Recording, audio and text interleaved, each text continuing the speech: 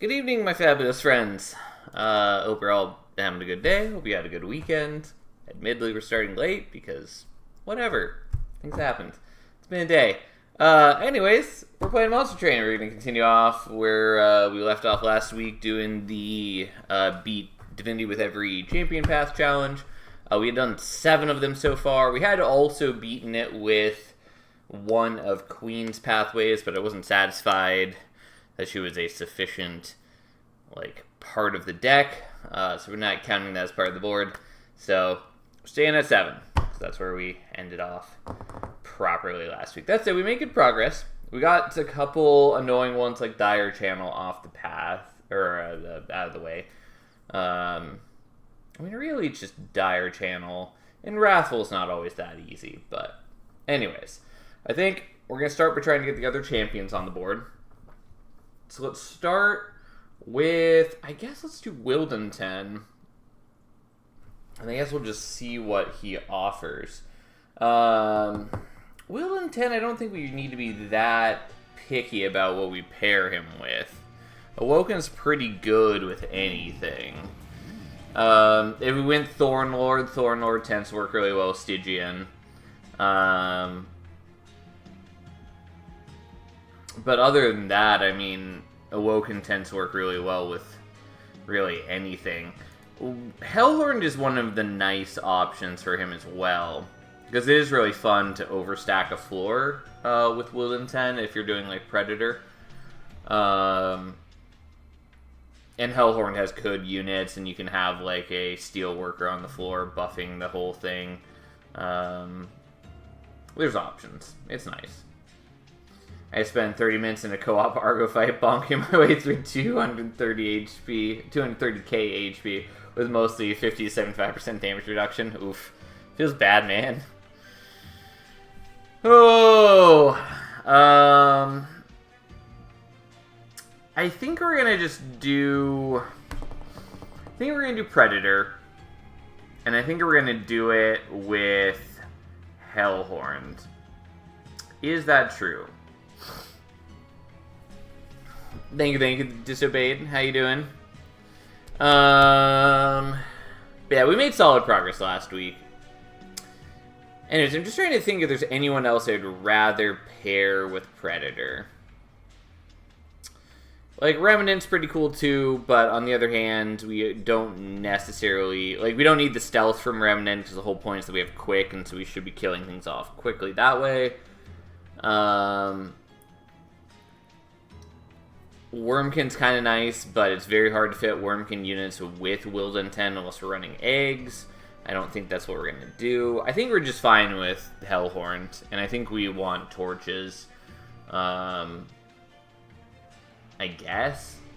The torches aren't that significant, but we won't be able to fit the imps with Wilden 10, so we'll take the torches, I guess.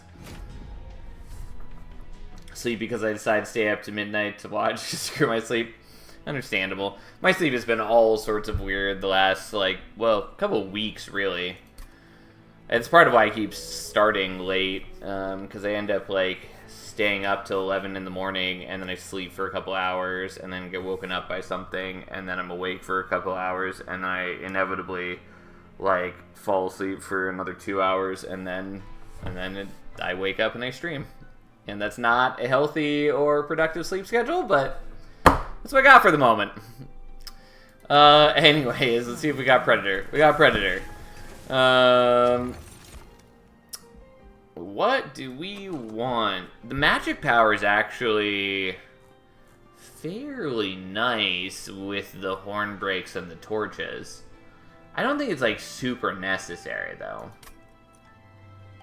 I do like Sinner Salve all the time. Yeah, but who cares? Damn right, my friends. I mean, ideally, I'd like to go back to sleeping, better hours. But it's fine. It's working mostly okay for now. Anyways. I lean towards taking Sinner Salve, but...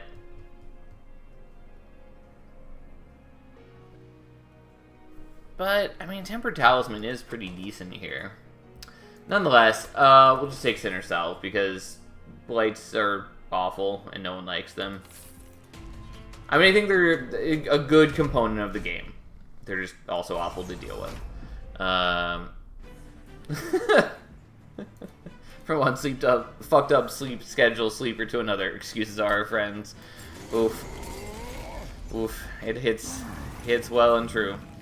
I guess we'll put you in front. Unfortunately, we're up against these guys, which is the much, much less good option to be paired against. I do want to play out both these Wildwood Saps, but...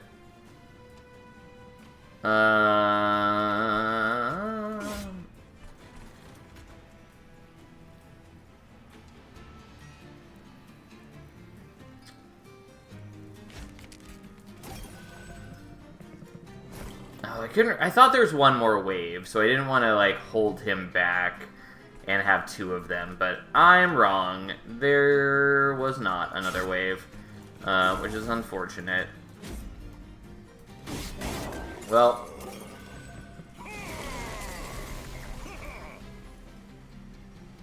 yeah, and he's gonna get a damage shield here, which is part of what makes these guys so infuriating to deal with.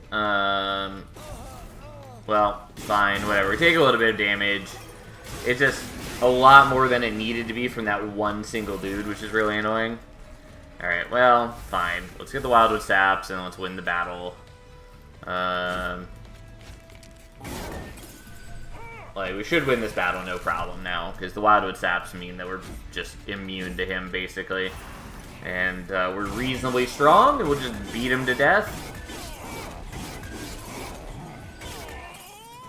Okay. I will take the Razor Sharp. I also need to remind myself what the stats on Predator 3 is. I know he's got 3 attacks. He's only got 30 HP, so he never gets more HP. Okay. Are you winning, Hellsun? I'm doing alright. To be fair, I only just started because I started real late. Because that's been my life recently. We're taking the Razor Sharp for sure.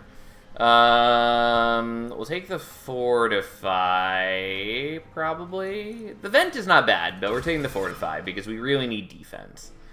Ideally, I was hoping to see a hidden passage there. That's what I wanted. God, there's no Hellhorn banners, basically. Ugh. An Awoken Banner's not bad. The only problem with this combo is that there's basically no self-scaling. And in my dream world, we'd have a stacked up floor with units that have self-scaling on them. Would be ideal. Maybe I should have taken Umbra and done that with Morsel Makers infusions. That's not really as doable, though. Because then I still have to go double capacity to make that work. Well, or we could have hit Space Prism. Or it's why Stygian is nice. Because anyways, the only, like, sort of self-scaling that we have right now is... what am I looking for? Branded Warrior. Which is not great because it's a Slay trigger. Still could be good.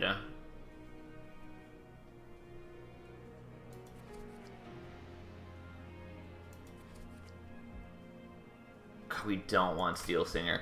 I mean, we probably want the banner regardless. It's just that if we go to the left, we could also start minus costing some root seeds and maybe get the Razor Sharp Edge working. And I think that might be worth doing. Yeah, you know what? Let's do that.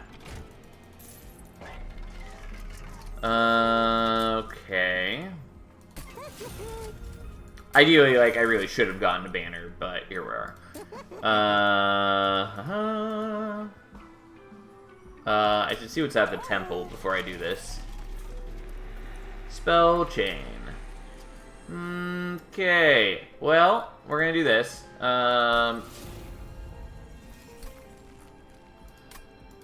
And we're just going to do the minus cost on that, and that will be good enough for now. It's not perfect, but that's fine.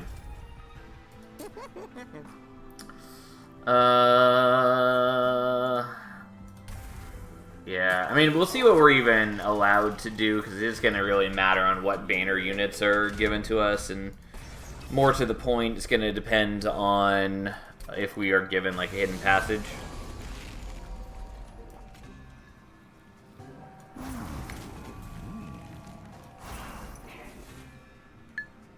Yeah, you need to die above all else. Unfortunately, the armor is annoying because it makes it much harder to kill them in time. And I can't kill you. God, just what an awful situation. Yeah, I'm going to be taking a lot of damage at this rate.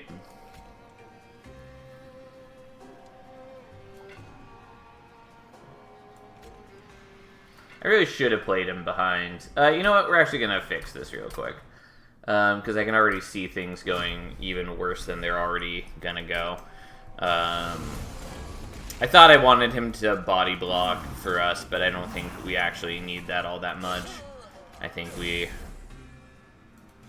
need other things far more.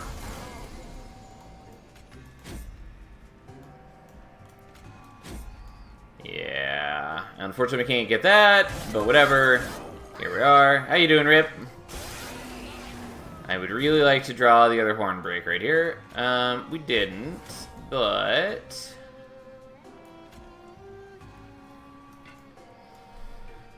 so you're taking 9. We could also buff you up a bit, so you're doing 13. So all I have to do is hit you and you die, and then we can ensnare you, and so we're avoiding most of the damage. And Wilden 10's only taking a small bit of damage. If we can get the Wildwood Sap, we're fine. And I didn't want to have to do this way, but we will do that just to buy a bit more time. I think we're fine as is. But it would be nice to be able to get the other Wildwood Sap. And to just build up a little bit more power. Yep, we're fine. Doesn't matter. All that regen, doing some work for us. Okay, we took a lot less damage than I was expecting to. Sharpen, not particularly helpful right now. The Vine Grasp is okay. Vine Grasp in general is a pretty solid card that gets overlooked a lot. I kind of want the Ritual Battle. We're definitely taking the Hidden Passage.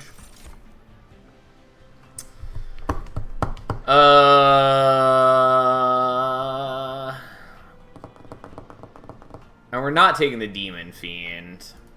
Although the extra stats on it are kind of nice. But...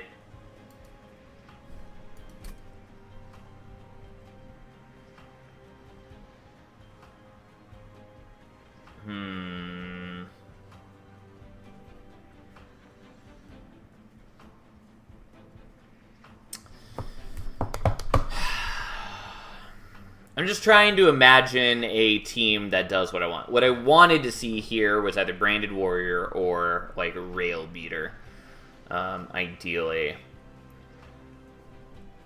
Because, again, keeping in mind, I'm trying to make Wilden 10 a major part of the deck. So Wilden 10 I'm probably going to be using as a good chunk of damage, because he's going to get 3 attacks. We're going to be loading him up with Razor Sharp Edges. Oh, yeah, Steelworker's the other thing that I wanted. And so I kind of wanted just, like, an army of Steelworkers who could then be armoring up my whole team and pumping out a moderate damage. I ideally would also like the Branded Warrior so I can have some way to buff a whole floor. I could also make do just by killing things in other ways or by splitting up my Razor Sharp Edges between things. Taking the Demon Fiend for an infusion is honestly not that bad if we're using the Hidden Passage, because then we'd be able to get a unit that has, like, solid base stats. Because we could do, like, the Demon Fiend infusion and, like, a large stone on something, and then ascend them to top floor.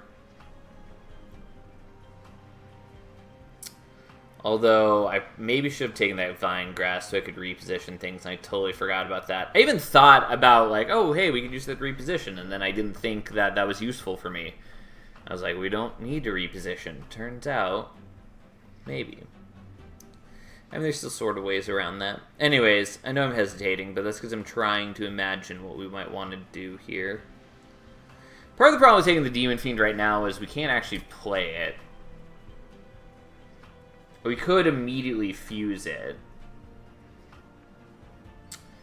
But ideally I don't want to do that. And I kind of want to go to the Hellvent to pick up a second Razor Sharp Edge. Just because I think that would be rather good for us.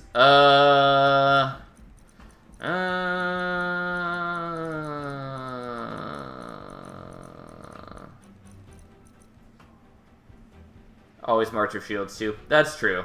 Either we're going to take this. I know it's the bad plan. This is also the bad plan. And we're going to see if we can beat the fight. Dante's Candles. Oh, no. I almost never pass on Vine Grass because it's just a good all-around spell. I pass on it a lot just because it does clog up a deck, but it is a solid spell, and I do take it fairly often. And I really prize Curse of Vines, the artifact that generates one of those for you every turn. I'm pretty confident we're not taking Dante's Candles, though it would be really cute if we had any sort of self-scaling. That said, if we could get a Branded Warrior to fuse with him, that would be nice, but we're already going to have trouble beating this floor. And, yeah, we got problems. Intrinsic, the problem is I really don't want to take more shards right now. But we're going to do these. The big issue is just I can't play the Demon Fiend. I have no way to play him.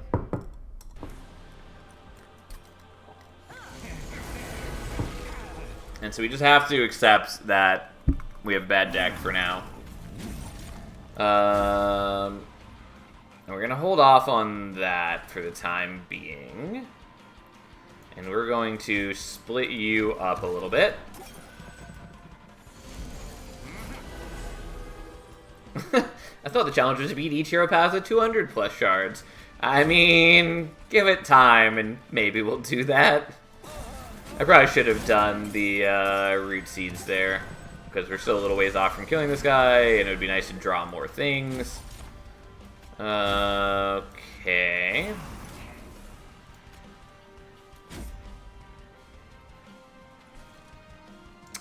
Now, the question is, yeah, I think we're going to do this. I think it's more important that he takes the less damage right now. Also, I probably should have played... well, maybe. I was going to say I probably should have played him in front, but maybe that's not true. I'm just trying to wait on playing the Wildwood Saps is the main thing.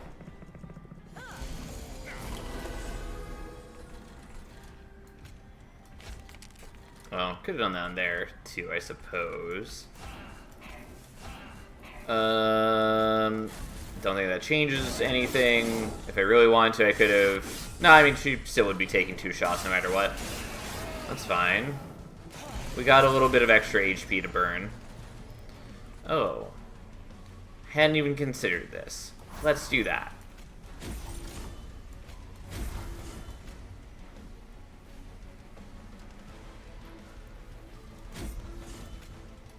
Yeah. You hurt Wilden 10 more than we want. Unfortunately, we still don't kill you. We do bleed out some health.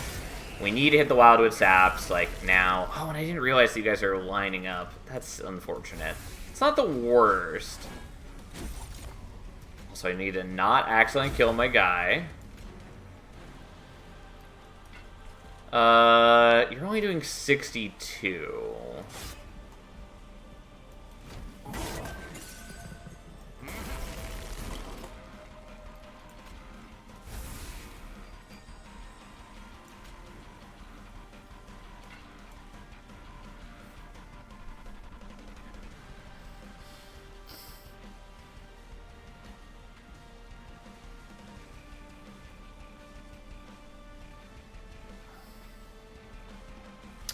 So I could, like, torch twice, which would then kill you on Wildenten's first hit. If we want to do that, we're just better off doing the root seeds on something.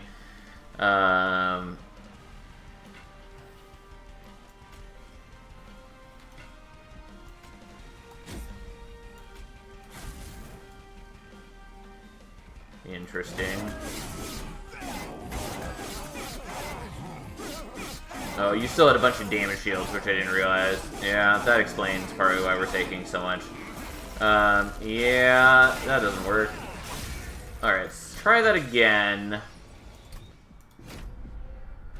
I think we just need to sacrifice more Pyre HP from the beginning and try to do other things.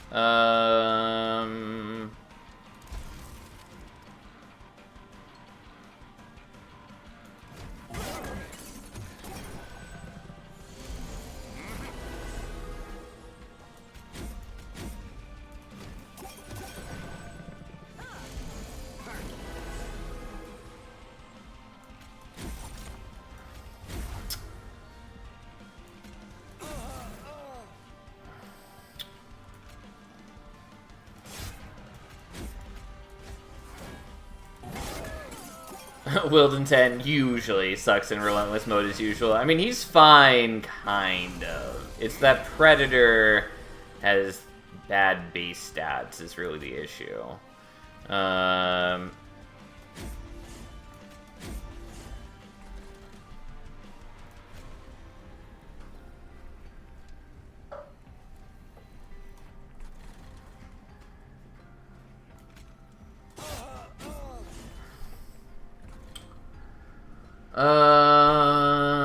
But then you're gonna stab for something awful. We'll do that, I guess.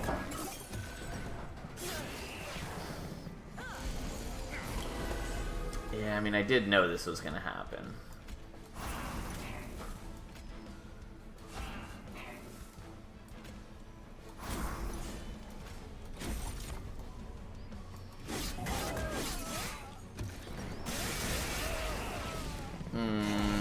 Maybe it wasn't quite worth doing that. Okay.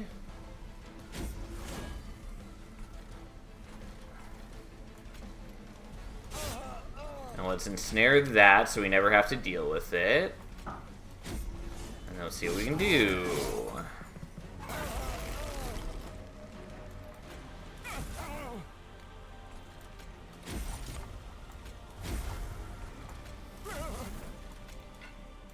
Okay, we are in a lot better shape. We haven't done the wild with saps, but... So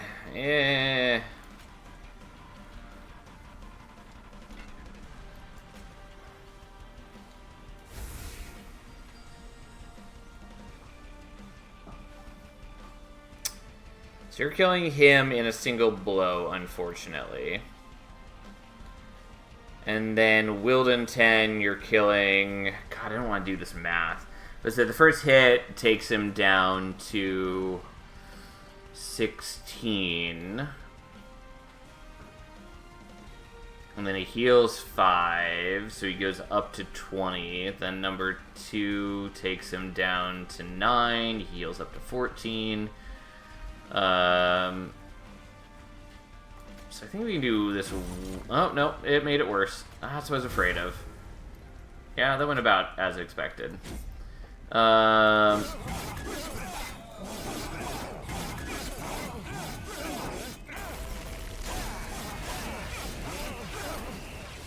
Okay. We were close that time. We're going to try something very different. Okay...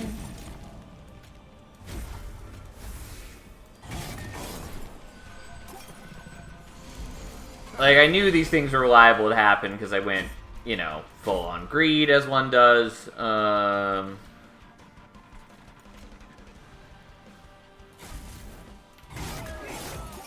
and I meant to shoot him. I also need Wildenten not to die, mind you, but we're working on that.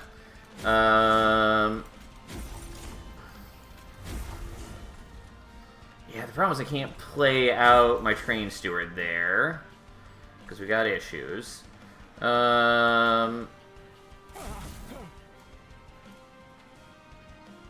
first turn, you should have hidden passage the bomb so you do your damage to the boss. Yeah, I'll be honest. I didn't think about that. That's a fair point.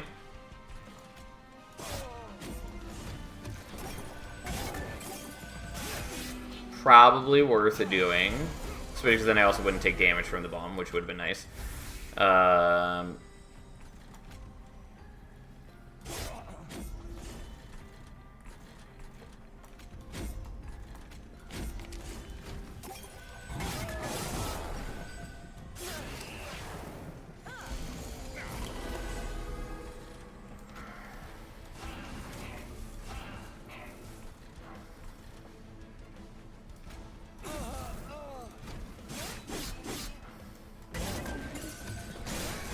Okay, we're taking a little bit of damage, but that's fine.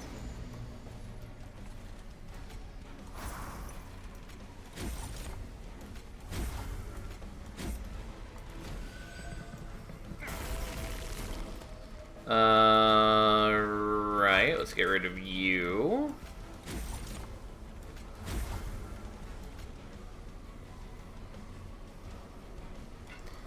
Does it honestly matter if you get your attack in? Not really, because you're gonna die to one hit from him no matter what. So honestly, we're better off just using our time getting rid of some damage shields.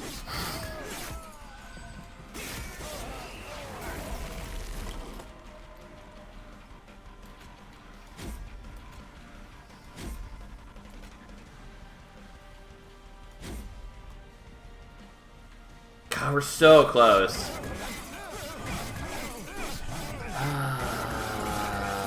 I mean, I know I should just let this go. It is possible, though. I know I shouldn't be that hung up on it, since I've made what some in the biz might call a bad deck. But here we are. And I could just, you know, re-roll and play a better deck, and we'd be happy, and everyone would prosper, yada yada yada.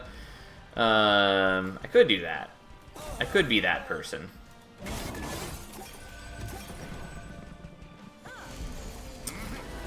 Yeah, I was gonna say, I was shooting it with the torch so that we wouldn't have... So we'd be able to play a train steward here. But we can't, the bomb is still here. Should have just hit that. Doesn't make a ton of difference, but it was better. Bad decks are just out, extra challenge for more fun. Yeah, no, that's fair.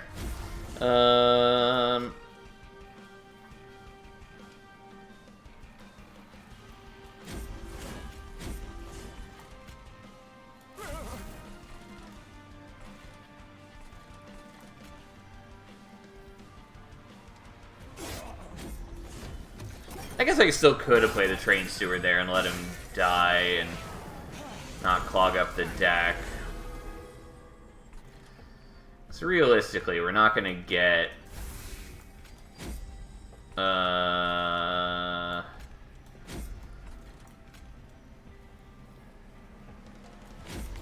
We're not gonna get more than 2 train stewards in Wildenton top floor, I don't think. Maybe we will, but I doubt it. If we had a second hidden passage, that would be reasonable, but we don't.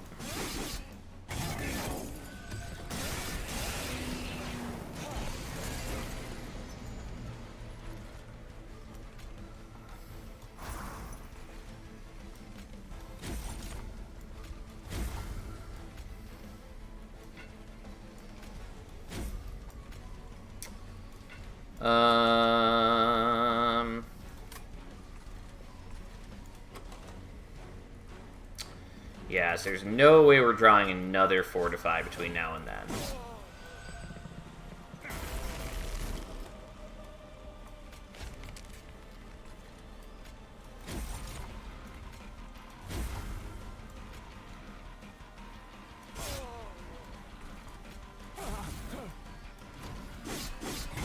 And we're we're not in any better shape because I did other things that end up with this basically the same.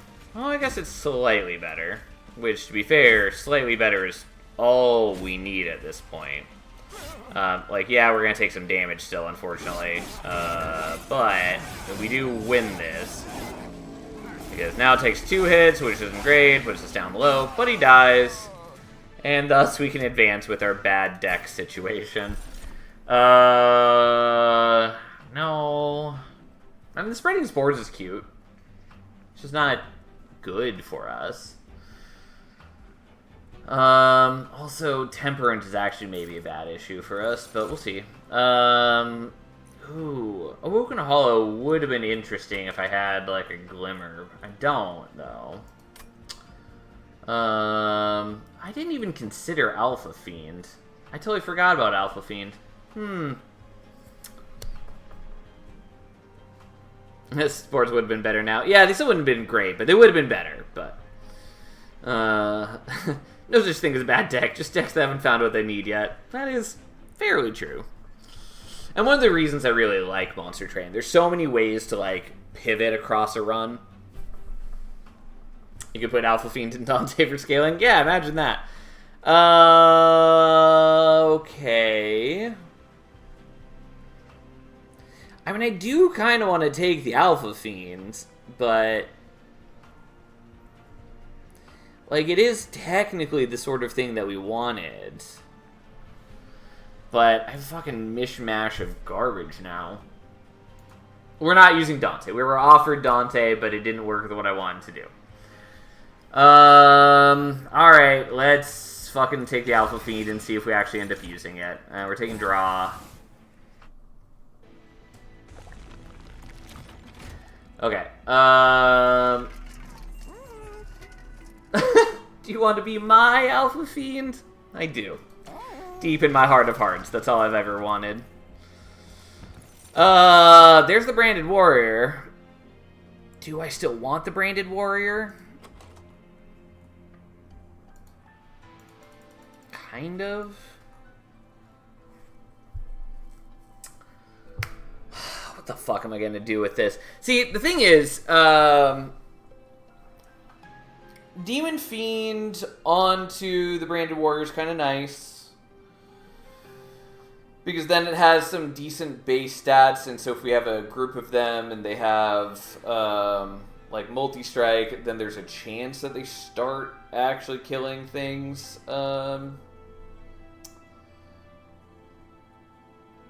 All I see is Ultra Big Dante. I mean, there are a lot of options for running a solid Dante here. It's just that I want Willed Intent to be a main participant in the deck. And like, you can make the argument that, like, oh, by having Quick on everything, then he's still participating. But, like, I want him to feel like he's a major part of the deck. And that means getting damage from him and having a large group of units that are all getting benefits from the Quick, basically. And so I lean towards using the Branded Warrior here. Alpha Fiend's still interesting, though. And again, like, I could just do Demon Fiend onto the Alpha Fiend, and that would be okay, because then we'd have some vaguely beefy units that are also building up power, while we just stack Razor Sharp Edges onto Willed Intent. We have garbage defense for Willed Intent, which is an issue. Technically got time to find stuff, though. Could also Daze Divinity, which would solve basically all of our problems. Not all of them, but most. The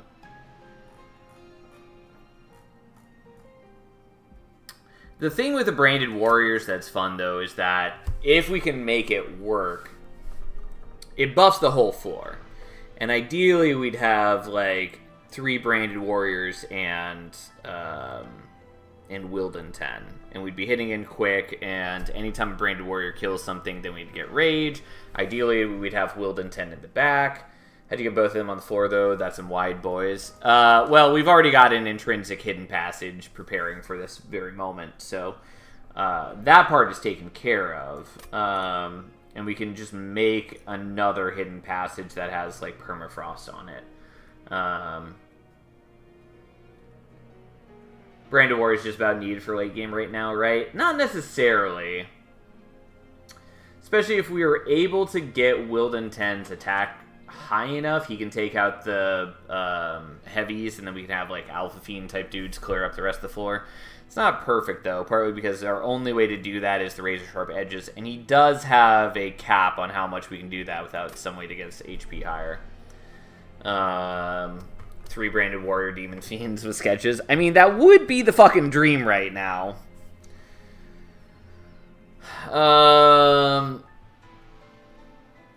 I think we're gonna go branded warrior. The problem is that it's so prone to failure.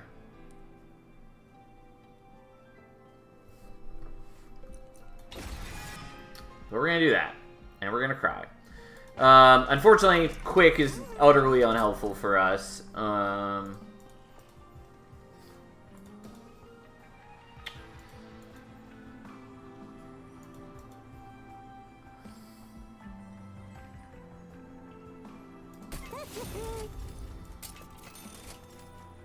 Endless also not particularly helpful for us. Right.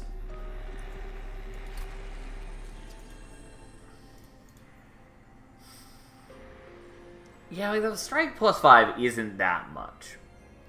We're just gonna do this, and we're gonna make a bad deck, and we're gonna run with it, and we're all just going to accept that that's the life we live.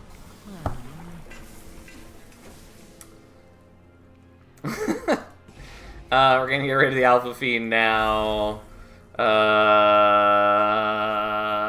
We gotta get rid of a lot of things, really. And unfortunately, there's not a Merchant of Steel here. Next one is all the way down here. Well, fine.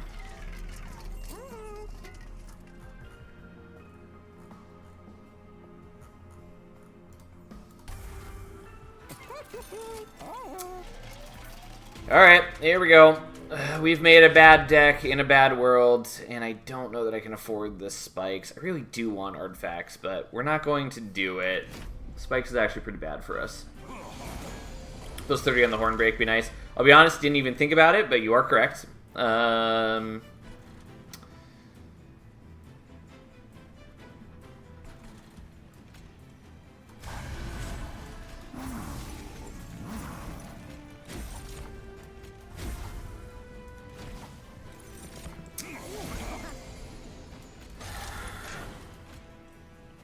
Okay, I do want that, even though it compromises my ability to do other things. I also maybe should be buffing him up. Bad deck in a bad world. You're damn right. Okay. Now, unfortunately, you don't kill here, so we're going to do that so you can get a kill, so then you can start buffing up. Had I planned ahead, I also could have just given you a razor sharp edge, which I thought about, and then I didn't do.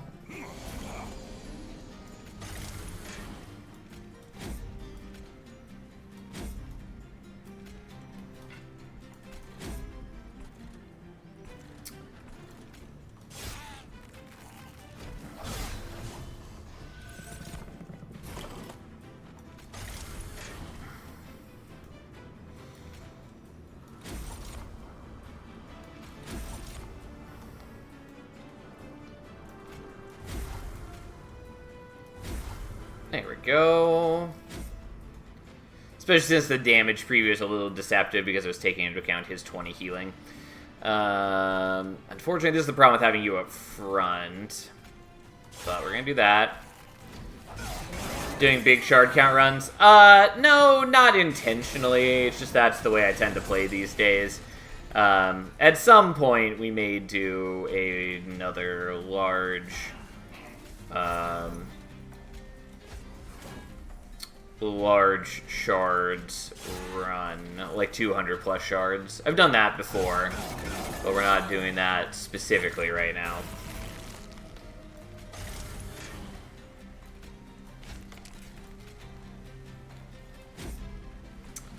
Yeah, unfortunately he has spikes, which is actually pretty bad for us, but I think we'll kill him fast enough for that not to be too bad for us. Yeah. we'll just call this good. Ta-da! I'm addicted to 200 shard runs. I mean, I got to a point where I was so used to doing that it became my default. Things are very different when you're doing 200 shards, though. Now, I mean, again, Shard Chandler would have been cute if we had done the... why am I blanking on the name of it? Spreading Spores. All you could think was Restoring Retreat, which is the wrong alliteration card. To be fair, if we were offered Thornlord, I would have done Spreading Spores. That I would have done. Because that would have been cute. But that's fine. Anyways. We will take the Tiresome Climb. For a lot of reasons. I think we want to go for magic, but also removing things would be nice. And also, maybe technically there would be sketches here, which actually would be the dream. I mean, I can only... No, I can do twice more. Interesting.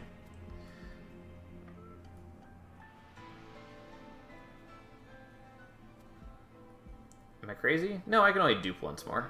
No, I can. For some reason, I keep thinking this is the last ring, and it's not. Like, it's very clearly, I can scroll down. Anyways, so I could dupe twice more.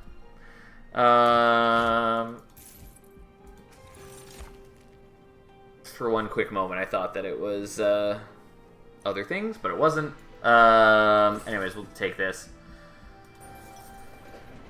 Light's Gift is nice, but it doesn't really do anything different for us. We'll take the Rail Spike. You need about, what, 17 removals for this to be playable? We don't need that many.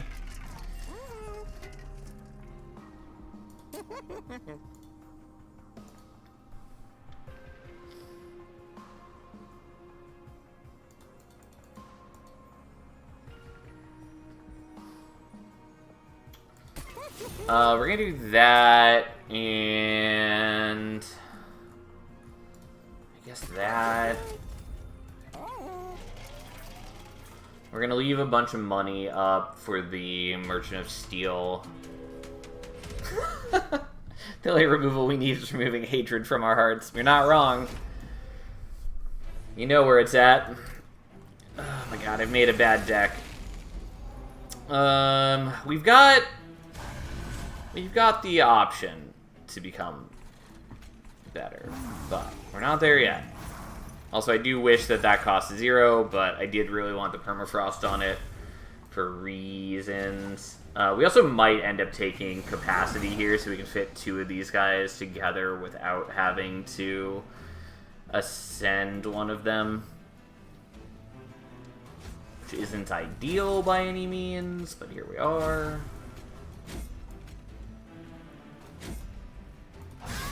Yes, give him the rage. More rage for the Rage God.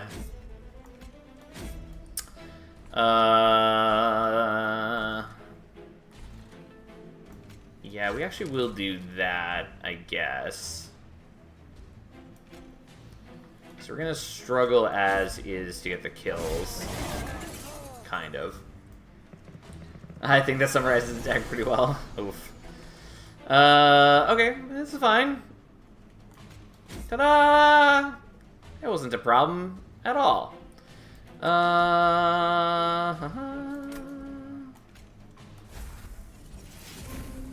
Also, I didn't realize that my hand was full. That was a mistake. So be it. We are going to kill you.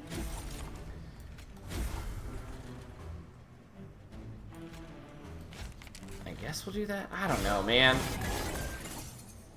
In the ideal world, we'd get another Train Steward up here, but I kind of can't unless I draw him at the same time as we draw the...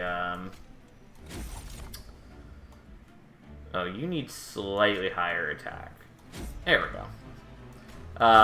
We can't do it unless we happen to draw the Hidden Passage at the same time.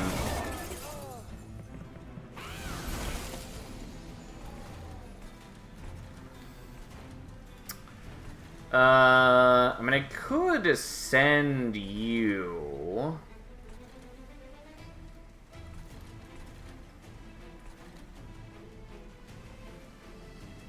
Is that what we want to do? Kind of. Maybe.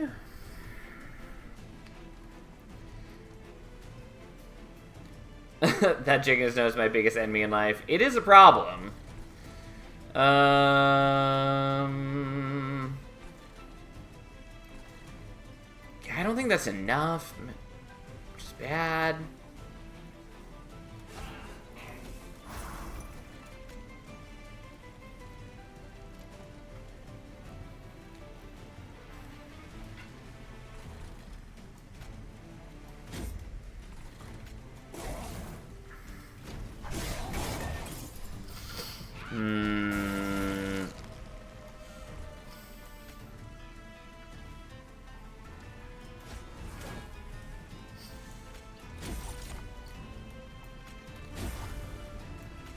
Unfortunately, you're not getting the kill. This is part of why slave triggers are bad.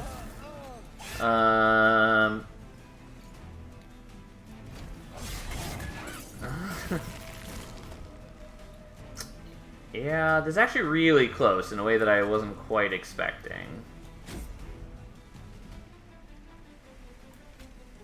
There we go. I thought that might be enough.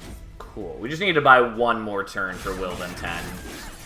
And apparently a small bit of regen is enough to give us exactly what we need. Because it goes down to... he gets an extra bit of health, so he absorbs the last hit instead of it going on to Wilden 10.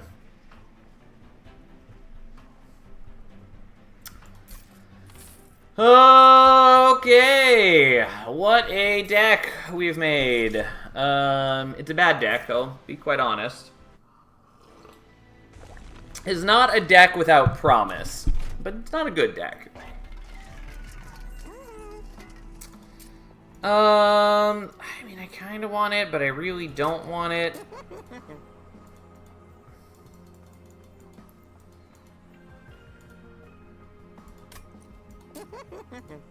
Okay, real quick before I do this.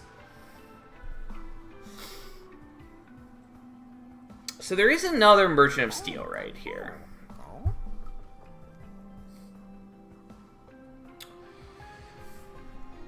And I was going to go here, but I think maybe we'd go to the other Merchant of Steel, hoping that this multi-strike, it's not. Fuck me. Okay, well then have some attack, I guess.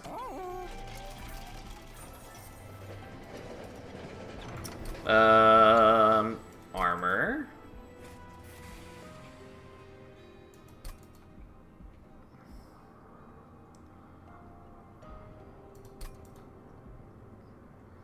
I mean, that's not amazing. I'll take it, though.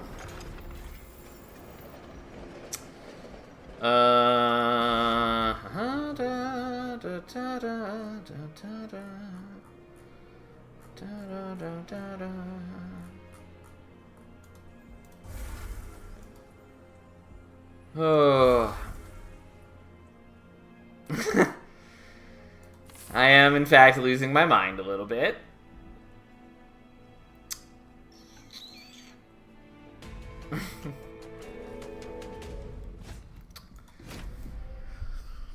Oh, here we are.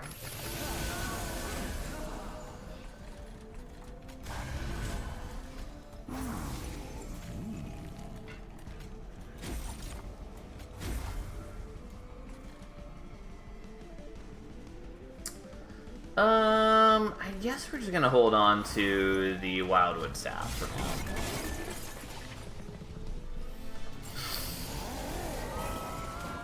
I really want multi-strike on you. I don't know that we're gonna hit it.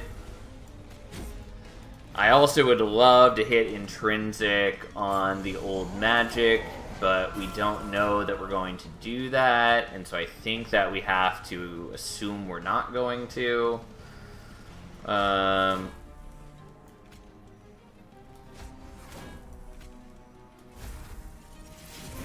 Oh, interesting.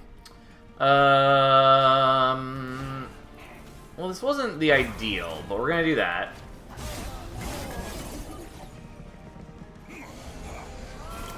Yeah, unfortunately, it's hard to kill these guys now, but...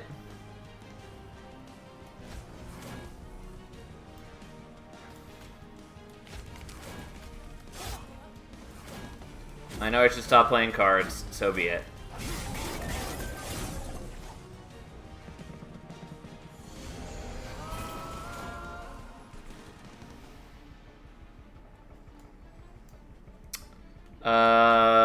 Honestly, let's make this easier, because then you're gonna die without doing any damage to us. Unfortunately, you're still not getting the kill here, which sort of defeats the entire purpose of having the guy.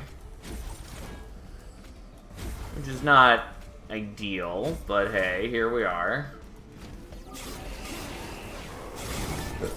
This is why we really wanted other things.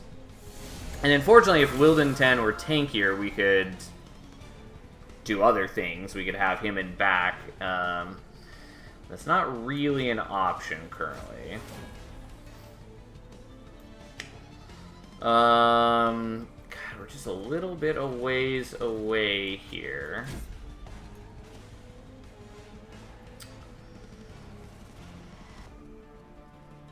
Yeah, because we're at 164. And even if I do that, that doesn't change things. You wouldn't be the first person to try. And you won't be the last. It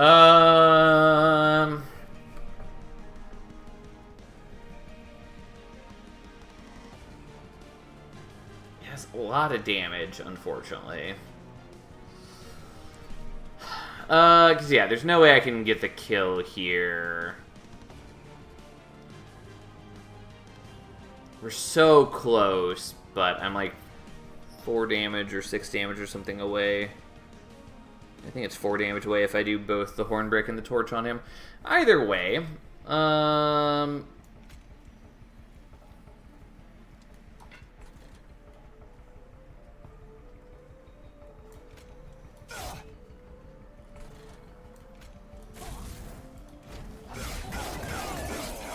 I was Hornbreak the back guy. Yeah, I was thinking about it, and obviously that's what I ended up doing.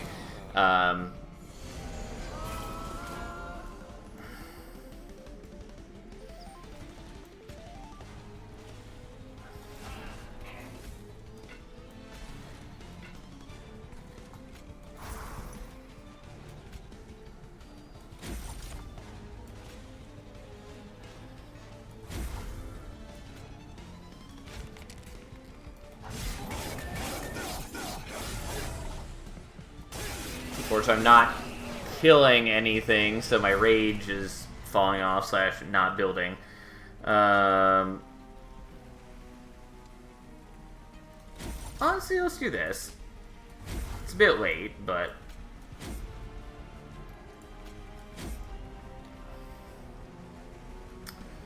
So you're gonna kill, you'll kill, you won't die, so we're not gonna bother doing the Tiresome Climb.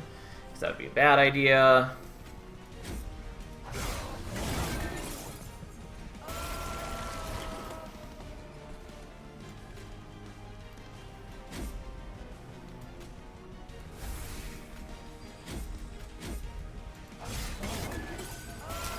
Yeah, I mean, there are better plans I could have enacted. Yep. Sounds about right.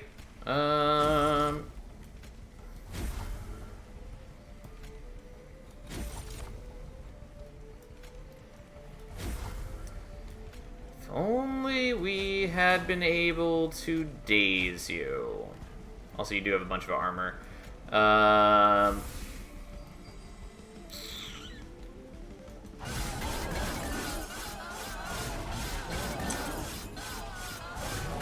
Yeah, you can't root the boss, so it wouldn't work. Yeah.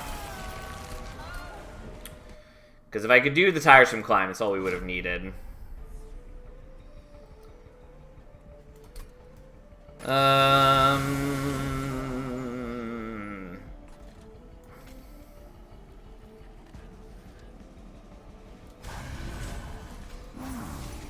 Okay, we're gonna do some different things, and we're gonna suffer.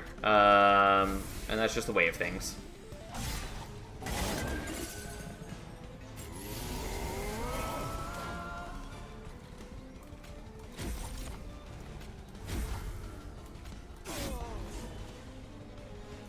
Well, maybe we should have done the Rude Seeds, but I didn't want to take more damage than I had to right there.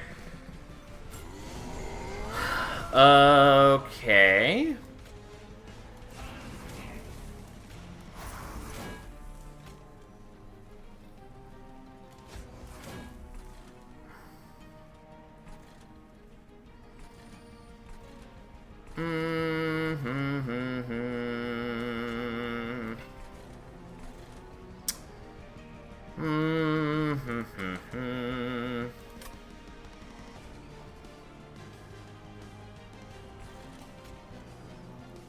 Guess we'll just do that. And we'll leave the Awoken Rail Spike for later. Okay.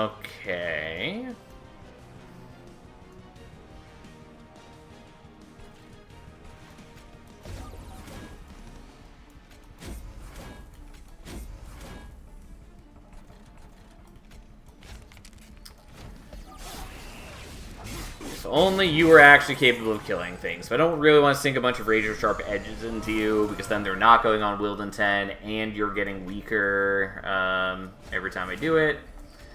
So you can't absorb as many hits. Oh, and I sort of meant to do this right now. Well, so be it.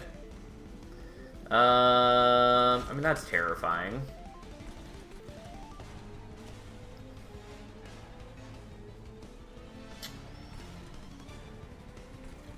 I was thinking about moving up him.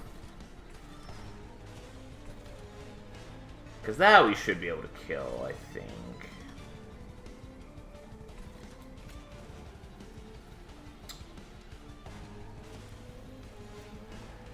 Yeah, I think that's what we're gonna do.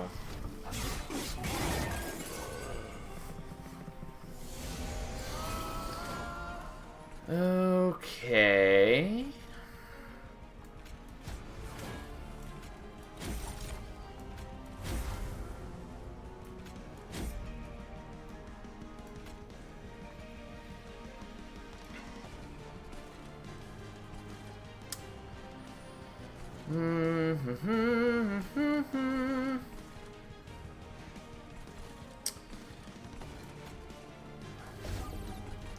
I don't know that that's going to work out the way that I wanted to, but hey, here we are. And by don't know, I mean I suspect it's not going to. But here's the Hornbreak, which is one of the acceptable options.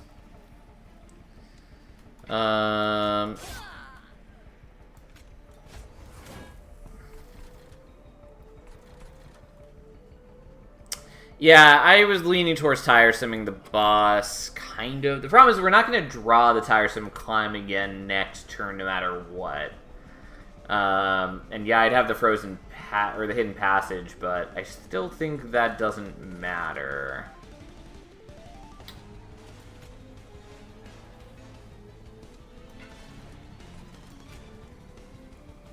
If you get Spike, you might draw it. Maybe. I don't think that's true. No, we wouldn't draw it next turn. Because we're going to go down to 6 cards. And then we're not drawing more than 6 cards with this Spike. Yeah. That's just not happening. So we're going to do that.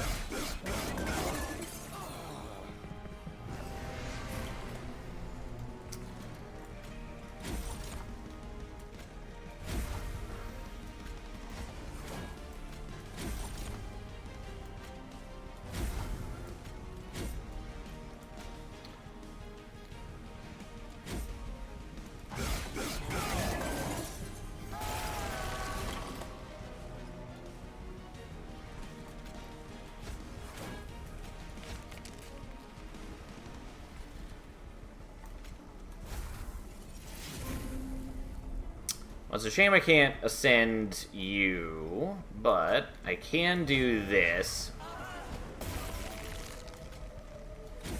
Which is all we need for glorious victory. Oh, God. It's a struggle, man. And unsurprisingly, albeit unfortunately, our Branded Warrior doing fucking nothing for us. The Branded Warrior never fails to disappoint me. Okay. Here's the deal. Last Stand is really cute if we can get the Branded Warriors actually working. The Cycle of Life, albeit unwieldy, does actually buy us a bunch of extra HP for Razor Sharping. But I think I'm going to take the Last Stand, even though it's a bit shenanigans. I mean, our success hinges upon whether we can get the Branded Warriors working or not. So let's go all in on that. And I think we're going to take capacity. Are we? How many more temples? We got one more temple. We're just taking capacity.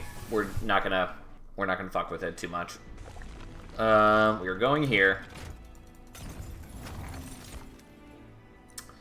That's nice. It's not as necessary, but it is nice. -2 is really useful. Unfortunately, it's not intrinsic, but -2 is good. I never understood how to play Wilden 10. I always thought it was get lucky with Sweep Path +2 in that other path. That's good. There's a lot of different ways to use him, and if you stick around over the next week or two, you'll see us play all of his different pathways and put him to good use.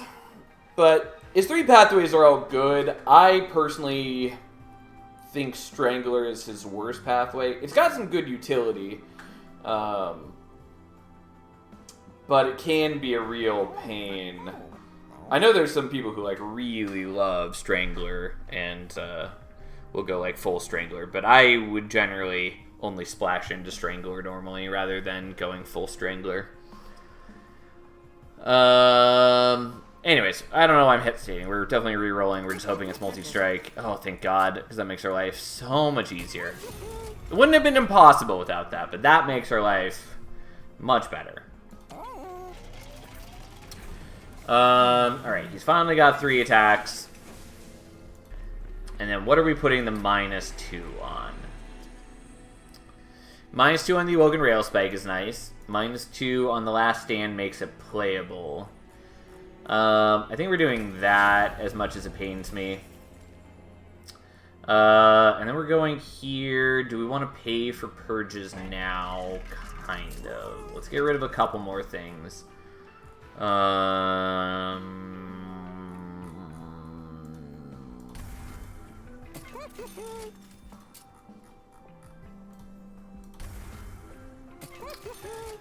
Yeah, I mean, overall,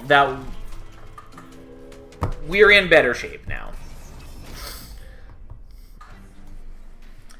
Would have done -2 on Spike and hope for Remove Consume. I thought about it. I ultimately chose not to bet on that.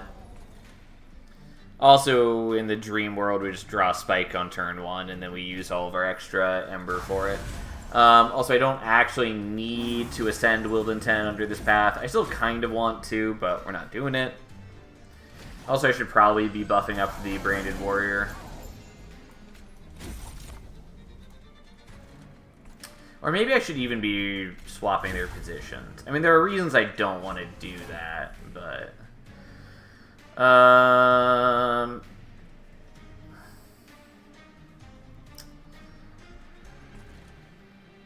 do I want to daze you and ascend you? Maybe. I should be able to kill you next turn, I think.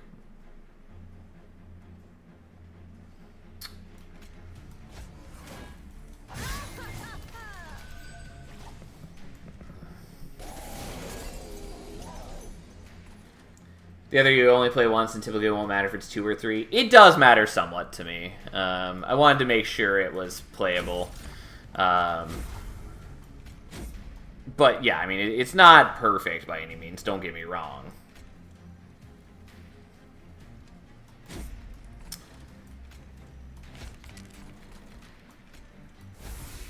No, I actually should have put that on Woodland 10. Doesn't really matter, but here we are. Okay.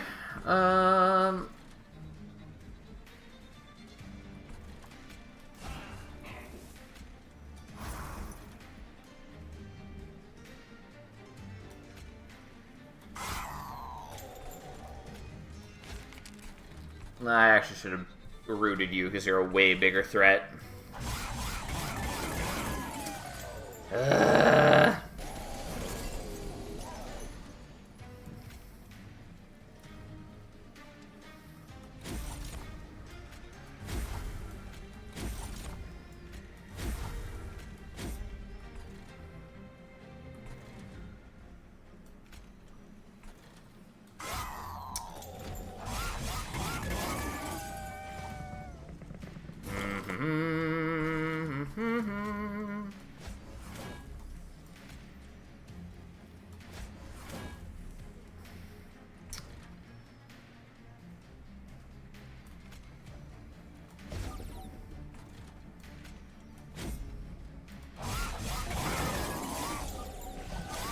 Well, this is quite the floor for us to deal with.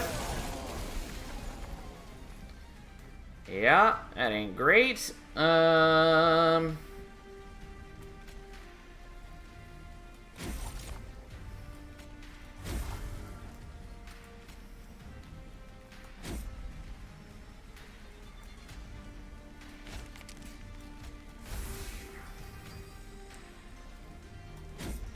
That's fine, whatever. Yeah, I get Ember Drain, that's fine. We take a little bit of damage there.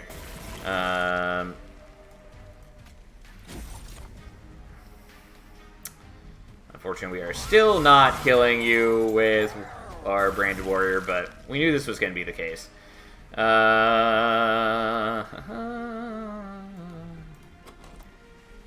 that's not a helpful set of cards.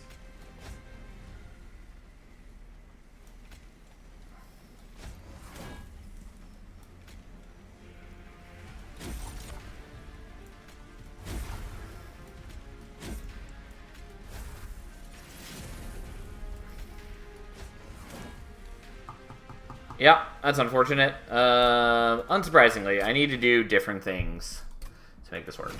I also really do wish that I had taken that Vine Grass, because turns out, unsurprisingly, it would have actually made a big difference for me once upon a time. We're going to try this, though it is a world of problems. But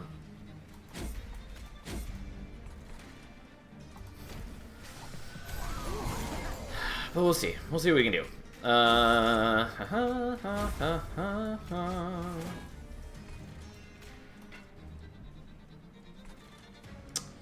have ascended you, but I didn't think about it. Nonetheless, here we are.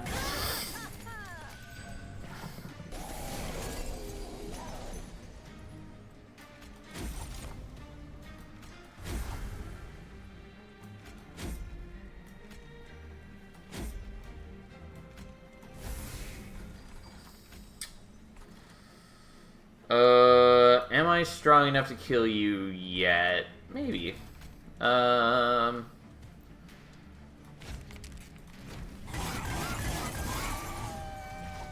he just doesn't generate that much rage every time he kills things. Branded Warrior is just consistently disappointing.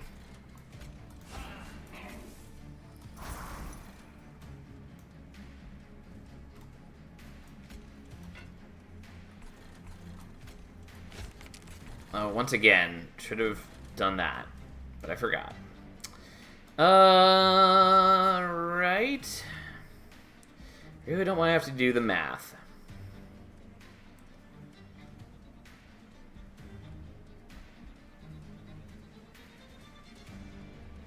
Yeah, you're only doing 11 because you are killing him, and that's not going to change.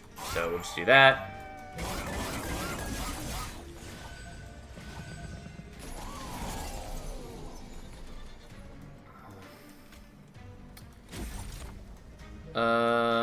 Okay.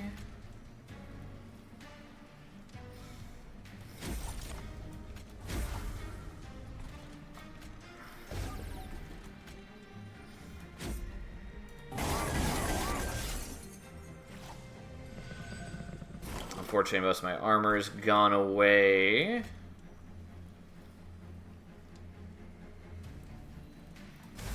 May as well do that now, I guess, and build up a little bit of armor and do what we can. Alright.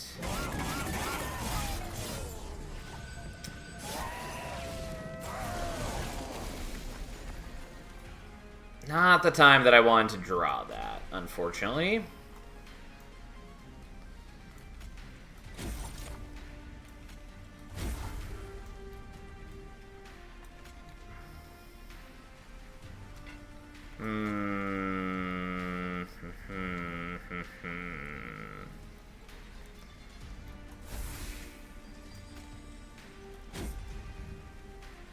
Oh, I guess it could have ascended you, which might have been better. Like, yeah, I'd take some pyre damage, but I would have taken less damage on my own units, and I wouldn't get Ember drained. Which doesn't matter a ton, but still would have been nice.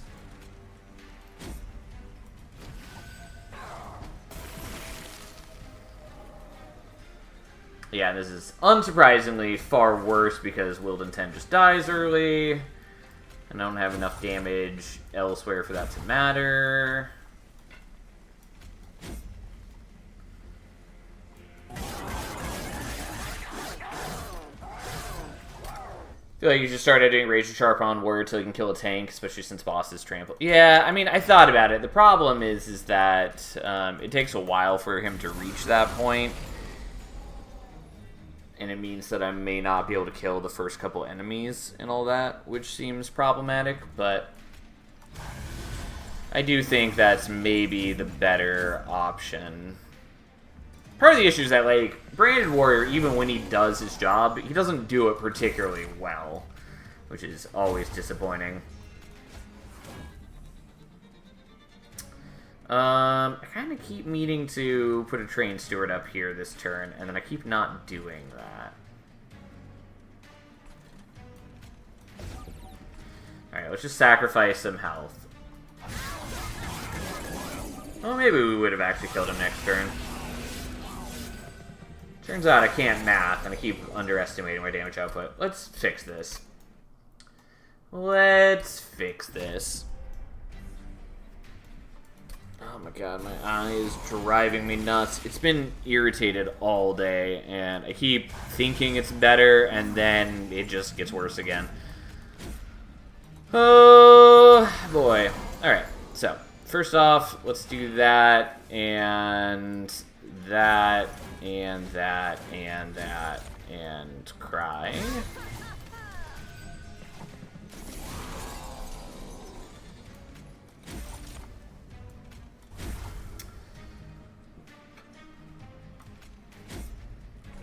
See, like, he's way far off from killing a tank. Not even close.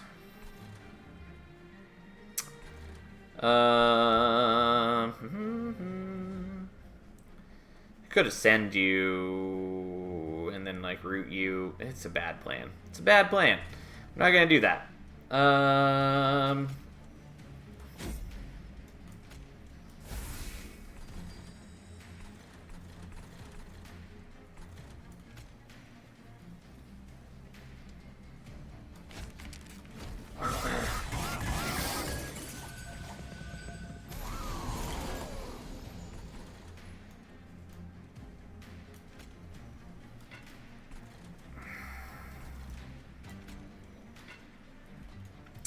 See, because if we're not buffing Wilden 10, we end up in situations like this where we just don't kill most things. Because our Branded Warrior is just not strong enough to matter.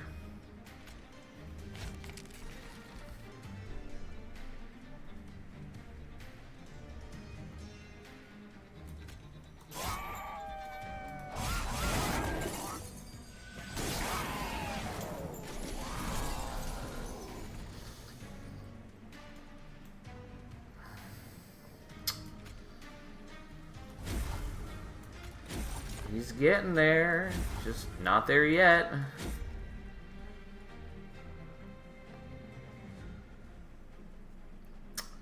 Okay.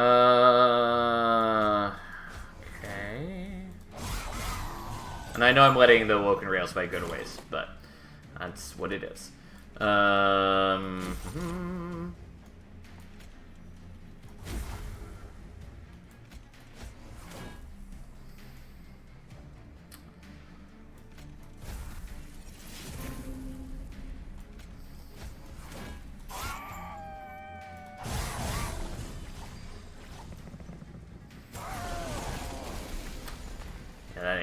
particularly great, but here we are.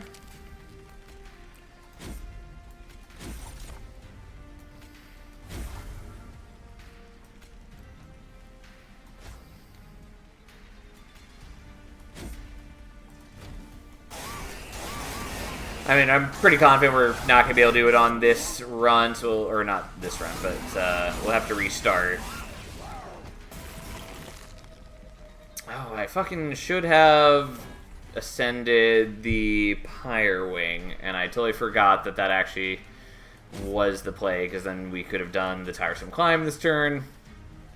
I don't know if that would have mattered. Yeah, I mean, an extra 2 turns would have done it. Well, isn't that annoying?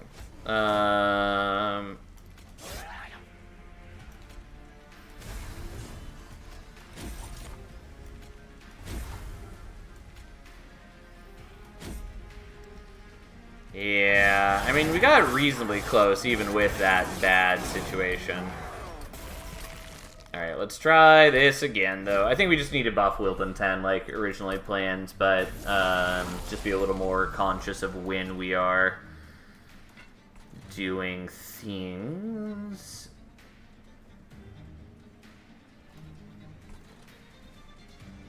Feels weird seeing this dude with this attack after playing all those high shard runs. Yeah, it definitely does weird you out, seeing these things.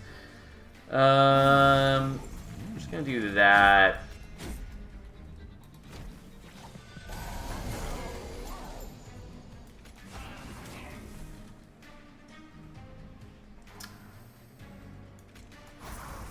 And then we'll make some shenanigans decisions.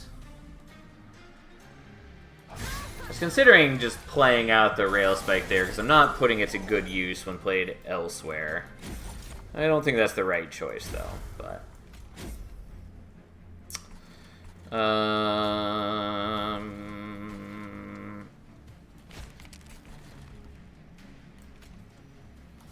I'll do that now, so he gets out of the way.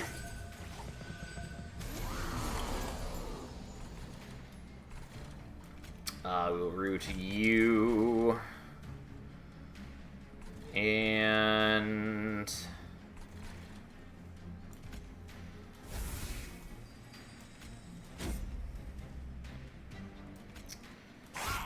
I guess do that. Probably should have just accepted the damage.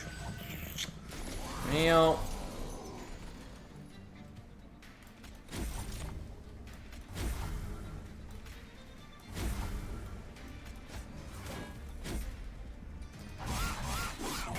Oh.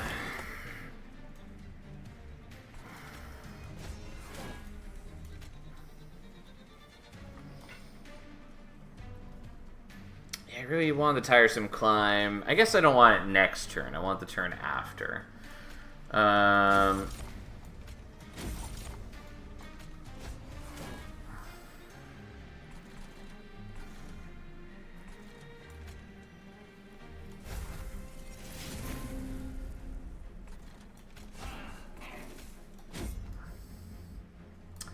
Well, we're losing a bunch of armor, which isn't ideal, but...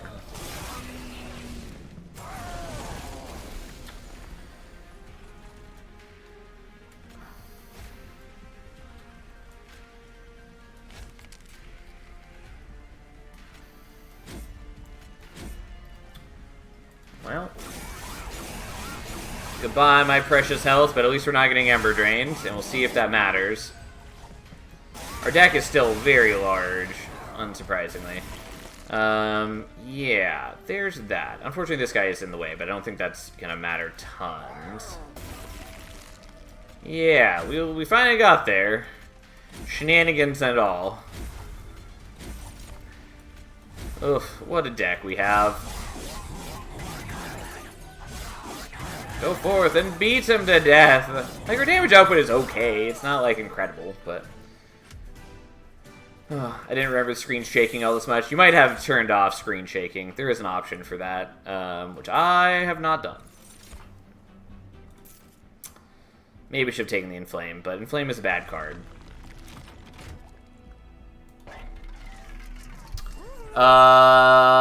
Railhammer is actually pretty decent for us. Resonant Shard is good. Holdover on the Tiresome Climb is actually rather nice. Yeah, we're gonna do that, even though it is not perfect. I wish we could get Intrinsic on the Rail Spike. We're gonna make one of you. We are going to...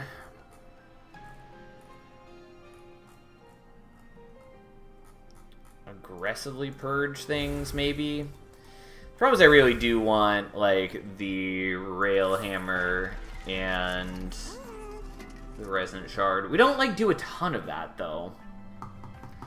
And maybe that's better used on removing things. Nonetheless, we're gonna do it.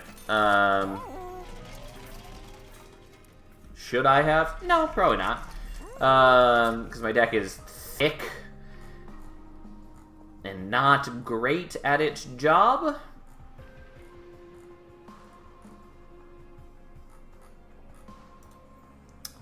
I'm going to remove one of these, even though it's kind of the less meaningful option.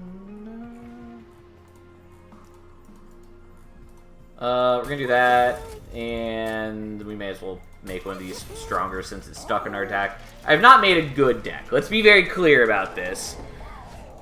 And the sap does actually affect us to a meaningful degree. But we are now ultimately in slightly better position than we were before.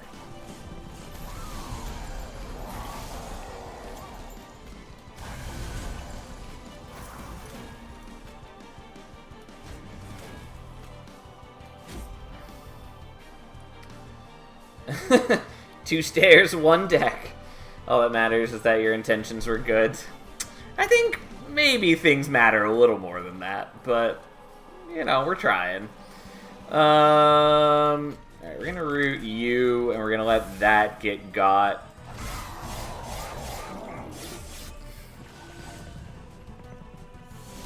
And then we get sapped, which is whatever.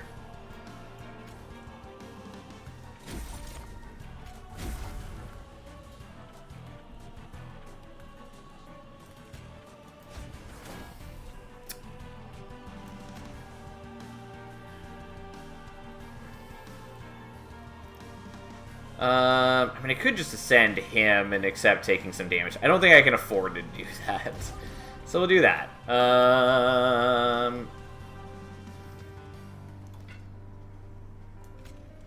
And also we're going to do this, as disappointing as that is, because I don't think I'm going to make good use of it in the reasonable future. Unfortunately, we're just slightly off from getting any slave triggers, which is a shame. But hey, it is the nature of our life.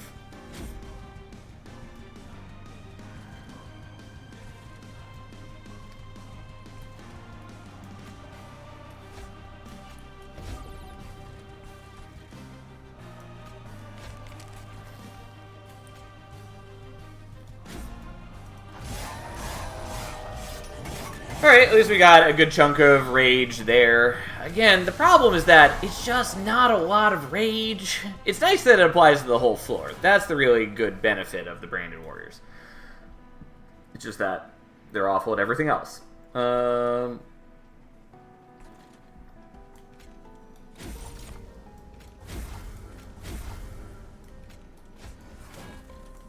my deck is just too thick, and things cost too much. Here we are. Give them trample sweep. I mean, that still requires them to actually be able to kill things. Also, you can't give them sweep. So you could infuse them on something that has sweep. But, yes. Okay. Isn't this just a mess?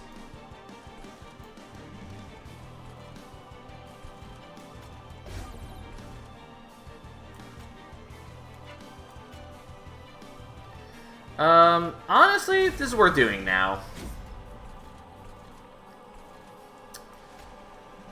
Can I really afford to do that? I don't think I need to.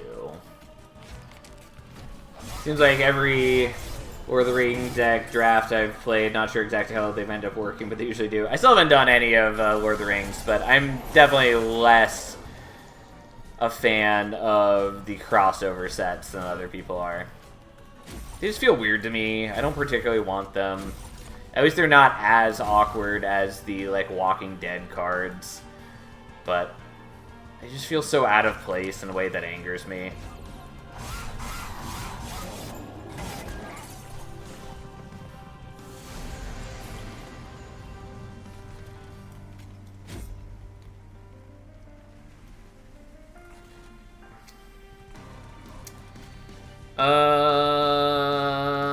Do I want to do the tiresome climb this turn?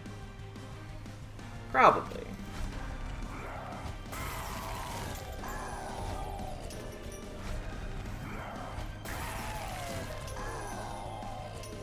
Yeah, everything's fine. See, we built a working deck.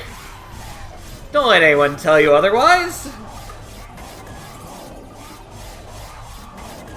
There was never any doubt. Oh, God. Well, now we gotta fight Divinity, which shouldn't be too bad, although there is the possibility for some bad starting draws.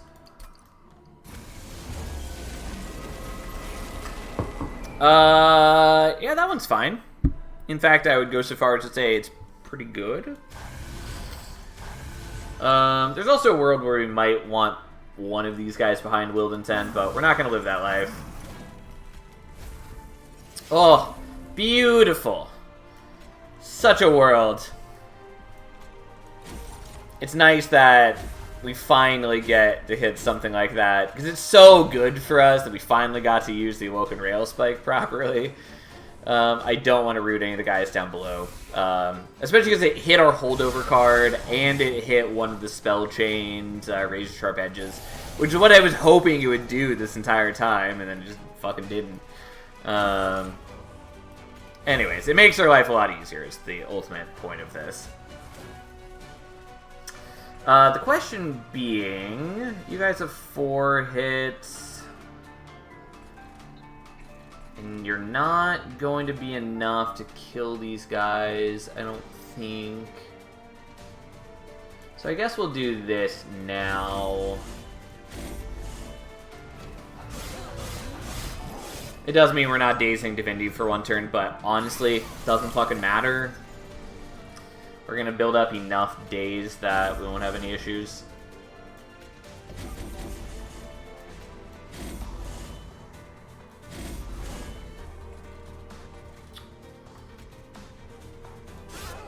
Okay, I don't want that.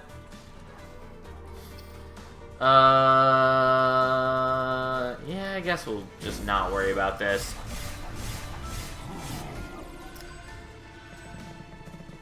Because anything that we delay just ends up causing problems later, and it's just not ideal.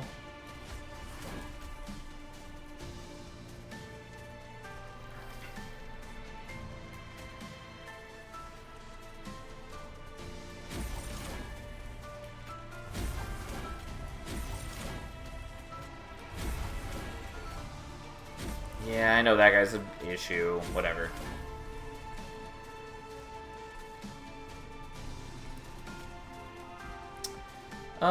I should maybe just play the Last Stand right now.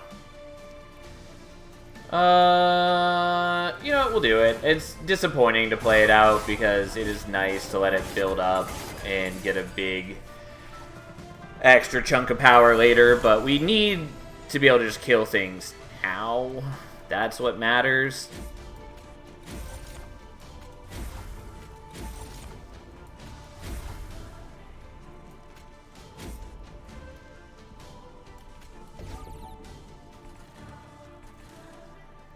Also, I forgot that we buffed this.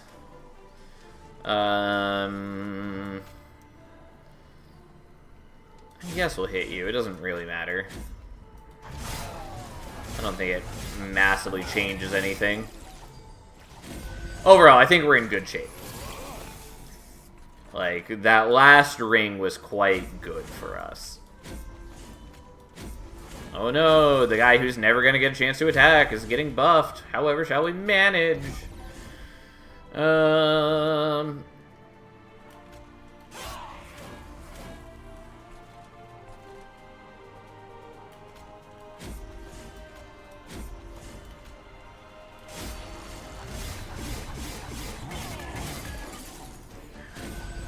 Unfortunately, the Brand Warriors didn't kill the guy, but that's okay. None of this really matters at this point. As long as we don't accidentally kill Wildenton with razor sharp edges.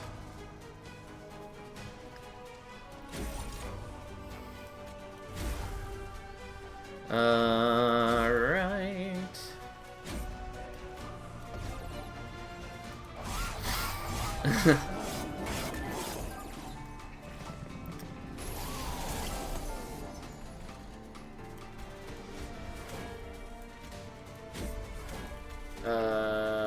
There we go. I know I'm powering up a guy, and we're not going to accidentally hit Wildenton with a razor sharp edge, as would spell great unknowable despair upon our life.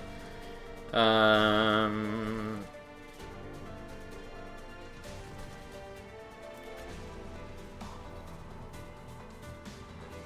mean, none of this really matters.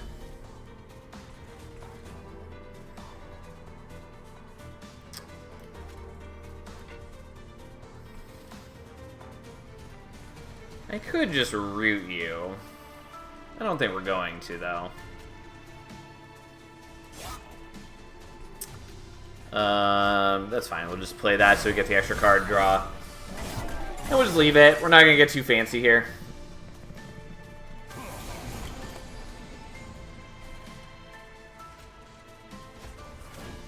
Yeah, had I rooted you, we actually might have killed this turn. I didn't think we were going to, but perhaps we could have.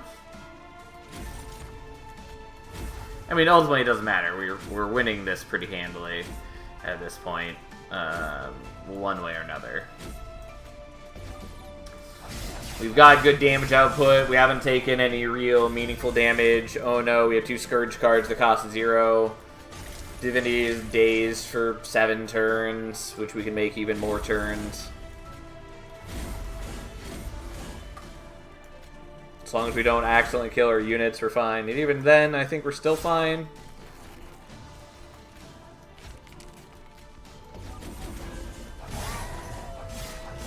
Yes. Beat them to death. Alright, well that was a deck that existed. It was not a good deck. Like, it's fine. It worked out, and Wildenton was a major part of the deck. I mean, it's hard to make Predator, like, that exciting. The big point of Predator is that it gives quick, which is exciting in its own right. But other than that, if you go all the way down Predator, all that happens is it gets multi-strike, basically. And generally speaking, I would rather have that multi-strike on another unit, because you can do better buffs on them and things like that. Like, it's not bad to have a 3 attacking unit in Wildenton, but he doesn't have any innate scaling unless you pair him with Thornlord. Which we can do for this challenge. He has a lot more utility if you're doing Predator Strangler, so you get Sweep along with the Quick. But again, can't do that for this challenge. So, anyways. But we made him a major damage source in our deck, and the Quick was very important given that we had not great buffs. Or not great defense is more what I'm trying to get at. There we go. Don't mind me as I take a moment to reorient myself. There we go. And there we go. Okay, so we got Predator. Which, it is probably my favorite of, not just probably, it is my favorite of Wildenton's pathways. It's just that, again, I don't think it's that exciting to go all the way down that pathway. I really just like going for one rank of it and pairing it with others. Ideally, Strangler. It's one of the few champions where I really do like multipathing. Most of the champions, I'm liable to just go down a single pathway. But Wildenton and Queen are both vaguely common to do a multipathing. It's also fairly reasonable on Primordium, especially because you often only need like one stack of superfood, and then you can go 2 stacks of the others, or whatever.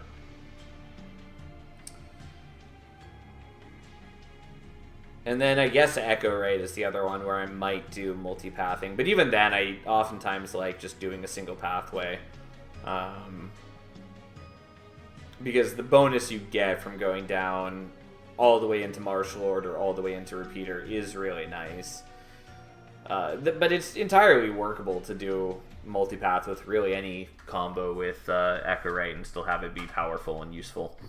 Anyways, moving on. What are we doing next? Also, let's update the title.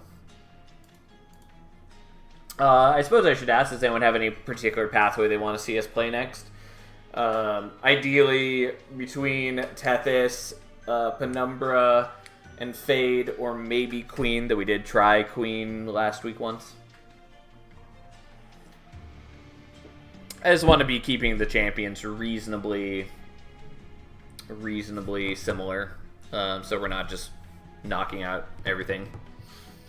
Is Horn Prince's main path being a honorary steward? No, I mean, like, people give Prince more shit than he deserves. Like, Brawler is legitimately good, and I'd say overall Prince ends up like mid-tier in the champions. It's really just Reaper that's terrible. Like, nobody can defend Reaper. You can try. It's a bad pathway. It just is. But, like, Brawler's legitimately good. And Wrathful is pretty good. It's certainly not as good at High Covenant, High Shards. Or more specifically, High Shards, really. It's still good at High Covenant. A little harder than Low Covenant, obviously. But who's the worst hero then? Speaking from the perspective of High Covenant and High Shards, because that's basically everything I play these days, the worst champions are Penumbra and Tethys, probably. Yeah, pretty much Tethys and Penumbra.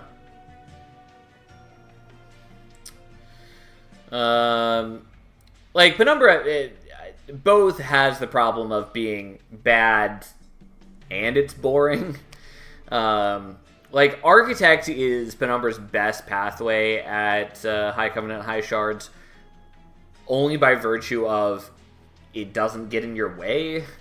Like, people's only defense for Architect is eventually it becomes a 100 damage unit that you can put on your floor for free. Cool, great. I mean, like, that's vaguely useful, but I would rather have a champion that actually, like, does things for me. Especially that it does things for me before you get to that point. But, like, I don't know, Architect is just nothing exciting. Monstrous takes too long and is too unreliable to be useful. Especially because it has the same problem that Reaper and Royalty have, in that if you do build it up, it still only has a single attack. And so you have to get, like, Trample or Multi-Strike on it if you want to be a main contributor. And it's hard to put it on a floor with anything because you need to be feeding morsels to it, which means that you need to have enough space for it, and you need it to be in the front, and it doesn't have good tank stats at the beginning. Like, it's just got a lot of problems. Like, it's workable, but it's not a good path for the most part. And I'm sorry, when I said Monstrous, I meant to say Glutton. That was all for Glutton. Monstrous has Trample. The big problem with Monstrous is that it's in the DLC, big base stats don't matter that much. Like, they're nice, but they're way more workable in the base game. But with basically the DLC is structured that you need way more scaling of both the defense and offense. And so having a champion that takes up all of your capacity, and more than just takes up your capacity, you have to build into capacity to even be able to fit Monstrous 3 on your floor. Like, that's a big ask already.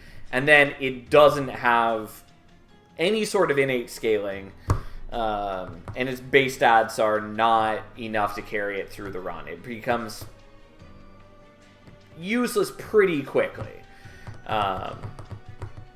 The trample on it is really nice. Like, trample is very powerful, but again, it has no innate scaling, and its high capacity makes it really hard to go all in on monstrous and make it worthwhile. Anyways, while I was rambling about that, you guys asked a couple other questions. What about strongest? I've talked about this a lot, but I'd say kind of like top to bottom, the like 5. Well, the 3 strongest champions, I would say, are probably Little Fade, Spine Chief, and Echorite. There's an argument to be made that Primordium is better than Echorite, but I don't think I believe that. Probably because Wormkin in general as a clan is just so powerful.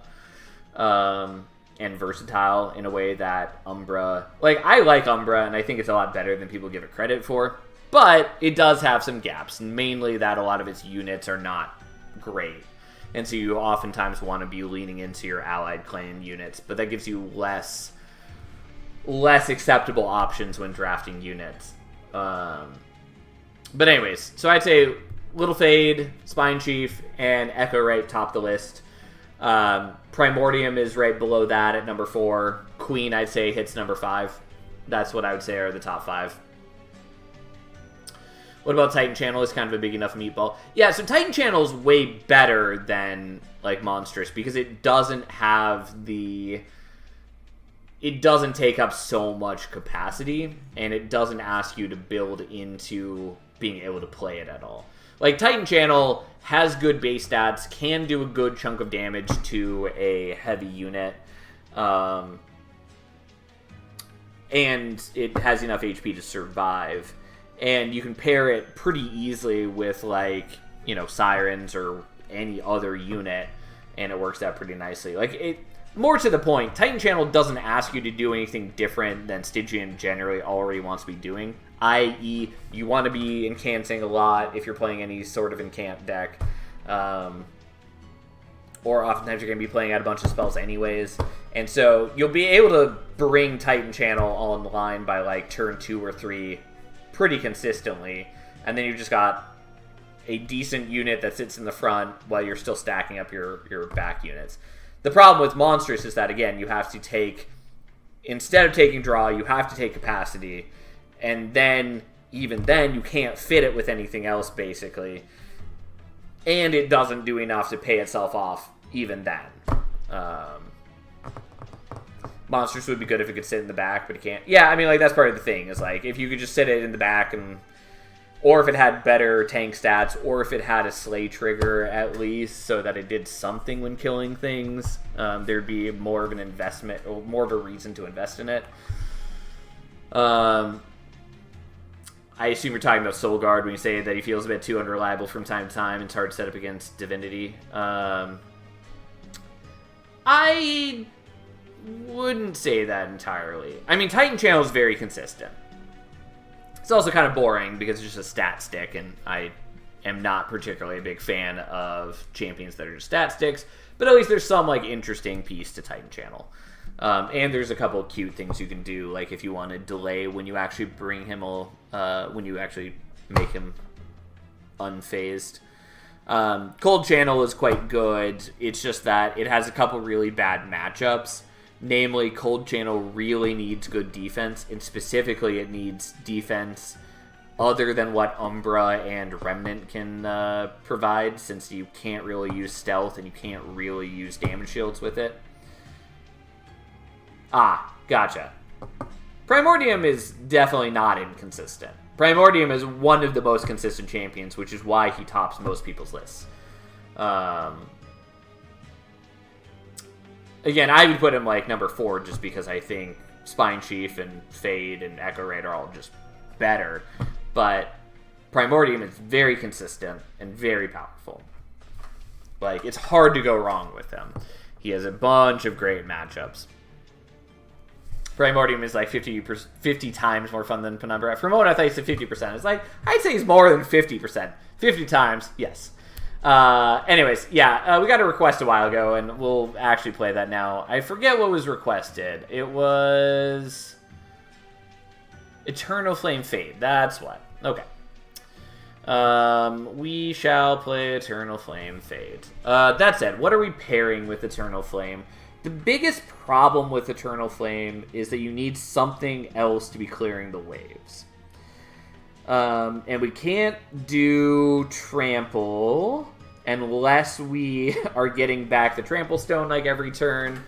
Because she loses the Trample on death. So we can't go that route, which means that we don't really want to do Umbra.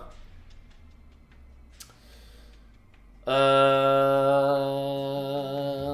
don't think we really want to do Hellhorned. I mean, Little Icarus is definitely probably my favorite champion to play. She's a lot of fun. Partly why... I mean, I just like Fade in general. Partly why we have a Fade emote when I don't have emotes for all the other champions yet. I mean, we've got one for Echo Right, too. At some point, I would like to make more emotes. I just have been avoiding that cost and things. And obviously, we don't get enough subscribers for that to matter. But, you know, it'll be nice. It would be fun. Anyways. Back to my actual planning. So Eternal Flame, to make it a meaningful part of the deck, it's not too hard, because we can use it as a sort of tank, and we can use it to kill things. We can kill bosses with it. Really all we're looking for is wave clear. And just a matter of what wave clear do we want that is fun. Ideally, I want wave clear that is good at its job, but not too intrusive. I.e. so that we can still be using Fade to kill all bosses. Which, I'll tell you right now, I am envisioning that I would love to play with Inferno, but the chances that we get Inferno with Eternal Flame are low.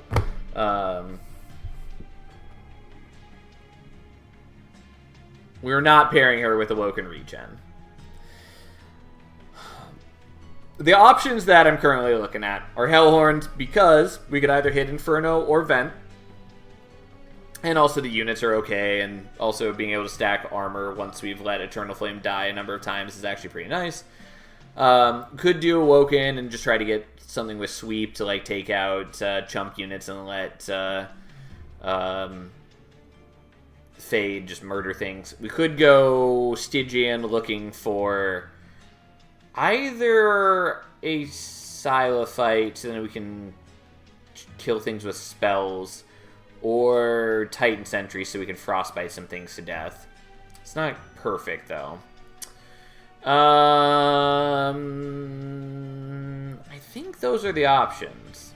I think we're going to do Hellhorned. I know I said originally we weren't going to do Hellhorned. I think we're going to do Hellhorned, and we're going to hope that we can hit the things that I care about. Chances of that are low. Hellhorned is also pretty nice with... what am I doing? Wrong one. There we go. Hellhorned is also fairly nice, since we can use their direct damage spells to kill Fade. But we'll see. Let's see what we can do.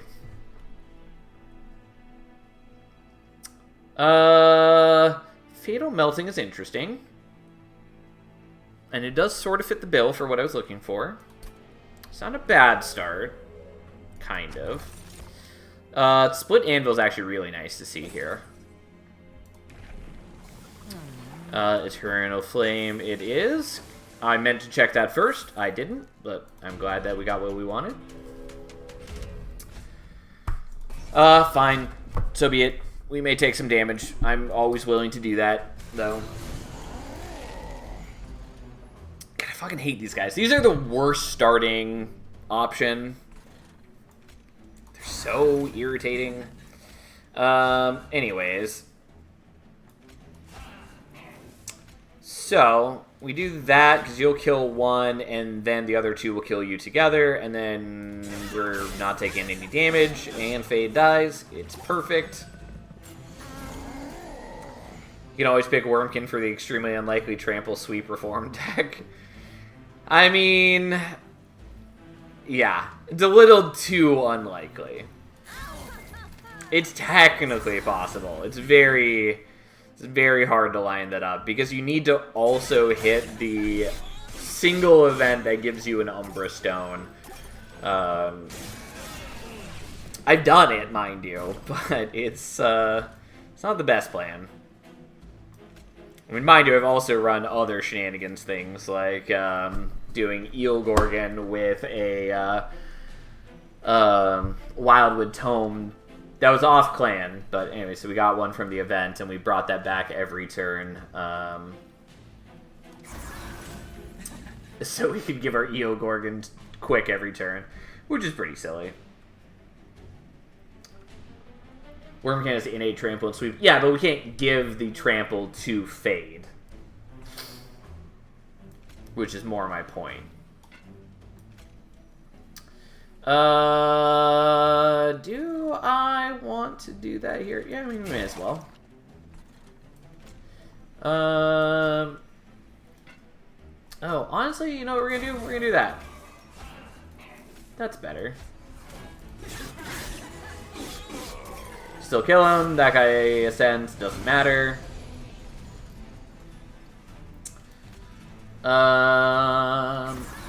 Yeah, we'll do that, and we'll shoot you once and you once, and then I guess we may as well do this. Oh no, I mean trample sweep the sweep dude and have Fade do her usual carrying jump. Yeah, that like I don't know. It's not exactly what I want, but it is an option. Anyways, Fade then comes out to murder. Everything's fine. Everything's fine. Now just give me, like, Inferno. Unsurprisingly, you didn't, but I will take the Drip Fall. I will take a Horn Break.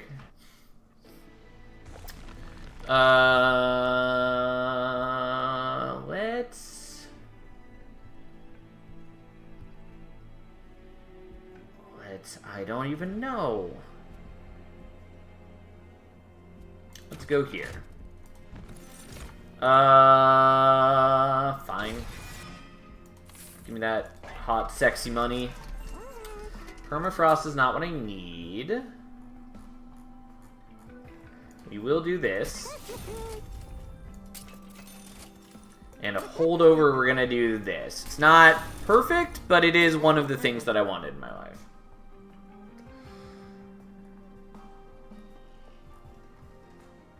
I don't really want a Legion of Wax, though. I don't want it to take over my entire deck.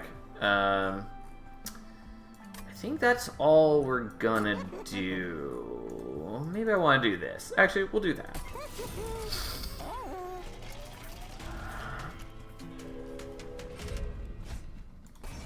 The problem is I need magic power on our sweep spell for it to matter.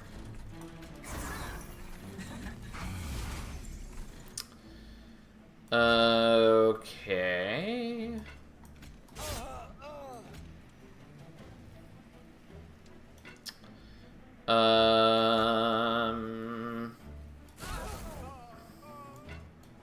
Yeah, so now you're not dying. Well, that was not my intent, but fine.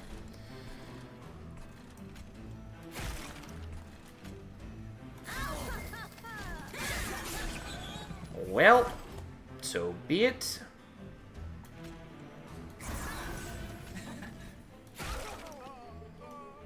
I guess I didn't really need minus cost this, but anyways, we did it.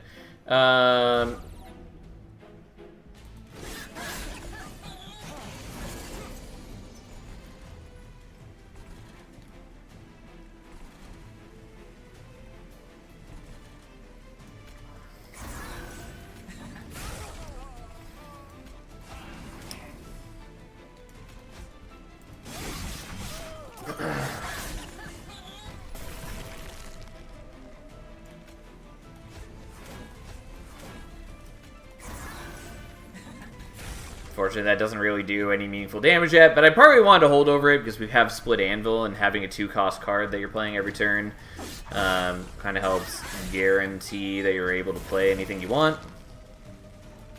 Is it perfect? No, not really. But we're able to just barely get under the wire here. Unfortunately, we are dying to the spikes, but we get just enough damage in that everything's fine. Don't need that. Don't really need that. I might take another drip fall. Take another drip fall. I don't really need the vent now, because if I get a plus 30, it's going on our fatal melting. Could hit 2 plus 30s, maybe. Also, piercing, I suppose I could hit. There are a lot of temples. Fine. I'll do it. Not exactly what I wanted. Lady of the House was potentially workable. But... I mean, I guess we'll go here. Steelworker's fine.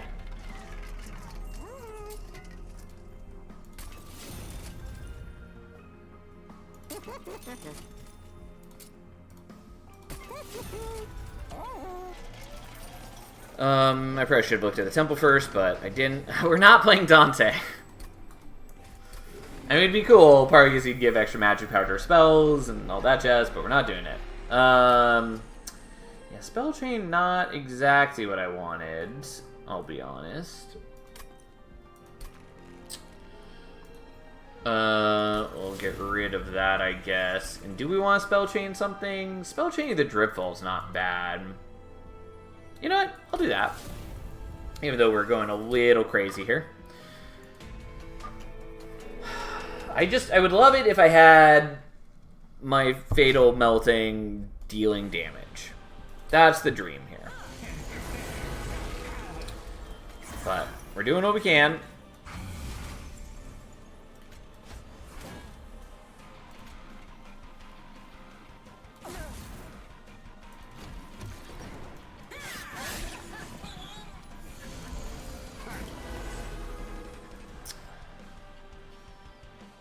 Yeah. I want to get the Steelworker out, but I do really want to play the Fatal Melting. I guess we don't really need the Fatal Melting.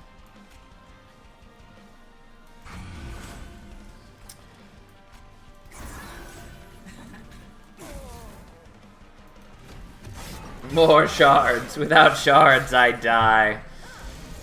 Oh, I try to moderate my shard intake at least a little bit these days.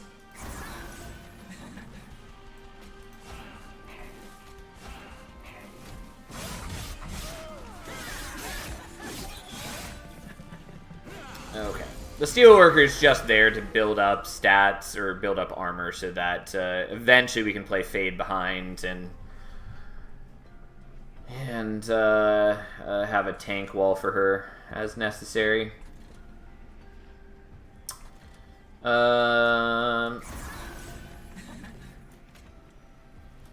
a little unnecessary, but we're doing it anyways.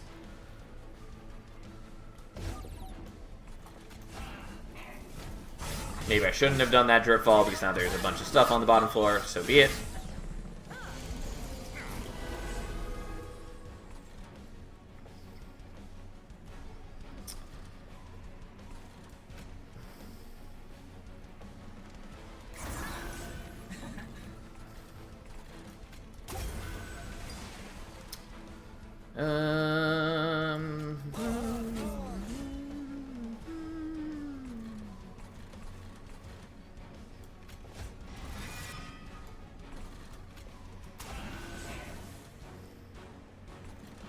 And whatever, we'll do that. I'm not playing particularly carefully right now.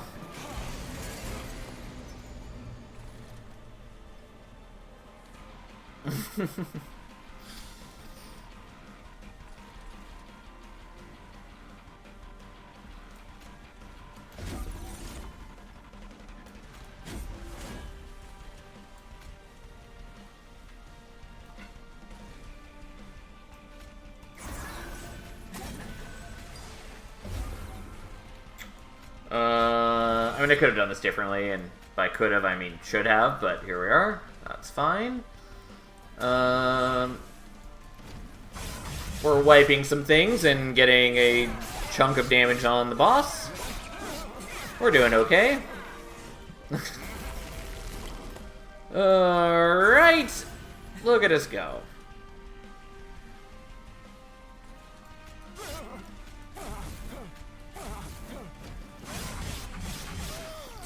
The stupid Horned Warrior is worthless for us now, but that's fine. I mean, he's doing okay, and mostly we just want him here as a, as something to help body block for us. I don't know why I'm bothering to play this out. We don't need them. It's just slowing things down.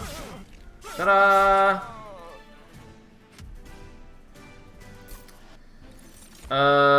Unfortunately, Spike the Hellhorn is bad. Devour the Death is cute, but not really helpful here.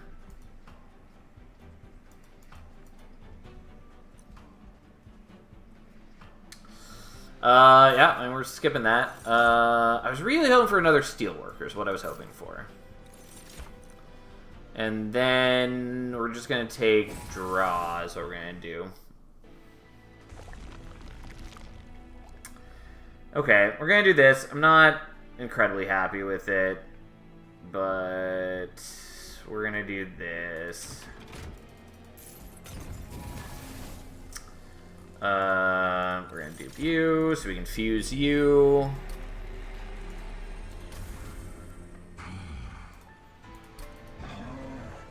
Okay, so how do we want to do it? Do we want 30 magic power here?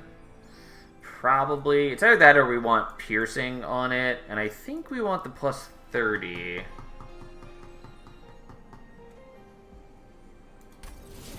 And then we'll do plus 10 and piercing here. That Devourer of Death, almost never useful. Good thing it's rare. Yeah, it's a weird one. I do know there's some people who really like it. I think ultimately it's pretty underwhelming, but that's also partly because Harvest in general tends to be a little underwhelming. I think its infusion is better than people give it credit for, but I also think its infusion is usually unnecessary.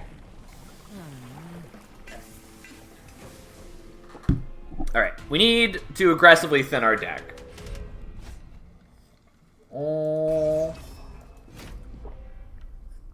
Might this be the death of us? It might, because I have a lot of shards, and what some in the biz might call not a good deck. But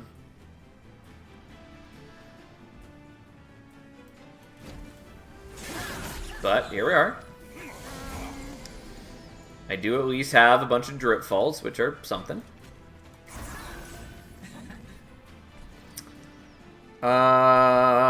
Maybe I should have done this differently.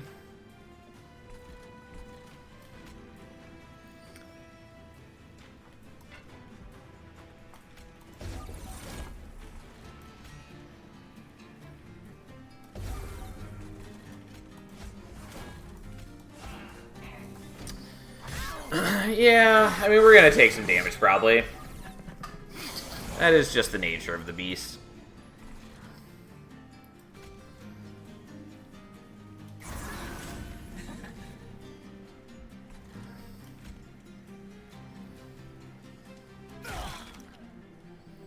Okay, but that does help, at least. Yeah, he's not quite dead, unfortunately. So we are going to take a chunk of damage. It's unfortunate. It is what it is. Yeah,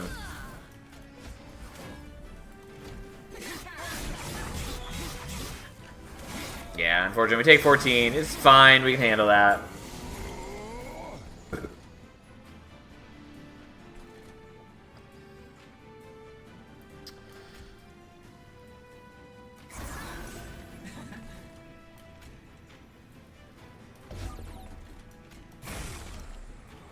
Yeah, we can kill you with that, so then Fate can get some meaningful damage here. It's not perfect, but it's close to workable.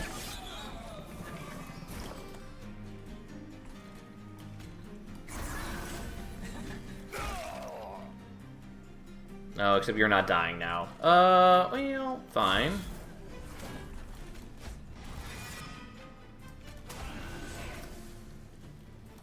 I mean, it doesn't matter, you're all just dying, but whatever, we may as well put you into their foreign pool.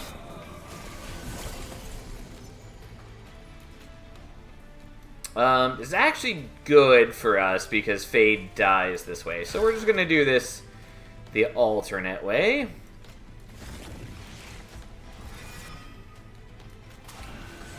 I suppose I could have put that there, and that would have been a better play, because then we'd have something for Fade to hide behind. Doesn't really matter. Especially because we're doing this, where we daze you, and then we hit you, and then we daze you again, and that's almost enough on its own. I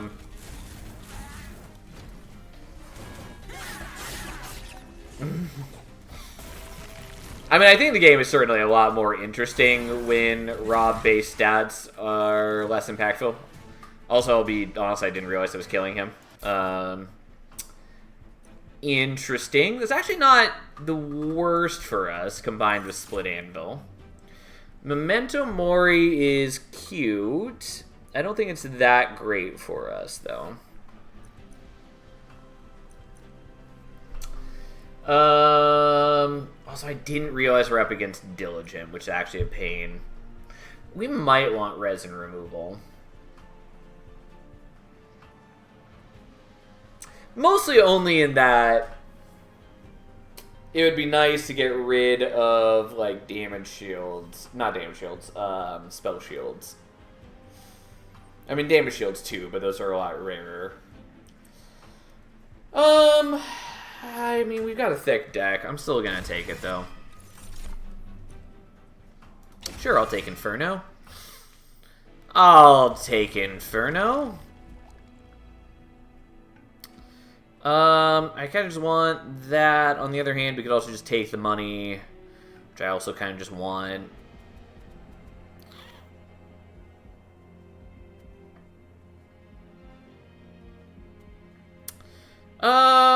Let's go here.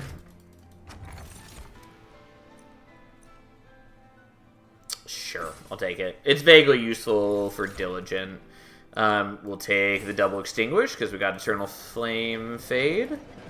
Is it necessary? No, but is it nice? Yes.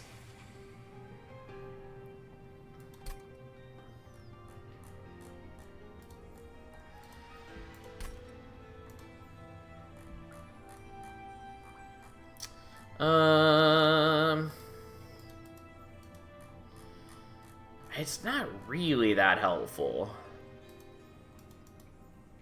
I mean, I guess we'll do it. It's just a 2-cost Inferno that we can use once, basically. Lost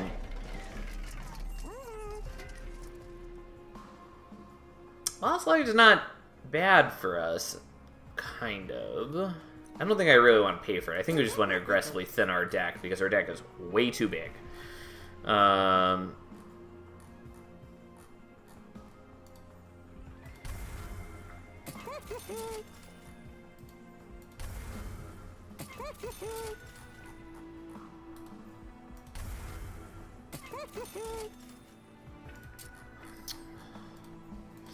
think that's good enough for now. I think that's good enough for now. No. As much as I want it, we've got a lot of shards, and it's a terrible thing, and we've got potential problems. Also, I meant to remove the Horned Warrior, and I forgot. Well, he's not that big an issue, but still. Also, Faye doesn't die this way, but that's fine.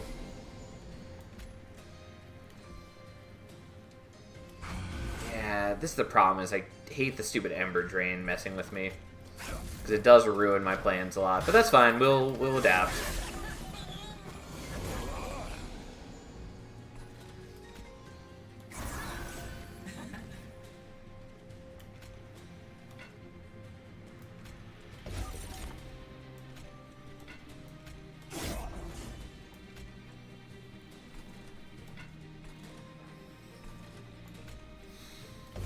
It doesn't matter.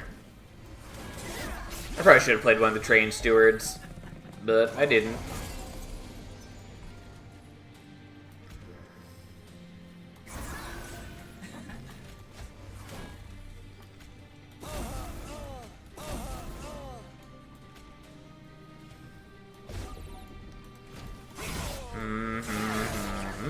This is the problem, is like I really want my major spells back. I mean, this does help the whole situation.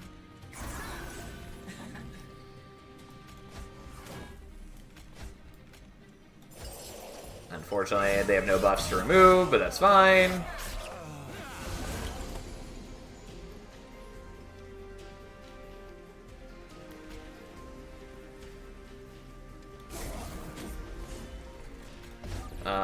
And then we'll only get 185 damage on because she gets days to do that. But at least she's doing some damage now, and she'll be stronger when she comes out again. Especially since we've got the double extinguish trigger, which is nice.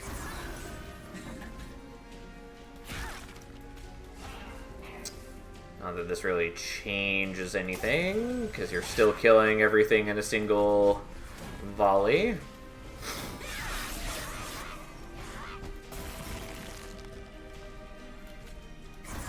Ta-da! But just for good measure, let's do the full lineup of options. Alright, easy. Look at that Horned Warrior, totally contributing. Okay, I mean, I don't really want to Votavary, do I? I kind of want to Votavary.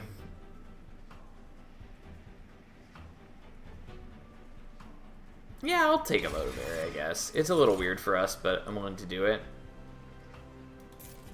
March of Shields isn't terrible, but we're not going to worry about it. I knew someone was going to mention that. We're definitely going here. It's just a matter of what I'm going to do. Okay. Well, we're going to get rid of the Horned Warrior now.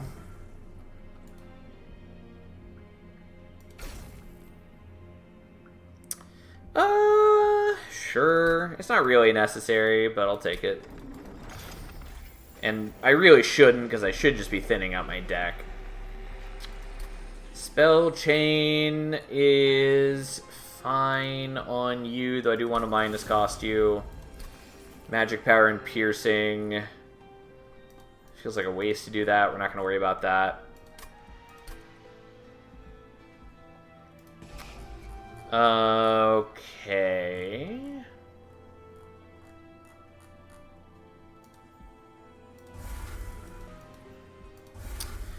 Alright, so here's the deal.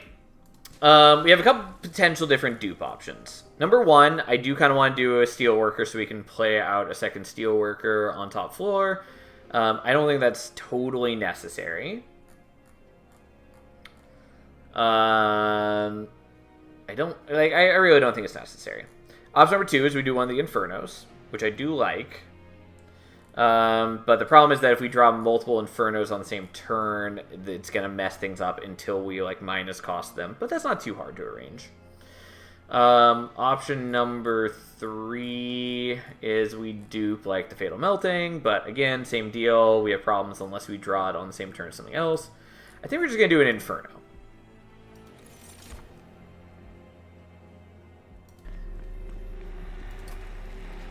And honestly, even though it's a bunch more shards, we're going to do this because I'm a madman and I want this thing to have HP. There is... also gets rid of a card, but there is an option where we still try to let it die every turn so we can draw extra cards, which is nice. Whatever. We'll find out. We'll find out.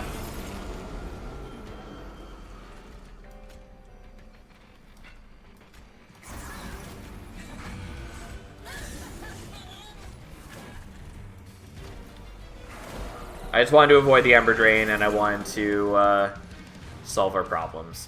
So here we are. And by that, I mean I want Fade to die, so...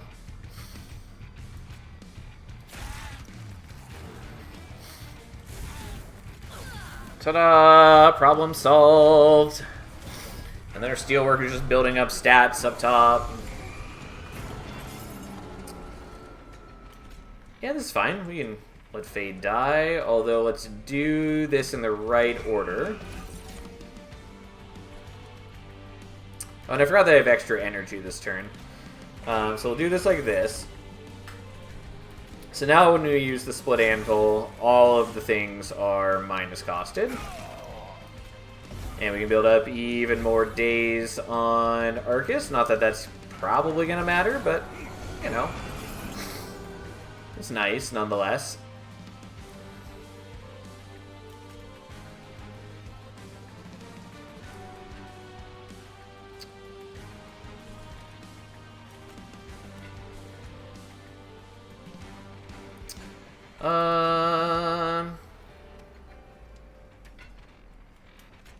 Okay, I guess we'll do that, and then... I don't really want to give myself a Scourge card is the thing. No, yeah, fine. And unfortunately, I can't play both of these at the same time because I chose to play the Train Steward, which I probably shouldn't have done. I just wanted him to start stacking armor. I guess we're just gonna do this. Like, we'll be fine without playing the Inferno. It would have been nice to kill Fade too, but I didn't want to generate the Scourge card, so I didn't. Anyways, it's fine.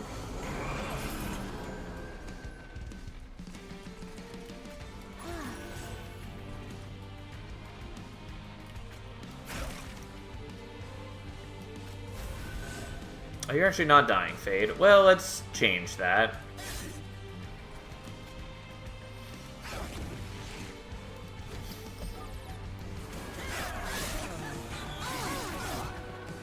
And then you didn't even die. That's whatever. It's not a big deal. It's fine.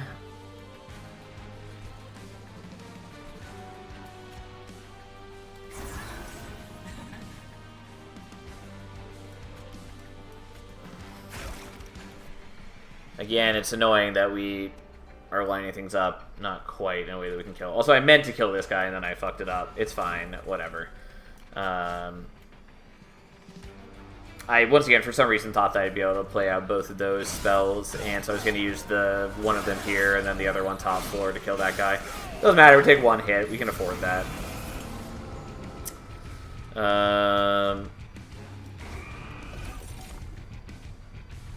Let's just make sure we do this on the correct floors.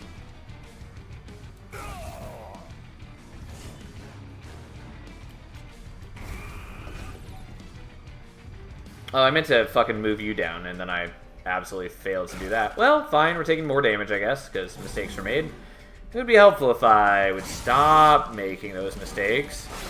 That one actually does hurt us quite a bit. Unfortunately.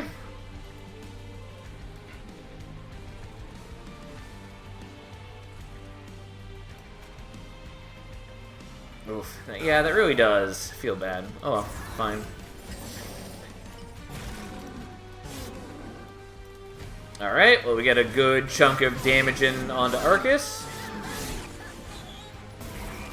Probably because the votive very absorbs a hit for a turn.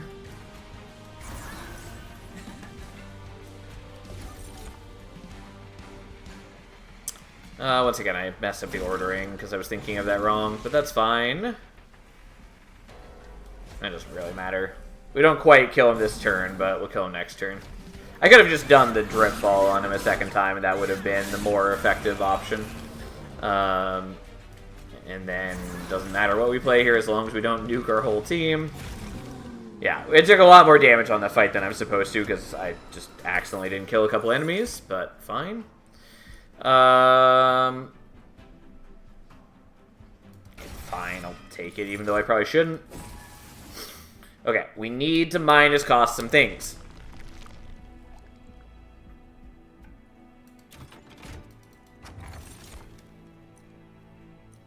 Fine.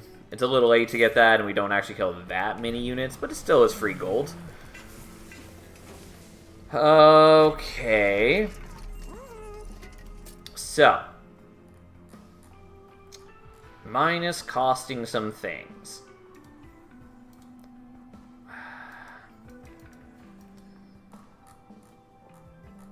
I don't know that we want to minus cost the Inferno. We definitely want to minus cost this. What we want is holdover. Yeah, unsurprising. That's fine. Permafrost is actually okay.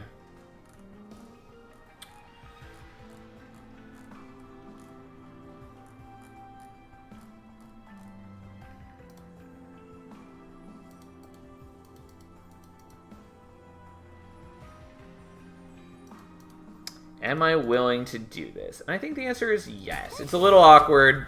We'll try to make it work. Take the gold because I'm a greedy person. And then we're going to remove, I guess, this. There's a lot of things I would like to remove. But we'll see.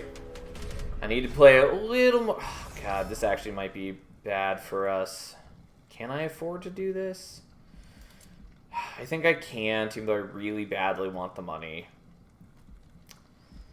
But it's just too at risk of killing us.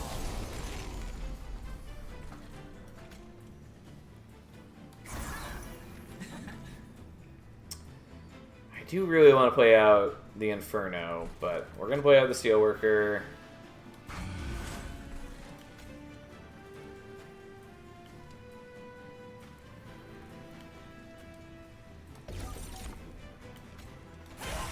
No, I shouldn't have. No, that's fine. You'll die to the spikes. I didn't mess this up as badly. Well, you won't die to the spikes now, but that's fine.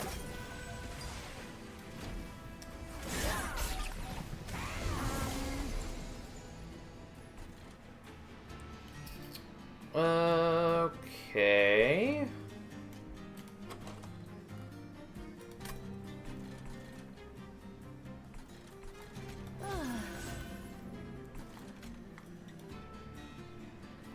Why do you say you're not doing any damage? You definitely should be doing damage, unless you're bugged. Nexus Spike is weird. Oh, it probably is being set to 0 damage because of the Fatal Melting. I didn't even realize that that would be the case. Nexus Spike is a really bizarre card. Well, if that's the case, that ruins many of my plans, unfortunately.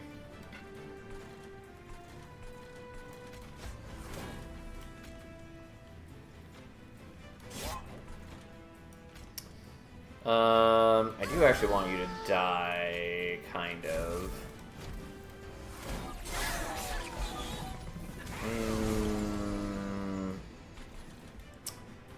Yeah, this is an issue. Okay, well, we do what we must. Which is to say, we play you out there, and we play you here.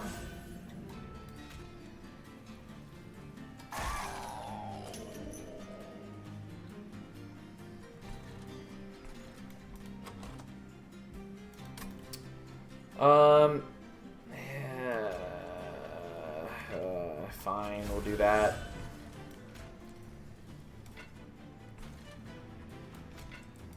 I really don't want Fade on top floor, though. And there's technically ways around this, kind of. Yeah, because we get the Drip Fall, so we could potentially move both you and Fade down to floor, which isn't perfect, because I'm still not killing everything where I need to be.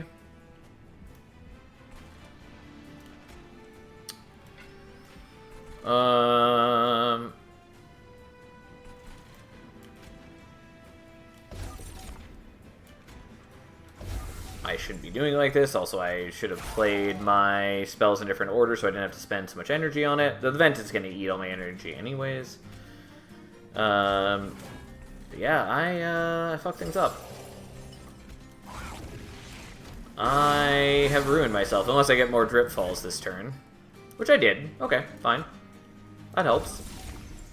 It's not perfect, but it helps.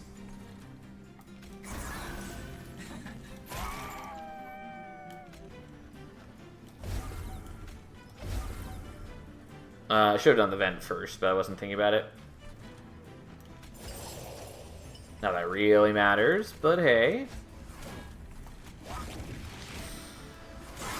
Okay. What a precarious tightrope we're walking.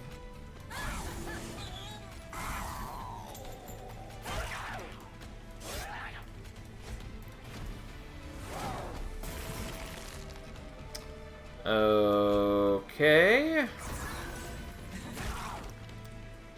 God, I am mad that the Nexus Spike doesn't do the damage it's supposed to. Whatever. We're gonna win this battle. This guy does have high attack, but it doesn't matter for the most part, because we're just going to beat him to death.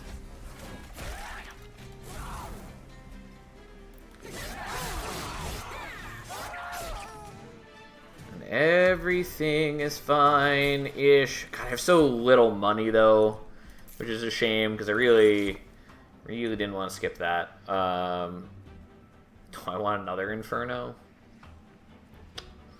Yeah? You know what? I do. I do want another Inferno. And you can't tell me otherwise. God, unfortunate. I really would have preferred the Merchant of Magic being on the same side as those. I think we just want the removals and the dupe. As much as it pains me. Railhammer's cute. It does take all of our money because we didn't get the extra gold. I think we're gonna purge the stupid Nexus Spike because it angers me.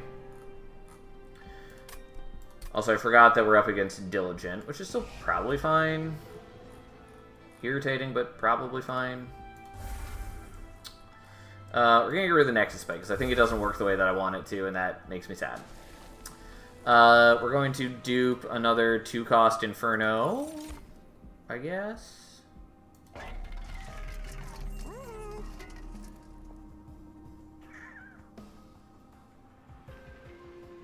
I guess we're going to do this. I don't think it's absolutely necessary, but we're doing it anyways, and then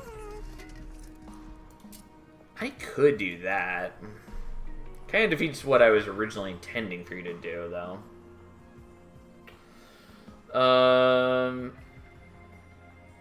I'm just not going to worry about that. It's not the worst plan, but we're not going to worry about it. Well, we'll see what we can do. Unfortunately, Diligent does mess with our plans a non-trivial amount. But, we'll see what we can do.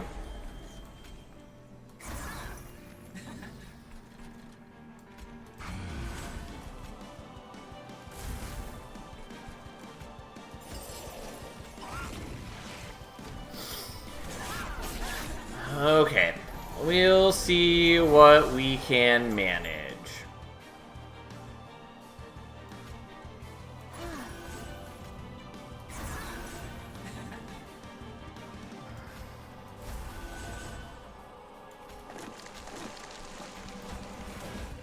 Alright, now we're killing the major threat, and Fade is already up to very high damage, because that's what she does.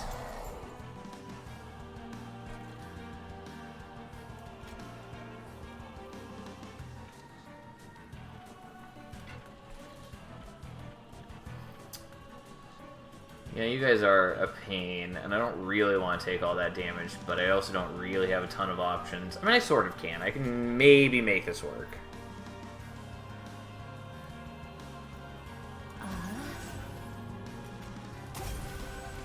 We are going to take some damage, but okay, that sort of worked for what I needed. Except then I can't play that because of how Split Anvil works, which is annoying. Do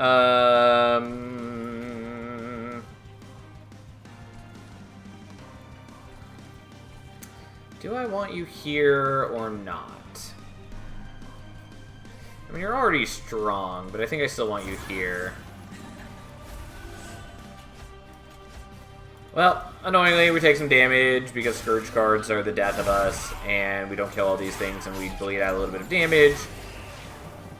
Because we're not well prepared for him generating units top floor, kind of.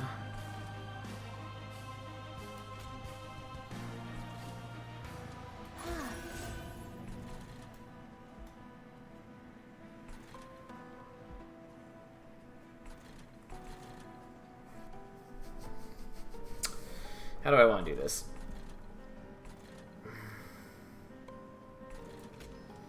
Okay, I am willing to sacrifice that drip fall. Sad as it may be.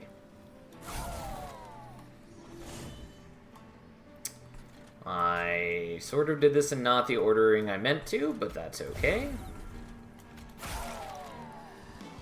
Unfortunately, just because of how our deck works, we have some awkward break points on when things work and when they don't. It's fine. We'll make it work.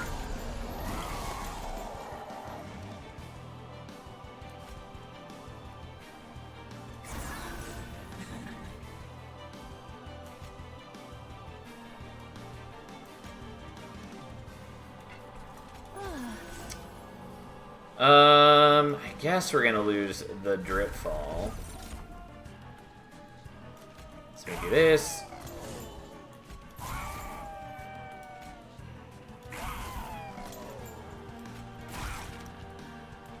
guess I didn't really have to kill Fade, but that's fine. And we take a little bit more damage, but we're not taking as much damage as we could. Unfortunately, he creates a dude up top, but we should be able to handle that.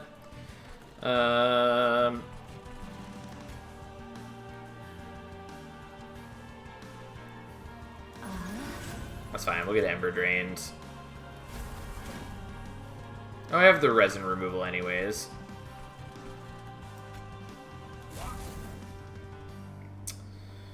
Okay.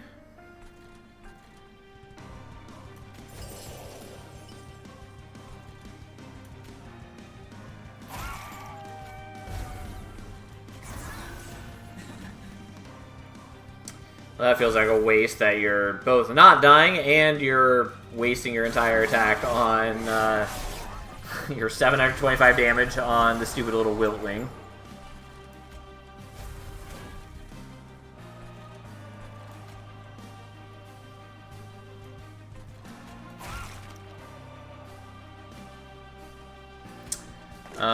Yeah, I did make mistakes by not killing those guys in a timely manner. Because I don't have drip falls anymore because I sacrificed them, and now there's these big beefy bastards up here, which I can't really deal with. It was, in fact, incorrect. Because, yeah, Fade, not going to kill this on her own.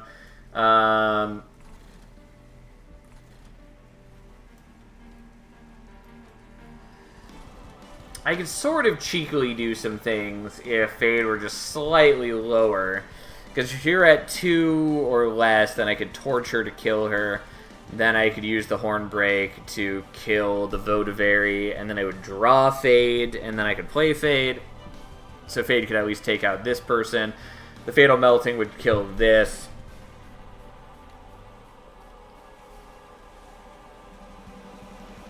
And that'd be nice. I think that's still our best bet, honestly. Oh, except that I still can't kill you is the problem. Yeah, that's an issue.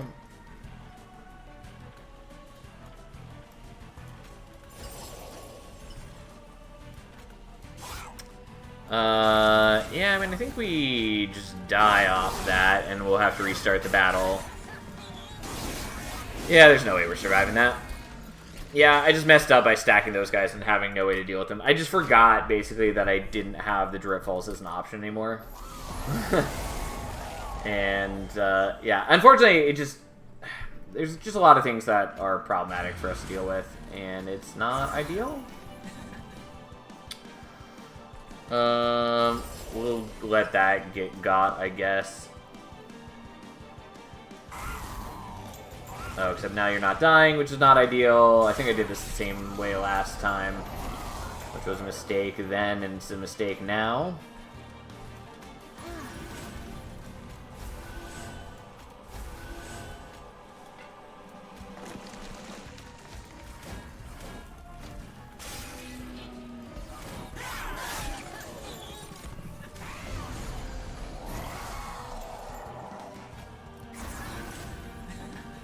I mean, that's reasonably decent for us.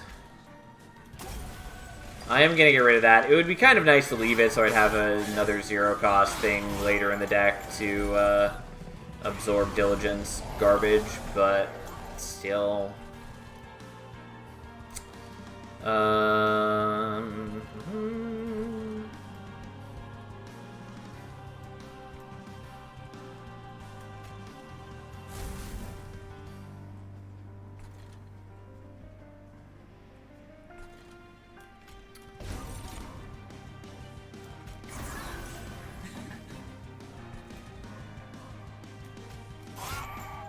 That still doesn't kill you, because for some reason I don't know what kills. Well, I guess we'll do that. We're gonna take the Scourge damage and whatever. Fine. Fine. Yeah, but I knew eventually we'd hit things we cared about.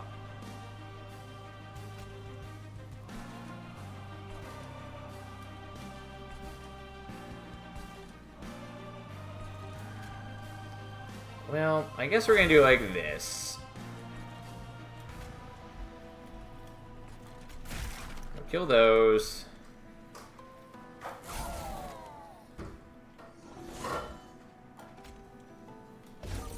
And we'll cry that our deck is a miserable pile of despair.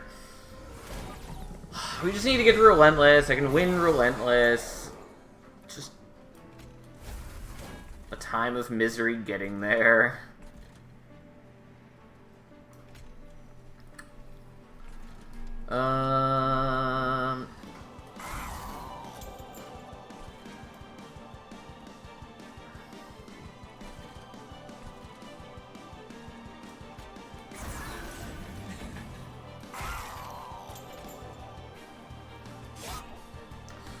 Yeah, unfortunately, I'm just not able to get rid of the Scourge cards a lot of the time. And we're going to take a hit here, which isn't ideal, but I'm trying to kill as many of the little minions as I can.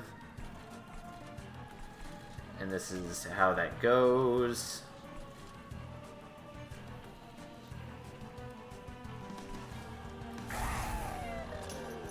Maybe I should have done the Dripfall first. But I didn't. Oh, and I can't play that out because that wasn't 3 cost. I could have done the Vent, which would have worked. Didn't occur to me. Well, fine.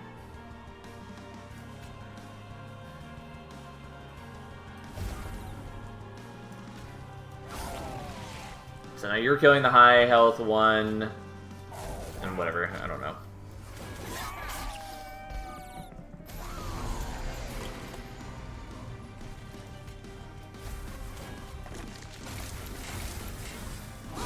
Unfortunately, we take some damage here. Faye does her thing. It's not great. Ugh, we're not dead yet, though. Just exceedingly close to it.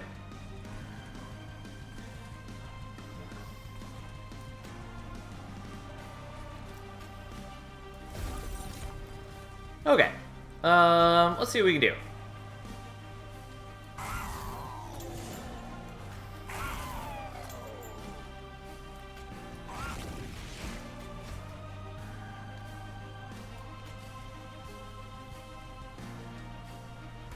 I mean, it doesn't really matter.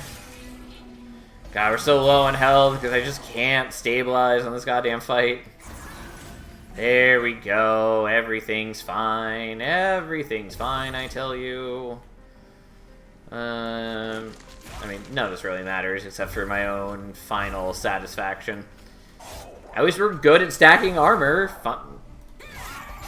Oof. Because we do take a lot of damage from Diligent right here.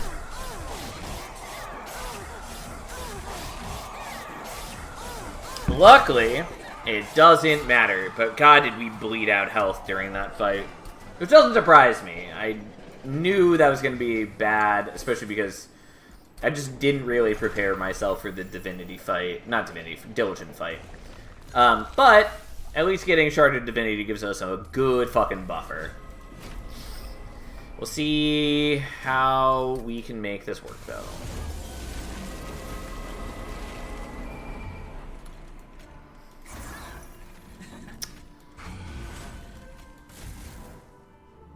I should have done that slightly differently. I didn't need to have her there to get shot, but I wasn't thinking about it. Because if I just played her on any other floor, she'd still die to Divinity's hit. So I didn't really need to let her die.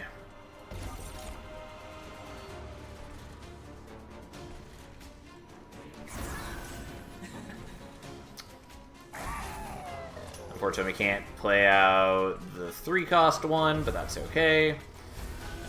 She deals more damage now, but still dies, which is perfect.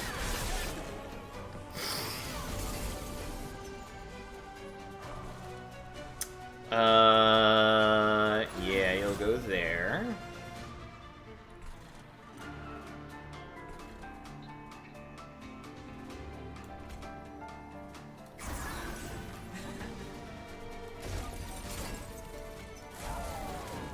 Go, go, Inferno. You beautiful creature. Then we're gonna get rid of our Ember Drain, because I just don't want to have to deal with that. And then you still die, and you become stronger and stronger.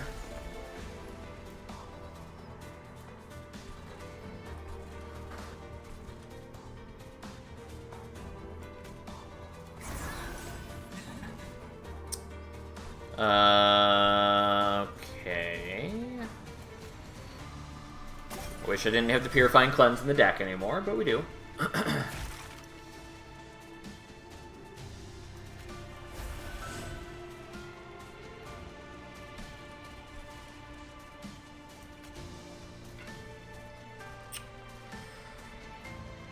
You probably die no matter what I do.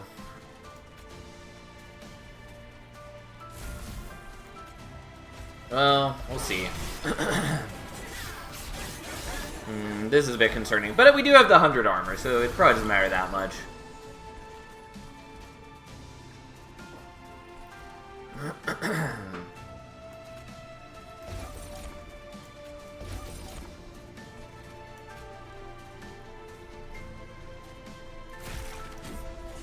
That's fine.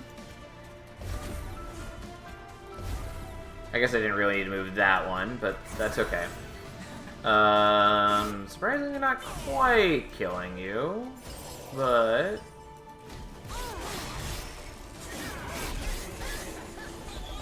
I mean, I guess we do have a ton of shards. Not 200, mind you, but a lot. Nonetheless, this should go well, because now we can do that.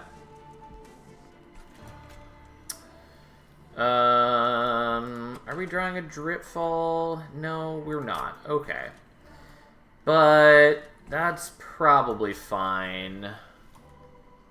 We're just going to do this down bottom because we're going to use Fade to kill off one of you. Although I forgot that you're not dying this turn, Fade. Which means I can't use you next turn on top floor. Well, fine.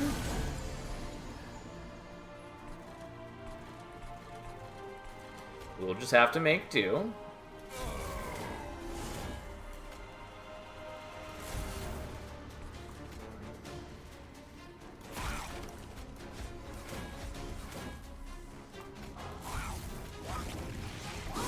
Maybe I shouldn't have spent all of my energy on the vent.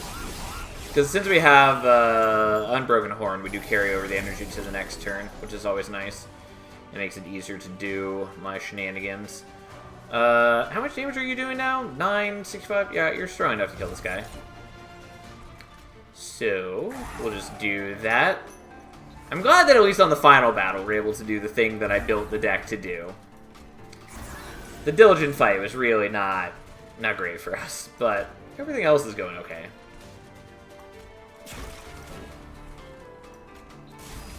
Suppose I could have gotten rid of his Spell Shield first, which would have been the better option. Doesn't really matter.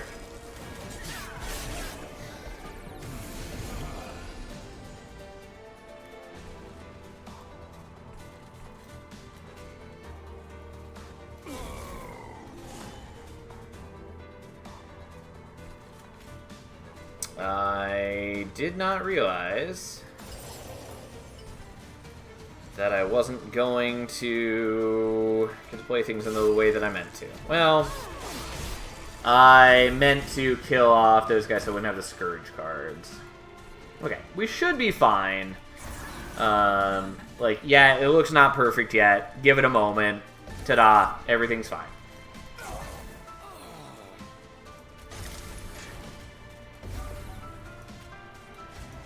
Ta-da! It's all good. It might look sketchy, but that's fine. Fade doesn't need that many turns. She attacks for 1,000 damage a turn. Alright, that happened. And again, the Diligent fight was real bad. But the rest of the run was actually pretty good. And I'm glad we got the Infernos like I wanted. It overall ended up being basically the deck that I wanted to build. It was a bit clumsy. Like, I would have loved to have removed more cards. In particular, had we been able to do that, the trial at the penultimate ring, the one that gives 400 gold, that would have helped a ton. But I wasn't sure that I could handle Heaven's Seal.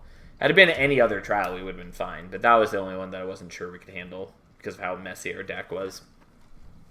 But it's fine. We made it. We got there. Just that extra gold would have really made a nice difference in our ability to purge things. It also would have been really nice if the Merchant of Magic had been on the dupe and remove side rather than the Merchant of Steel. Because we didn't need the Merchant of Steel. Merchant Magic, we could have minus cost more things, which would have made the... it would have been so much easier to play out a variety of cards. Namely, I really wanted to minus cost more of the Infernos, so then we'd have like 3 2s and 1s, or just 3s and 1s. Either way, the point is, it would have been really nice. We would have had less awkward turns where I wasn't able to play something. Also, I'm so mad about the Nexus Spike or whatever it is, because it just, as far as I could tell, was not working correctly. It's a weird card. I know it has a ton of weird bug interactions. Anyways, regardless, let's put it on the board. Okay, and that was Eternal Flame Fade. Either way, I'm pleased with that deck. It was fun. I'm glad that it worked out the way that I wanted, where essentially Fade was all of our unit damage, and then we just killed things with spells, and we had one tanky blocker with the Steelworker, and I'm glad that all worked out. It was fun. Also, before I forget, we're up to 9 of 36. We're making solid progress. That said, I need to go get more water before we start the next one. But if anyone has any preference on what you want to see next, let me know.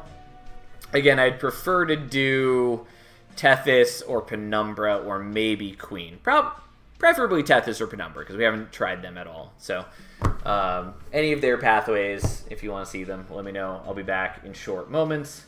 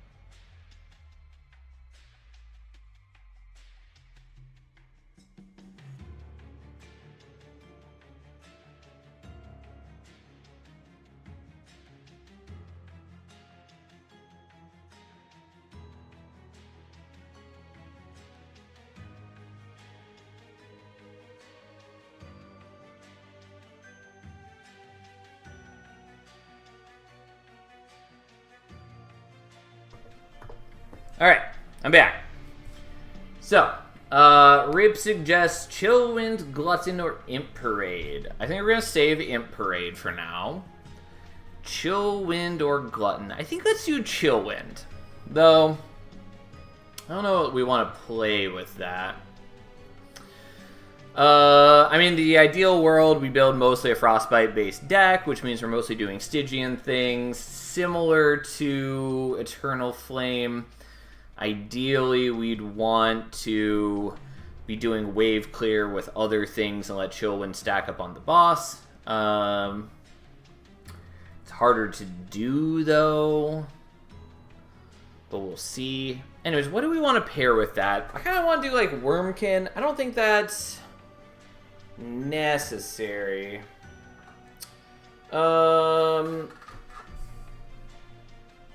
Let's check one Wormkin card, because I can't remember what the wording on it is. Where are you? Symphony of the Soul.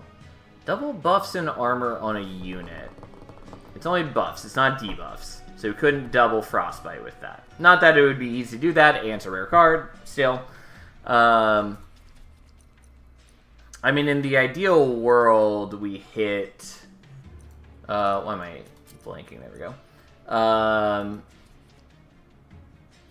am I really going to say that I want to see Hoarfrost Effigy? I mean, I kind of do.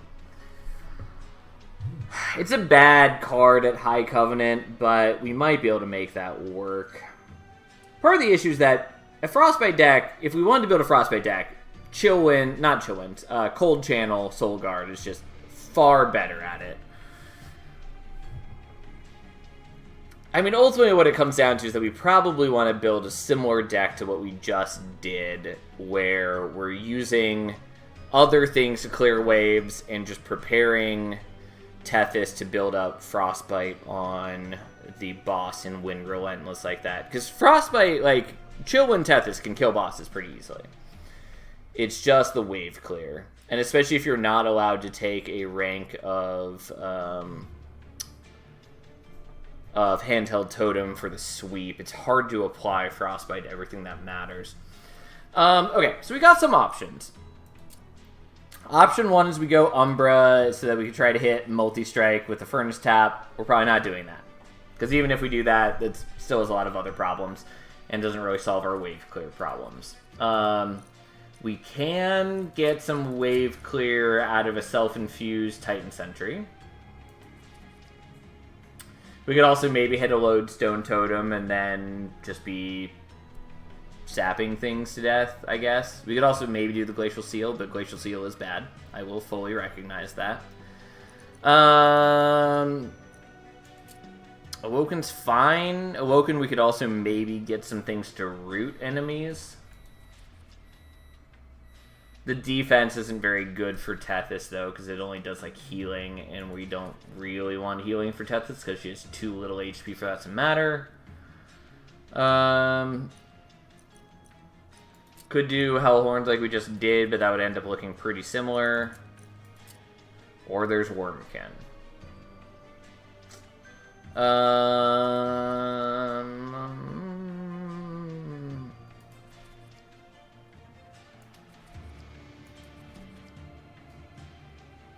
Hello, Ashiaka. How you doing, my friend? How you been liking FF16 and all that? Okay. We're doing Tethys. Maybe we're doing Wormkin.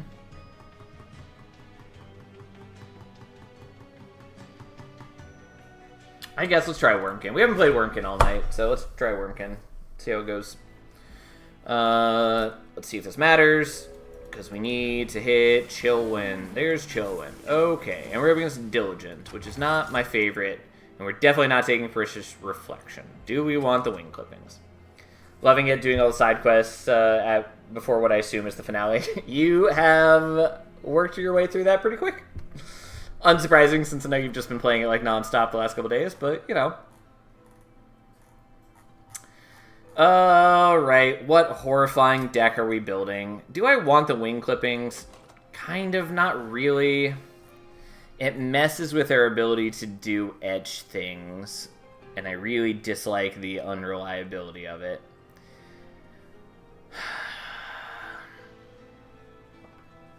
But it could be nice with crystalline seeds, maybe. We're definitely not taking capricious reflection. We are not subjecting ourselves to that.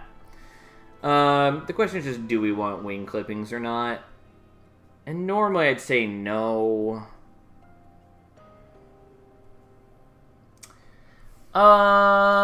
I think we're still gonna say no. And then we're gonna skip on the gold, maybe? I'm gonna skip on the gold. As much as I don't want to, I'm gonna do this, even though it's just gonna cause us damage. Which is part of the point of skipping on the gold, is that we wouldn't take a ton of damage, but still. Odin's hella sick. I've been using him probably a bit too much. I've always liked Odin in Final Fantasy games.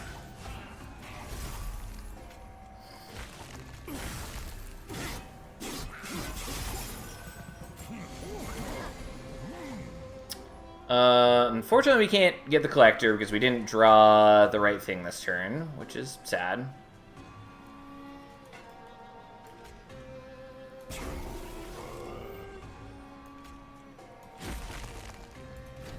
I really did want that gold, but unfortunately we didn't get a fracture this turn.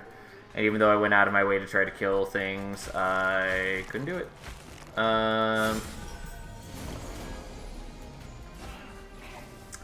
forgot that this is kind of the reason that we wanted to not set up bottom floor.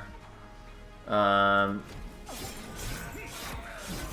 we only get one attack in with Tethys. That might still be enough, maybe.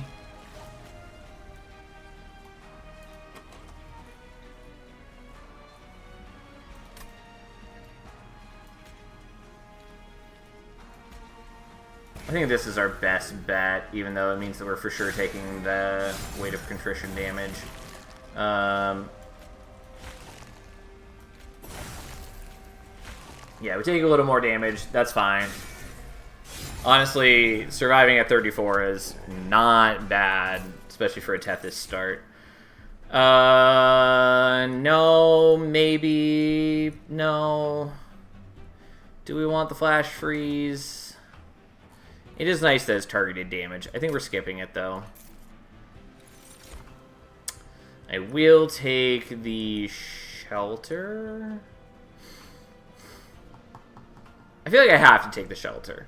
I would kind of like to take the Echo Snare, but I think we have to take the shelter.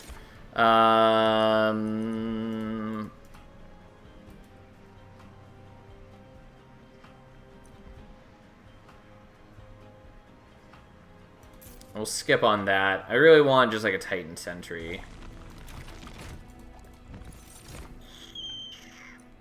Well, that's not a Titan Sentry.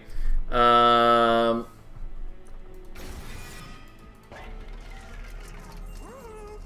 it would have been like a perfect upgrades for a Titan Sentry.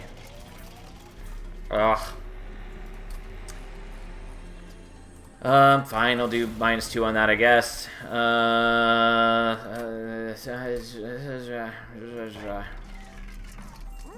Man, I'm so disappointed by that. Well, fuck it. Here we are. The disappointment is real and supreme. We're gonna try this, even though it runs risks of great, unknowable despair.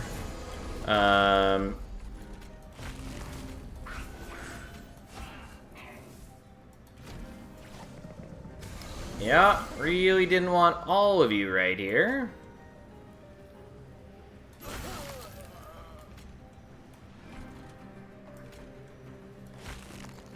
And then we just lose a ton of HP on this. Well, sorry, Offering Monument. We've done you dirty. Ow, that's so much damage. It just was such a terrible start for us.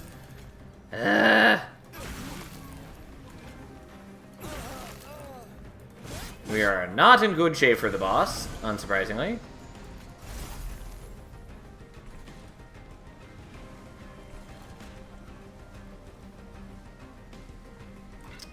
I mean, I was vaguely tempted to just do the fractures on my dude up top, but we're not gonna do that.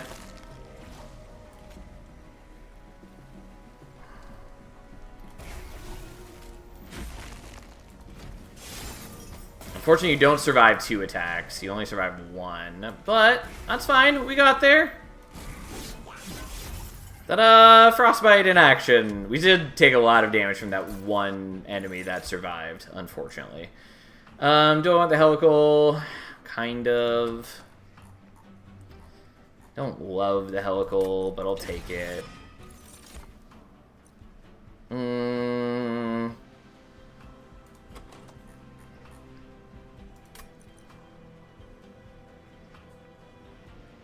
I guess we'll take it. I don't know that we're gonna need it. Fuck, I just really want to hit what I want to hit. We'll see. We might not be making it very far here. Keeper of Echoes is also sort of okay, but we're gonna go here, even though... Fine,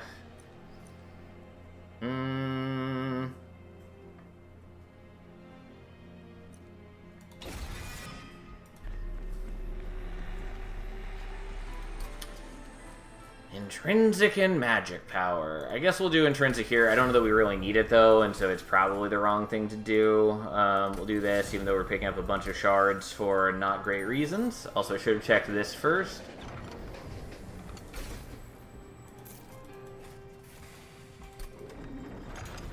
Not a chill wind friendly seed. No, not really.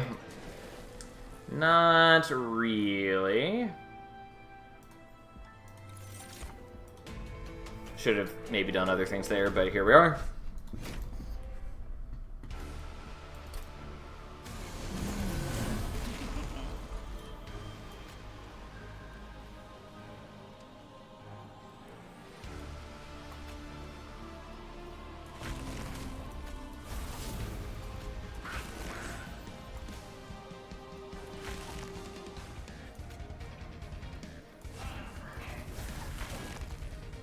And yes, I know it's a bit questionable that we are killing our own thing, but that's fine.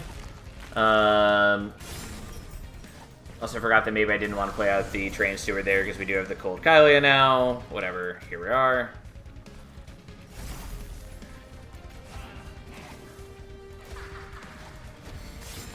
I probably should be saving the Cold Kylia for top floor because, you know, reasons. But here we are.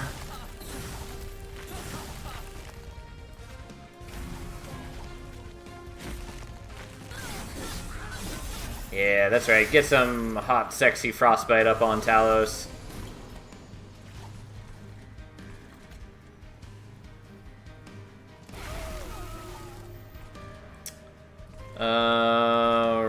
Right.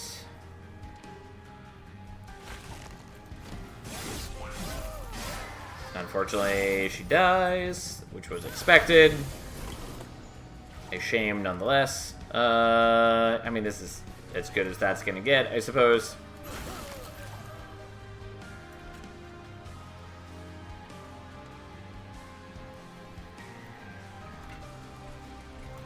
Feels like a bit of a waste because he was already dying, but...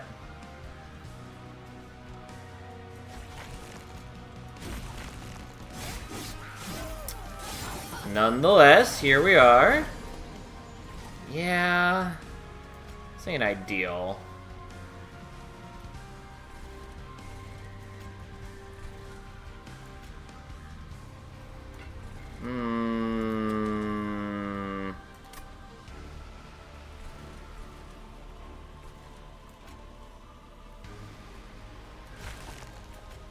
I guess we'll do this and sacrifice some health. I'm not totally confident in that, but we do still have 2 Train Stewards, so we could play both of them out right here and absorb some stuff. Unfortunately, that's all of our energy, which is annoying, but hey, here we go. Yeah, this looks about as expected, unfortunately. Because unfortunately we have to waste a turn attacking into that, which is not great. And then we do some damage, but then we die. I'll try the battle one more time, but we might just want to restart and, you know, look for a seed that's a little bit more in favor of what we're trying to do.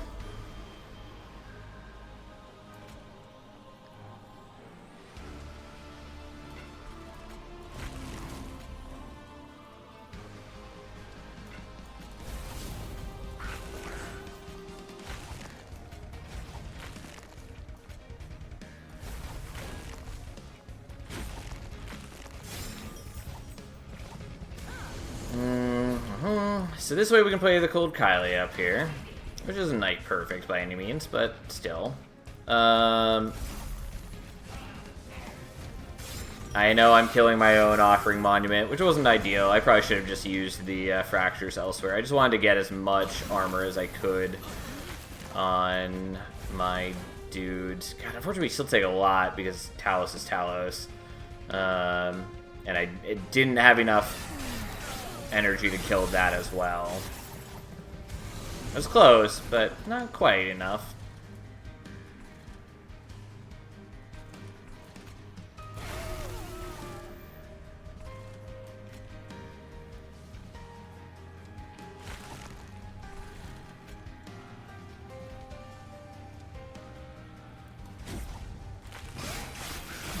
Ideally, I would normally put that on the Cold Kylie, but like we're gonna be able to kill basically all these things anyways.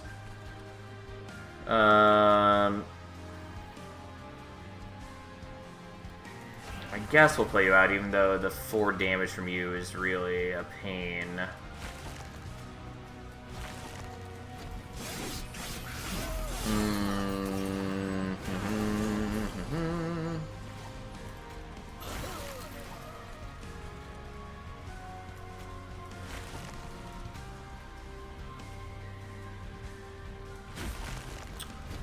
Yeah, I'm probably doing this in not the right ways I should be doing it.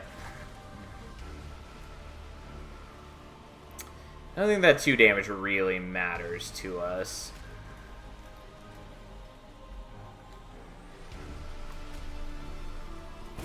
I think that matters to us more, because then Tethys isn't blocking, or Talos isn't... She's taking the full Tethys hit, which is 60 damage plus Frostbite. Again, I suspect this won't matter just because I have so little health.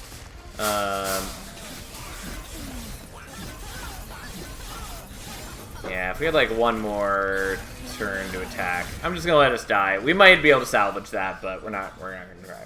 We're not gonna try. Try this again. We'll do the same thing. I'm not totally convinced Wormkin is our best option here. You're okay. You're annoying, because you do have our stacks, but maybe that's fine. Especially because by the time we get to Relentless, that won't matter. But... interesting.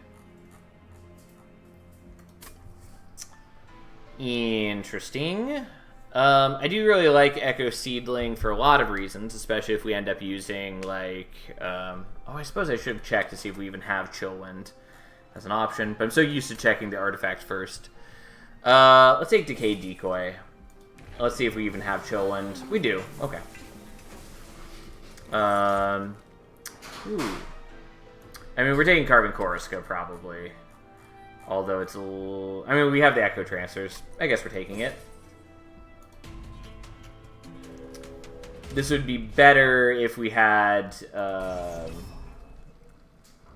this might be a terrible option, because we can get Ruin depending on what we draw. Anyways, this would be better if we were doing Handheld Totem, where... Yeah, this is why this sucks for Teth. It's just so bad. Anyways, it'd be nicer for Handheld Totem, where we could have Sweep with the Echo Transfers, but... Unless, here we are.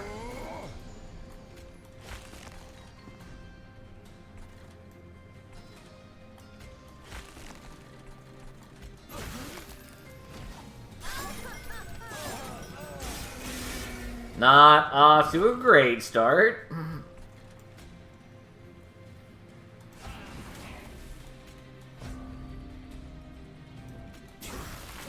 Yeah, you're just gonna get healed back up, which is unfortunate.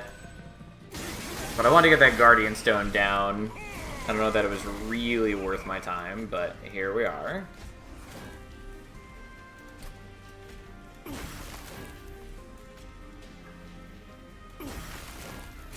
I need to get Tethys back. And even then, we're in bad shape because we had to cycle through without doing anything we cared about, basically. I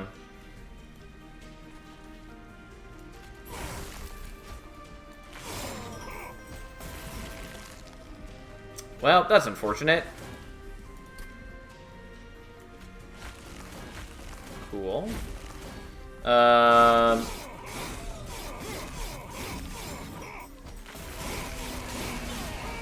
Yeah, that doesn't work. I mean, let's see if we can do that. Like, we definitely can if I just played one of the train stewards earlier. It's bad, though. Like, having to skip on Tethys here is real painful. I mean, I guess we'll play you out and let you die, because there's no reason not to, I suppose. As disappointing as that turnabout is. But we knew that was a possibility when we took this trial. I just wanted the rewards anyways, because I'm a bad person. Living a bad life in a bad world. I guess we'll do that to ensure you die. Especially because these guys only do 1 damage when they hit the top floor because of the rage. And then this whole debacle begins.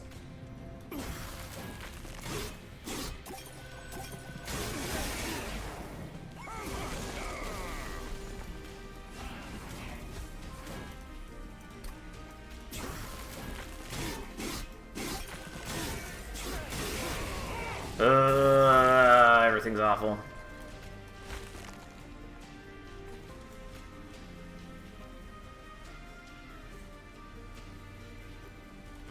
I'm gonna do that so I can build up 1 armor there. I don't think I absolutely needed to do that, but the more armor I generate, the more turns I get off this. And unfortunately now we don't hit the Echo Transfer, which is all I really wanted to hit. But I guess not having Tethys in the deck fucked our draws. Well, let's try this again. I don't know why I'm trying. We should just let this run die. It's not like it's the best start for us. Agreed with Jank is walking a really fine line. Oh, I'm aware. God damn it, I did it again. That's fine. Let's try this again. I mean, it's an okay start, as long as we can get past this battle, but, like, I set myself up for great unknowable despair. Unknowable is really not true. We knew what would happen here. We knew. Yep, skill you. Can't play out Tethys.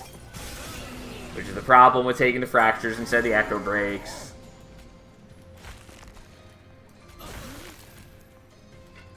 Let's do that. It'd be nice if we could have gotten the Guardian Stone in play earlier, but, you know, here we are. We're still going to do this here just because it generates armor. It's not a lot of armor, but every little bit of armor helps.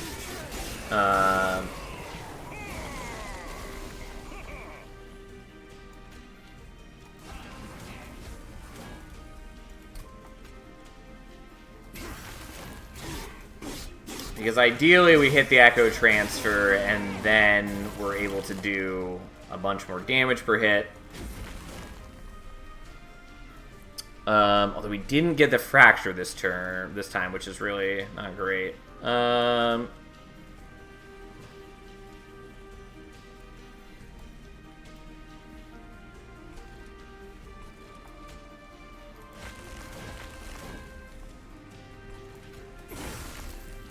Yeah, not having these things is bad.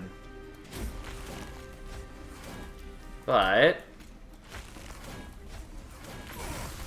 close enough. Oh, well, I should have killed him, but I didn't realize. This is not great. We're going to take a bunch of damage. We're not dead yet.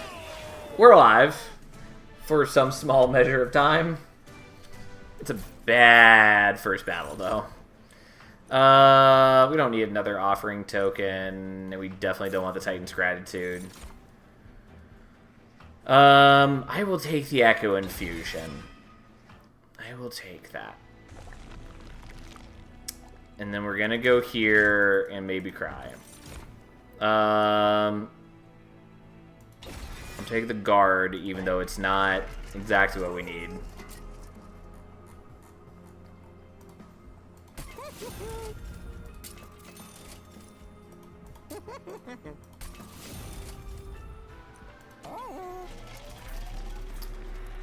And yes, I'm aware that I should have taken the Icy Silophyte. Well aware. But we didn't. We didn't do that. We'll see if we can survive another battle.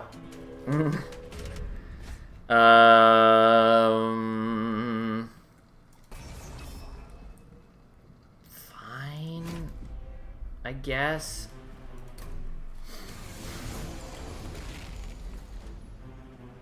I wanted to set bottom floor for reasons, but I don't think that I can do that.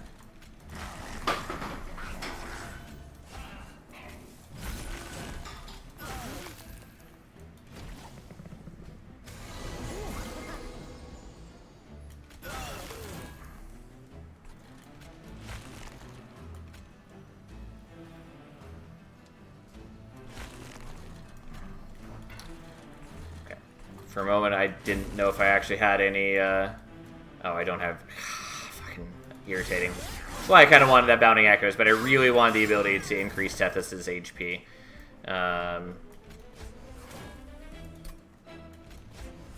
Okay, that is what we needed. It's still not perfect, unfortunately. He doesn't survive, and we need him to survive.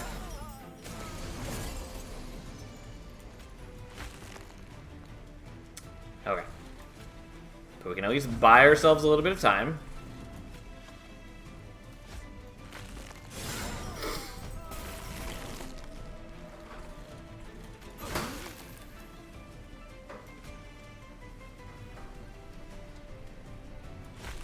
I think that's still better than playing things on top floor. Okay. Yeah, we're basically winning this anyways. Everything's fine. Everything's fine, I tell you. Everything's fine! What an easy victory. I mean, we just needed Tethys to survive, and then we beat the boss. That's kind of how Chillwind works. I should maybe take the Ice Tornado, but we're not going to. Shelter's cute, but we're going to take an Echo Infusion, because with Carving Coruscant, it's actually really good for us. I don't need another Guard of the Unnamed. I need a Titan Sentry.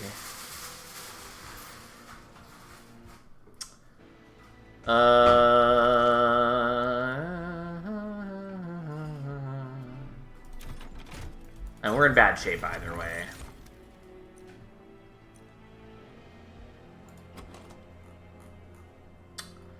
We're not consuming cards, but Notice Stone is cute.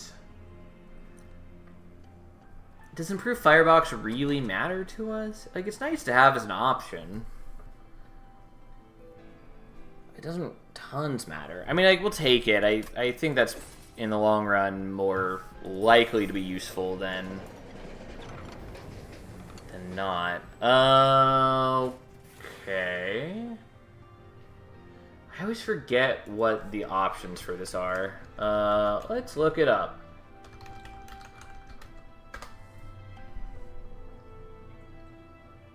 Concealed Caverns.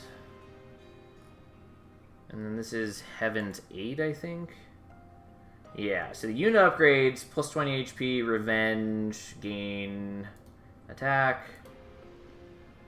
Endless, gain attack, extinguish, damage to the front unit. Yeah, I mean, I think we just give up the Guardian Stone. There's no spell that we'd want to have generating copies. The reserve, gain health isn't that exciting, and the gold is nice, but... again, we don't really have anything we truly want to give up. We're gonna try this. I am only vaguely convinced of that. Well, here we are. Spell Chain is pretty cute. I'm gonna do this. I probably shouldn't, because it brings us up higher on shards and doesn't really solve our problems. Because our problem is that we have no wave clear. That's the problem.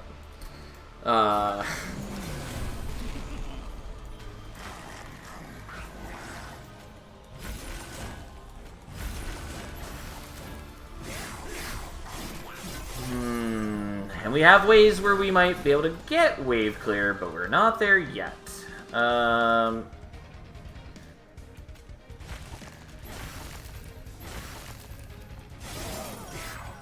had to do that basically because I can't afford for anything to make it to top floor, really.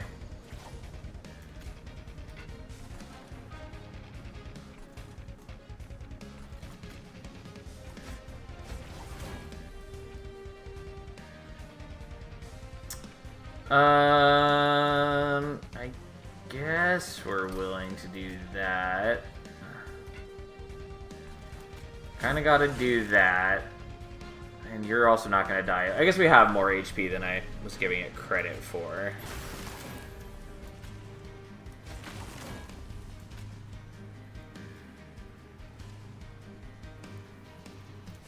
I guess we'll just let you die. We don't really need to keep you alive.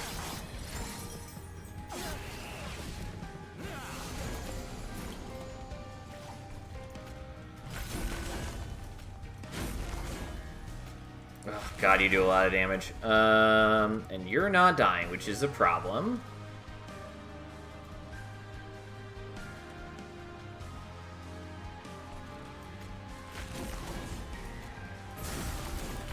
Well, fine. We're on the hook for a bunch of damage, but we're doing what we can to survive. Also, for a moment, I was like, it would be nice if I drew my Guardian Stone, forgetting that I don't have a Guardian Stone to draw right now.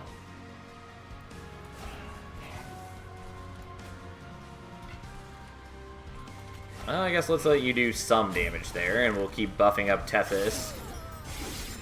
We just need to beat Talos. That's all we need to do. Ow. Life is pain.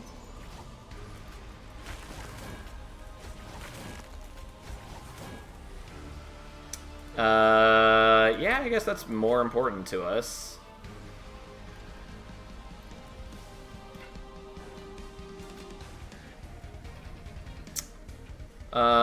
I think doing this is better, because you're not really going to survive no matter what I do.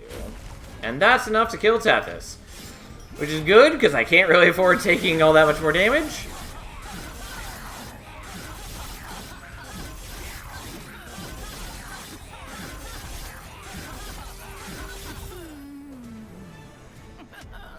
Oof.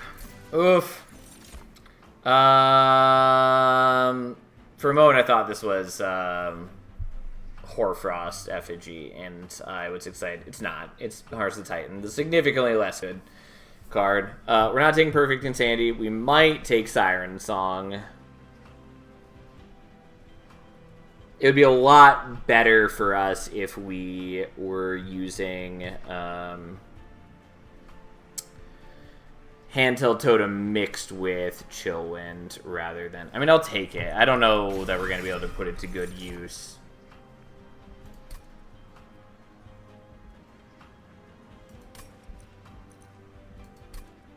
God, there's no temple here. Ah! Alright, here we are.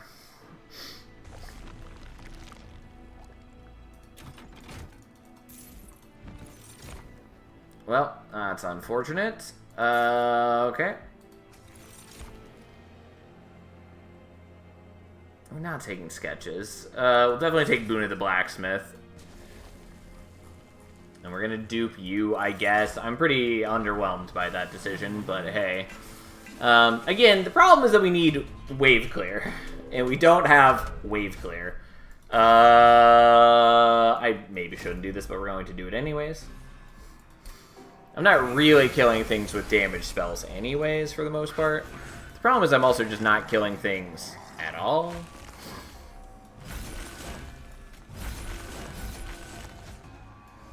I perhaps should have done that slightly differently.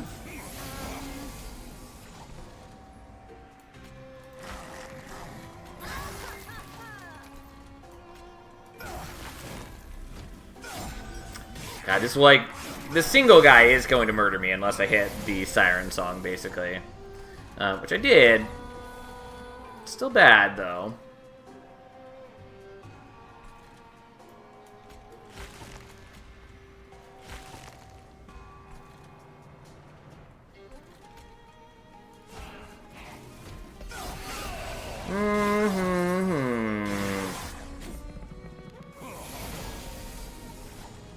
you are dying here with the one charge that exists. I don't really need you.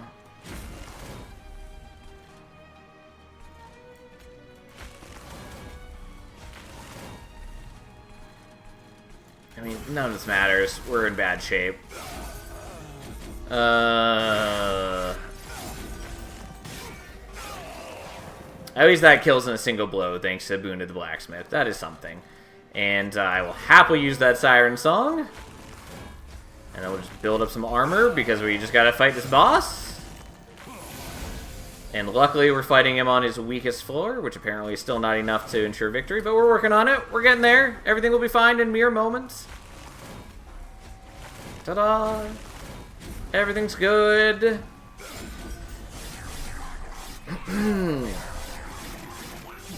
Go forth, my frostbite monster.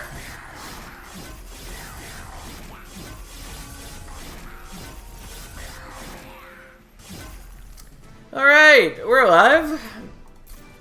Ugh, God. Honestly, I'm gonna take the Glacial Seal. Although it just kind of messes with what I was going to do.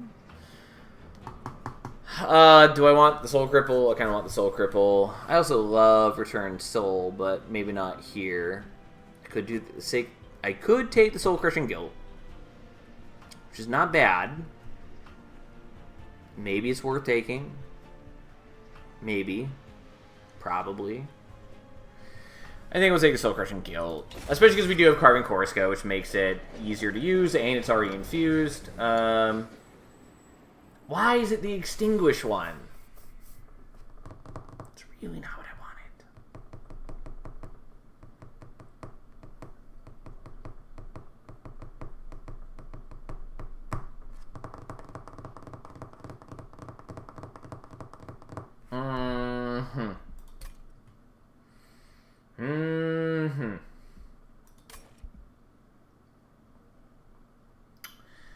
Well, do I actually care about that? We're just gonna let you hold on to it. I don't know what I'm gonna do with you anymore. Well, I was going to fuse the two sharks together, but now I think I might just fuse the Glacial Seal into one of them. It's never as good an infusion as I want it to be, but so be it.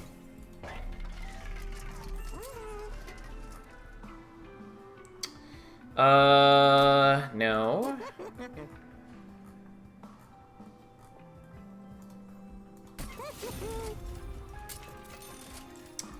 Okay. A holdover on the Siren Song is kind of cute. Holdover on an Echo Infusion also cute, and that's a free spell every turn, and it gains me energy to play it. But I think we just want this. And I'm gonna do that.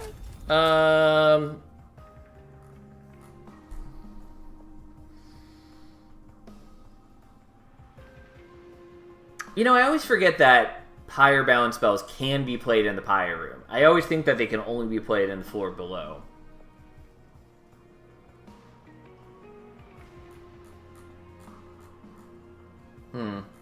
I could dupe this, which wouldn't be the worst play. I don't think I really want that. I think I'd rather just look for it to be, like, double stacked. Either we're going to do this, and then we're going to work on some other things. Let's get rid of you now, I guess, even though it's disappointing to me. And we're going to get rid of that, and we're going to aggressively fix our deck some.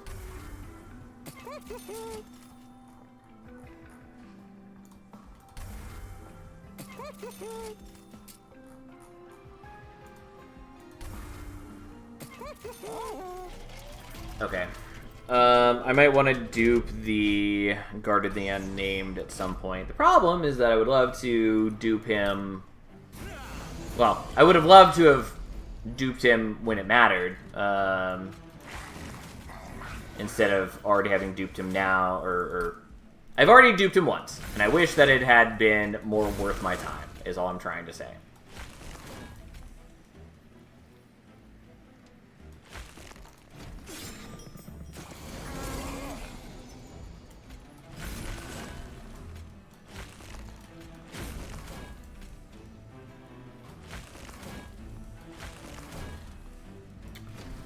Okay.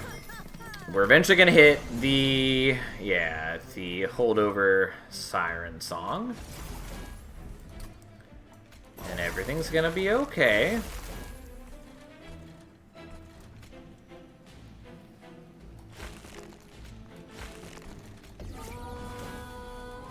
Unfortunately, they get moved before the frostbite from the glacial seal kicks in.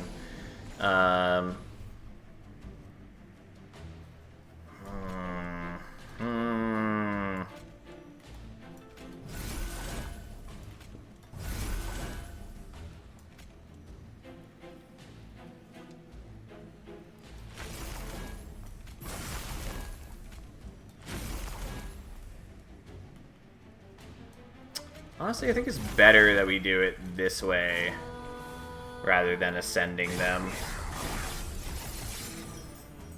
Because this is the way they get the frostbite on him, and we only take one hit into the spikes and all that, and it's fine, everything's good, everything's grand. It's lovely, even. I think in the ideal world, we don't set up top floor like this, so then we can get the frostbite on them and then still ascend them into the pyre room after.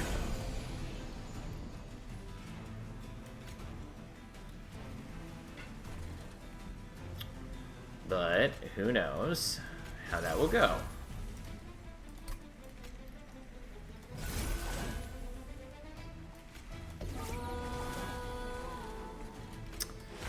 Let's kill your minions, and then I guess we'll just build up armor, I guess.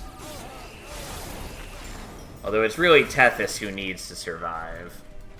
Which, had I remembered that we were up against the sweet boss... Oops, not what I meant to do. That's what I meant. We definitely don't need that anymore. If I remembered we were up against the sweet boss, I would have maybe put more of that armor on Tethys. Or, not armor, but extra health. Okay, but we have this, which does help a tremendous amount. There we go. Everything's fine! It's all good. Never doubt the process.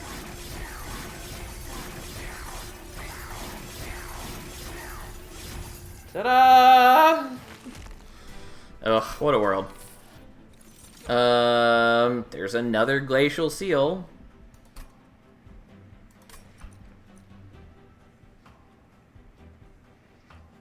Am I really willing to do it?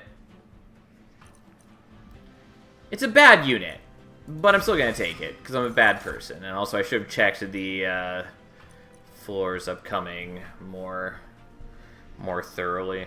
Do I want Ancient Resonance? I do, kind of. It's a good spell, especially because it does solve a lot of our problems, but... I don't know, man. Do I give a shit? Also, there's not a temple until here, which is a pain. Twin Armor Sharks infused with Frostbite. Yeah, I was thinking about it. I might do it. It's probably what we're going to do. It's just still not a good plan. And I think I actually might rather just dupe the Echo Infusion. Do I take the Ancient Resonance? I know the answer is I should, but I'm not going to.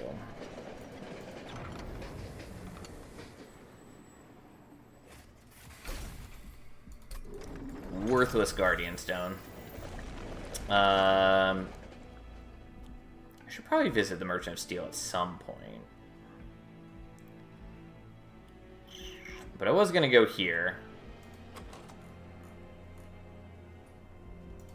I think we are going to go here. I haven't decided exactly why I'm going here yet, but...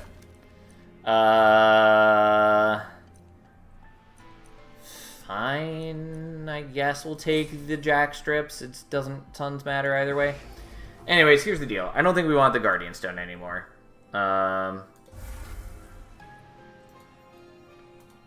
I took the Glacial Seal to maybe infuse onto the Guardian Stone, but now I'm deciding that that was probably an incorrect decision. I could leave it as is. I think that's probably not worth doing. I should probably dupe this. I kind of want to dupe you. Maybe I dupe you. Fine, I'll do it. I probably shouldn't, but it's what I've done. And then we're not going to take the gold right now. I do like the gold, but we're in enough problems as we are.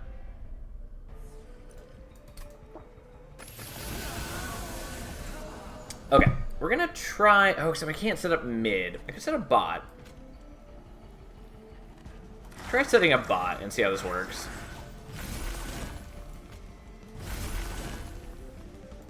I know the answer is not well, but, yeah,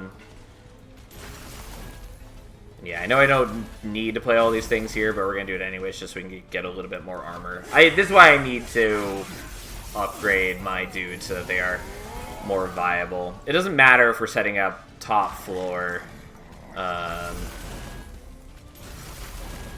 Oops. But if we're not setting up top floor, then it does matter. And I'm just seeing how viable it is for us to start top, or not top floor.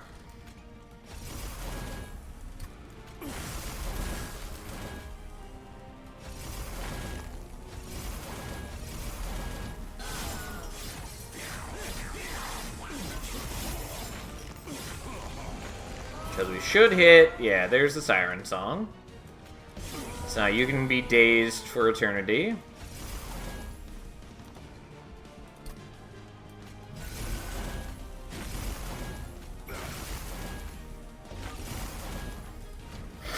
Unfortunately, you don't get hit by Tethys. But so be it.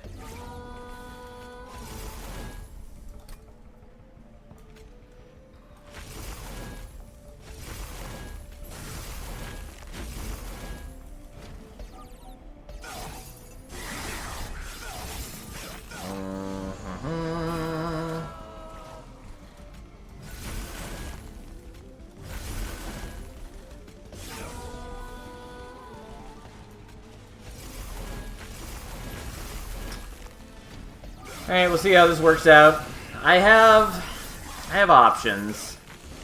Things are going okay so far. I kind of want to hit double stack on this, though it is going to make it kind of unwieldy to play. But we have ways around that already. Especially since we've got Carbon Corusca, which gains us energy, which is so nice. But we need to be more reliably hitting the things that matter. Also getting the Siren Song in turns like this where it doesn't matter. It's kind of a pain in the ass, but so be it. Okay. We're not quite killing Fel on bottom floor, but I'll tell you right now, it's not going to fucking matter.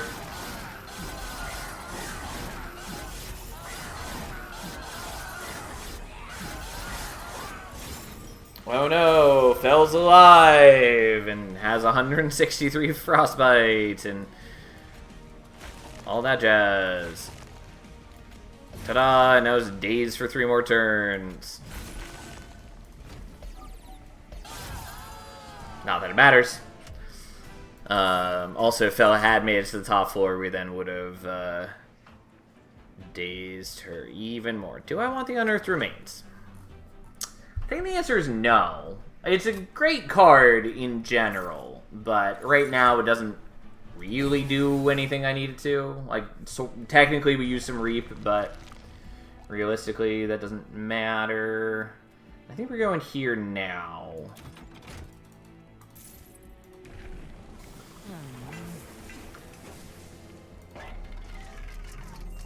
Okay, I will take that, even though it makes it a little unwieldy. I will drop that down. Give me holdover? Nope. That's fine. Ish. Kind of. We will consider that for a moment, as we then actually do things that we care about. Yeah, this is a little awkward. We might have to get rid of one of the echo transfers. And honestly, that's probably fine.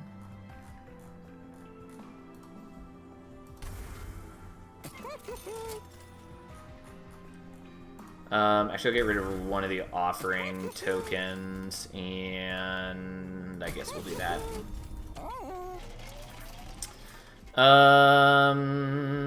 Yeah, I'll greed for the gold. What is life without greed?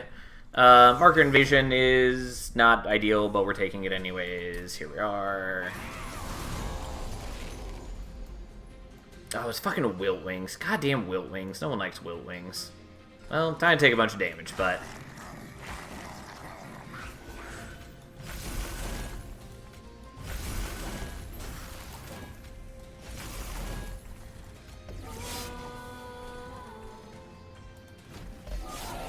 Ugh, it hurts. I still have a lot of vestiges to go. Yeah, this is why we can't afford to do this in this battle, because the multi-strike really hurts.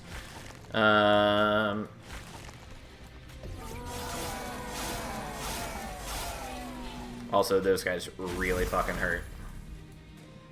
Yeah, we lose one of the sharks because I just don't have good defense on them, which I think makes this untenable starting bottom floor.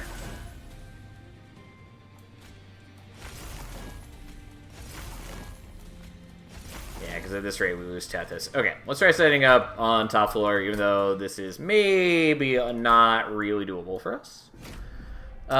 We'll find out, but this is a battle that is very bad for the shenanigans of a deck we built. We'll see what we can manage.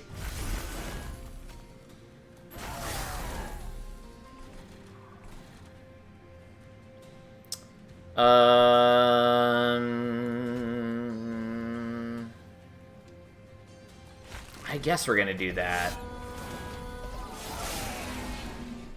Yeah, I spammed a lot of unranked to force item combo needed. It's pain. Yeah, so I've been sort of putting it off. I've been working on it a little bit, but yeah, it's just...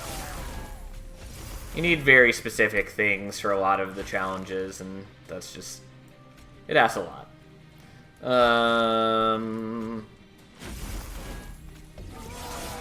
Yeah, unfortunately, Tethys' attacks get utterly wasted if we're top floor. I mean, it wouldn't be as much of an issue if we're fighting a boss right now, but... We're not fighting a boss right now, and that's the problem.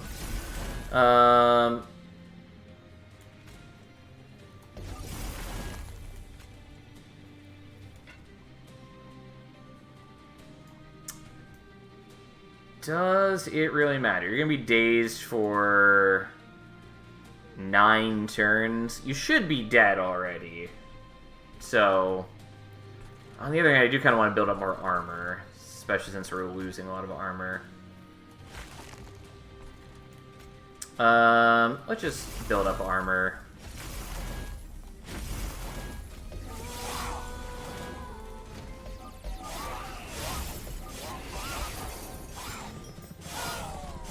Although it'd be nice to not have to be taking damage from the Wilt Wings. At least the non-enhanced ones are dying to the jack strips. That's something.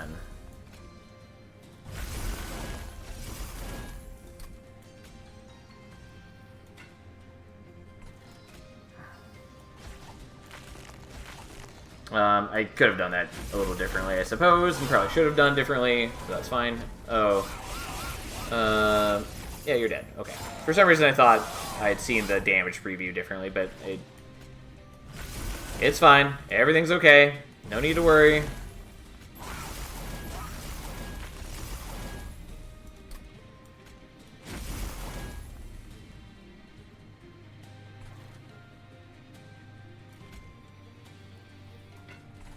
I guess there's no reason not to do this, really.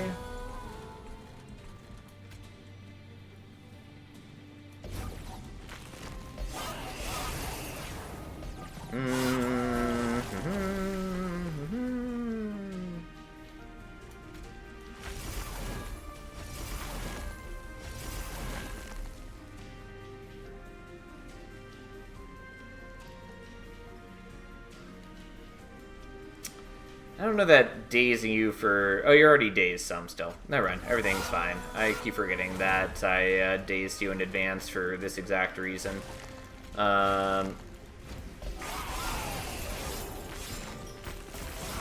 Okay.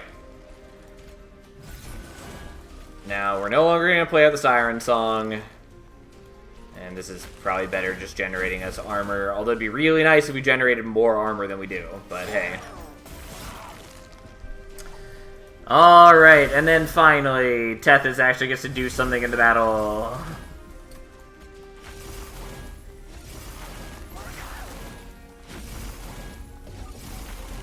And thus, you get murdered with Frostbite. Our only win condition against bosses, which is the whole point of the deck, but, you know, here we are. Unfortunately, those fucking Wilt Wings really did hurt us pretty badly. No. And then... Are we going to the Merchant of Steel? Maybe. Hellbent, it's kind of nice, but I think we're going to the Merchant of Steel. Like, it would be nice to make more of these, but we can also thin our deck a little bit, and that is similar.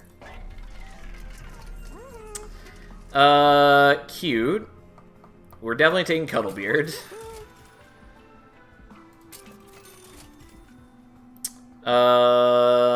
Interesting. Not incredibly helpful. We're not taking the multi-strike. That's not what kind of deck this is.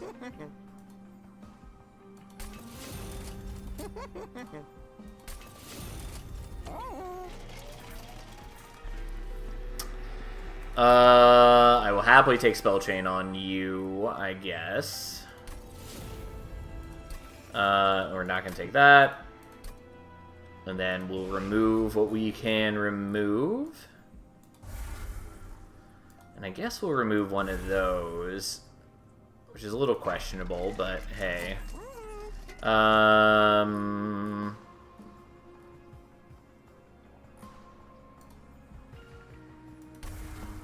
Fine, here we are.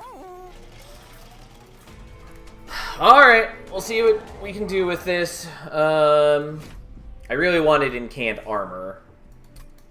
I think we still have to set up top floor, basically. Which should work just fine.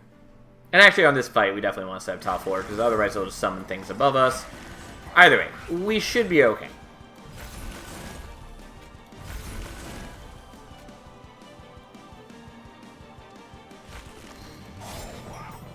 Doesn't really matter to apply Reap onto Chase, because it's just going to be having our stacks every turn anyways, like a jerk. But we'll try. We'll try what we can do.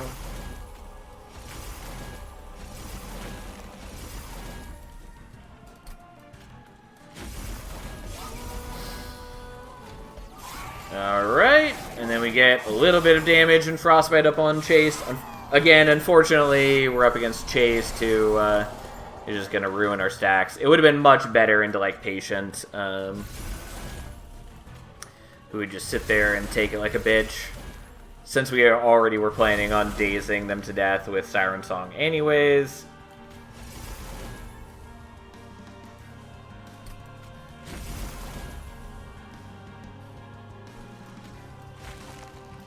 At least with Cuddlebeard, we now generate a lot of Frostbite. Like, it does help quite a bit. Since we go from doing 4 Frostbite per incant to doing 8, I think. Yeah. There's normally 2, and then the Cuddlebeard makes it 4. Plus it doesn't decay, which isn't like a huge thing, but it's still nice.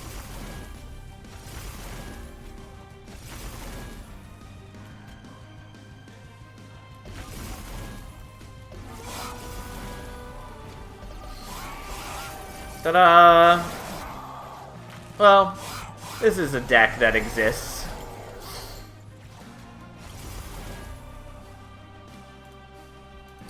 I don't really need to be buffing Tethys' attack, but still, it seems worth it, because I also don't think that I need most of what else is going on here.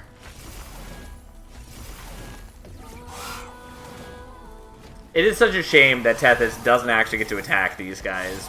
Which is why I wanted to be able to set up where we weren't doing this on top floor, but that's what we got.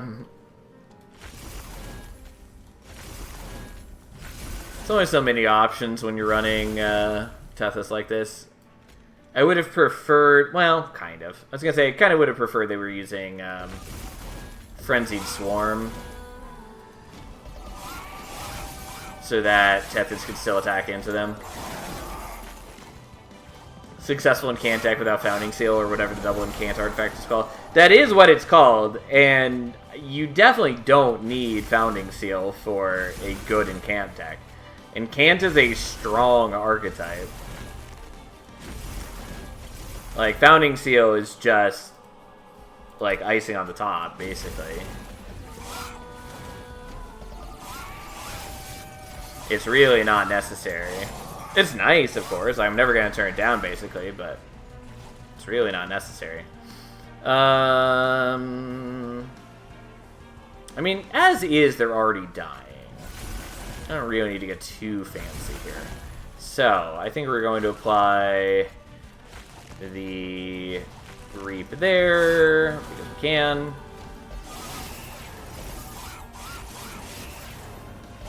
Doesn't really matter. But I think you stop doing your purging now, so we may as well.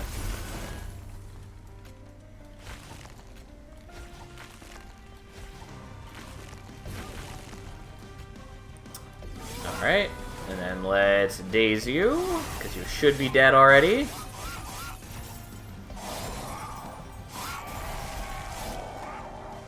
And then we just make sure that we don't mess this up and play the Siren Song, because that would be the end of our life. We're even just going to discard it. Not that I need to play any of these. We already had the victory, but it's nice to revel in our success. We are taking a lot of damage onto the shark, but that's fine. As we build up a good chunk of Frostbite.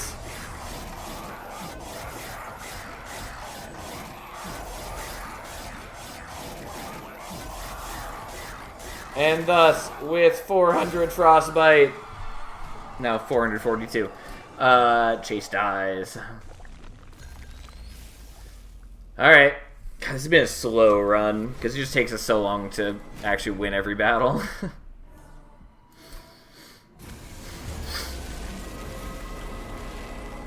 Okay.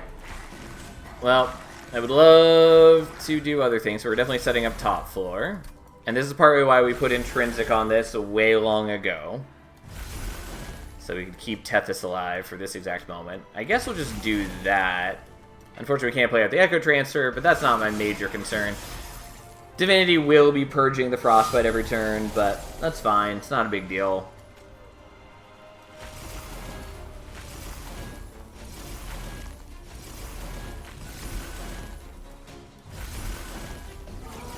We're going to keep Divinity dazed, and we're going to do some damage with Frostbite every turn.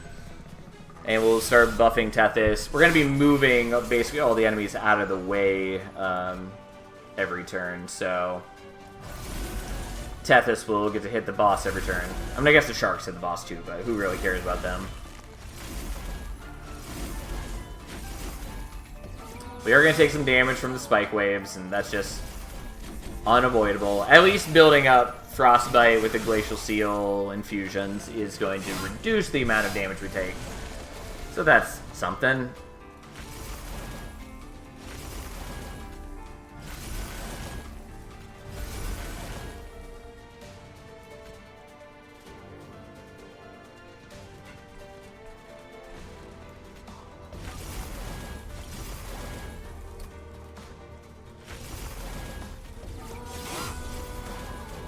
I suppose I should have been responsible and killed this guy ahead of time, but that's fine. Oh, we almost took slightly less damage there, since there was an enemy that got down to 2 HP, but unfortunate. Yeah, we're gonna take some damage, but hey. We should be able to survive the damage taken, I think. Yeah, it's a lot of damage for us, though. Also, I maybe should have put more effort into dazing this guy.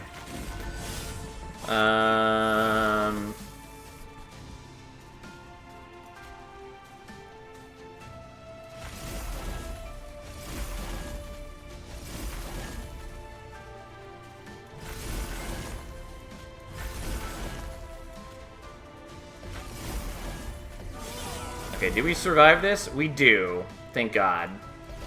Because he has dazed for 9 turns, which is a long time for our Pyre to be hitting. Plus, it's 48 Frostbite, so we were getting 103 damage every turn, which is a lot, even for a high health boss. We just can't really afford to be taking extra damage. Well, you've only got a bit of spikes. Maybe we're fine.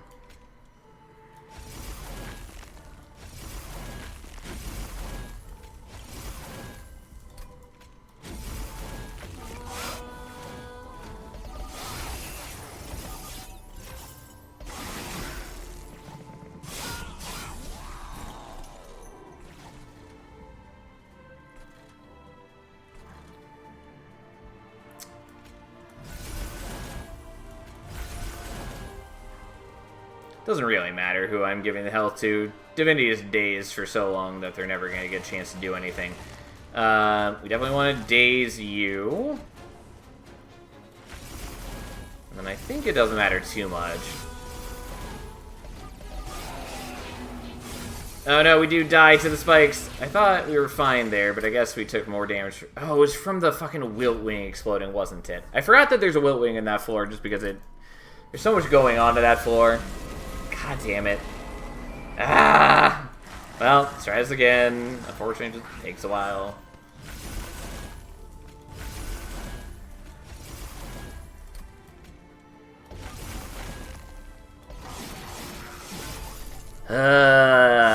Yeah, fucking Wilt Wings are just the death of us. Speaking of, yeah.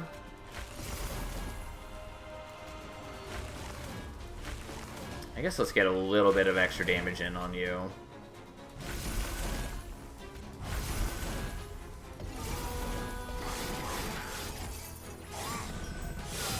Plus, it doesn't hurt to build up some charges.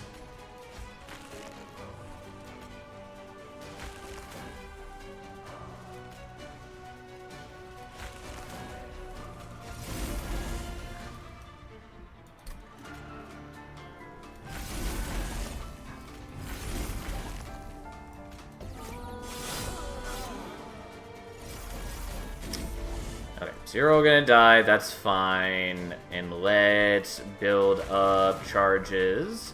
So we're taking a lot less damage from the spikes. Oh, I should also be killing you, because you're the source of the spikes. I mean, I want to kill the Wilt Wing, because Wilt Wings are awful. But, you know, here we are.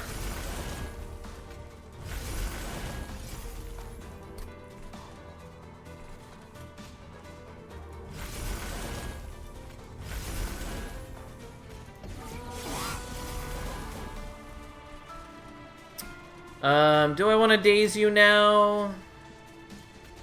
I don't think we need to, but for safety's sake, let's do it just to make sure.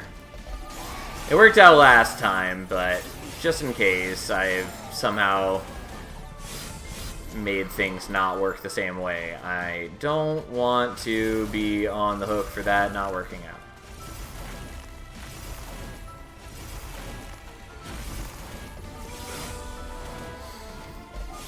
It's not like we need to daze Divinity. We have the Siren Song doing that for us every turn anyways. Okay.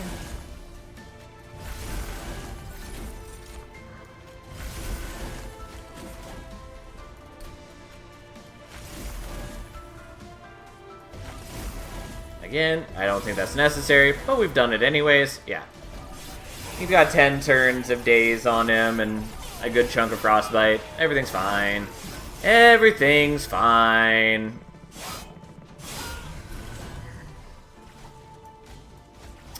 Just for good measure, let's get some Reap on you. And this should be fine, especially since we got the spell chain on these things, so we end up playing a good chunk of spells every turn, which makes just a lot of Frostbite, and then they're dazed for 6 turns.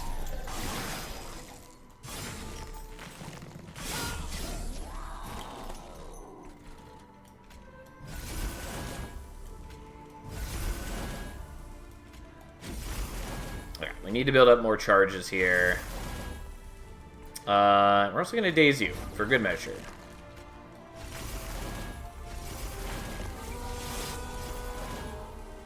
Oh yeah, there's the Wilt Wing on this floor, which again, hard to see. Had I remembered, I would have killed it this time. But we have a lot more HP this time because we didn't take so much damage from the spikes and from the prior Wilt Wing.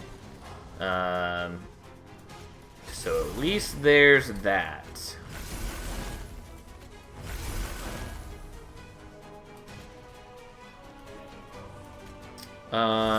For safety... Okay, good. I just worry. Like, yeah, we have to put up with these guys generating scourges for us now, but that should not be an issue. Yeah, we were actually fairly close to that hurting us, which would have been bad. I don't know exactly how much damage he was doing, but it was a lot.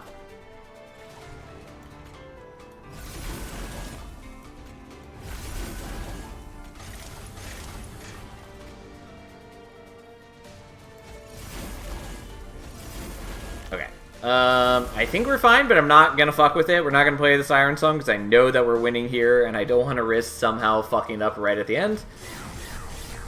And that's fine. We have plenty of armor across the team. We've got a good chunk of Frostbite on the enemies, and Tethys just kind of nukes them by doing a good bit of Frostbite and a fair bit of damage. And then we just very quickly stack up a shenanigans level of Frostbite and watch as Divinity burns to death. Alright, we got there. Was it the cleanest? No. But am I happy that it was sufficiently chill win based? Yeah, I am.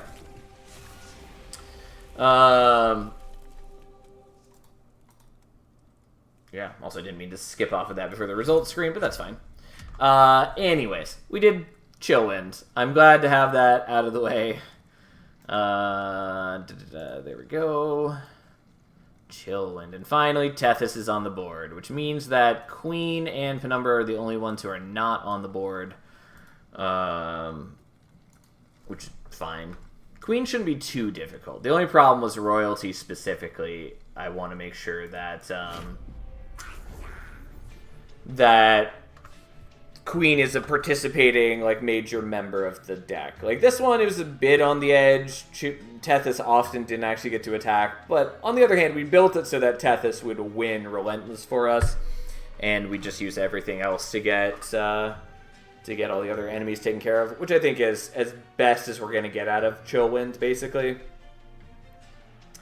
Because, like, unless we are going Umbra and building up a ton of multi-strike on Tethys so that we're generating just, like, an insane amount of Frostbite every turn, it's not really much more we're going to get out of Tethys. And even then, we still...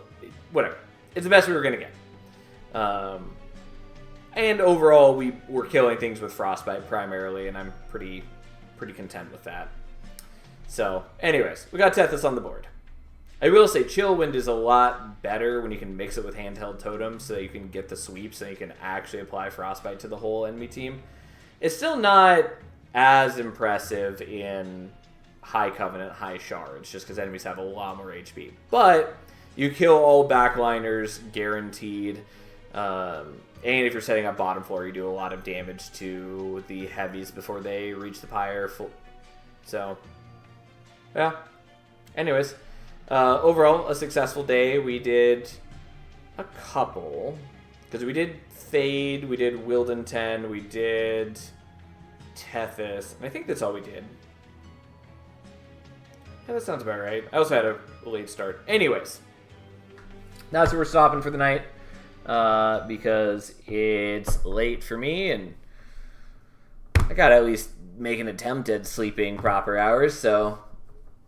yeah, anyways, thanks for hanging out, everyone. Hope you're enjoying us doing this challenge. I have a lot of fun with things like this. I think it's a lot of fun because it makes you build the deck differently. It makes you take different cards than you might. I think there's a lot of fun in planning out like what clan combo I want for each champion to try to make them shine. Yeah, like it's a fun challenge. So I enjoy doing it. Hopefully you guys are all having a lot of fun. So anyways, as always, thanks for being here. It really does mean a lot to me. I will be back tomorrow and I will see you then.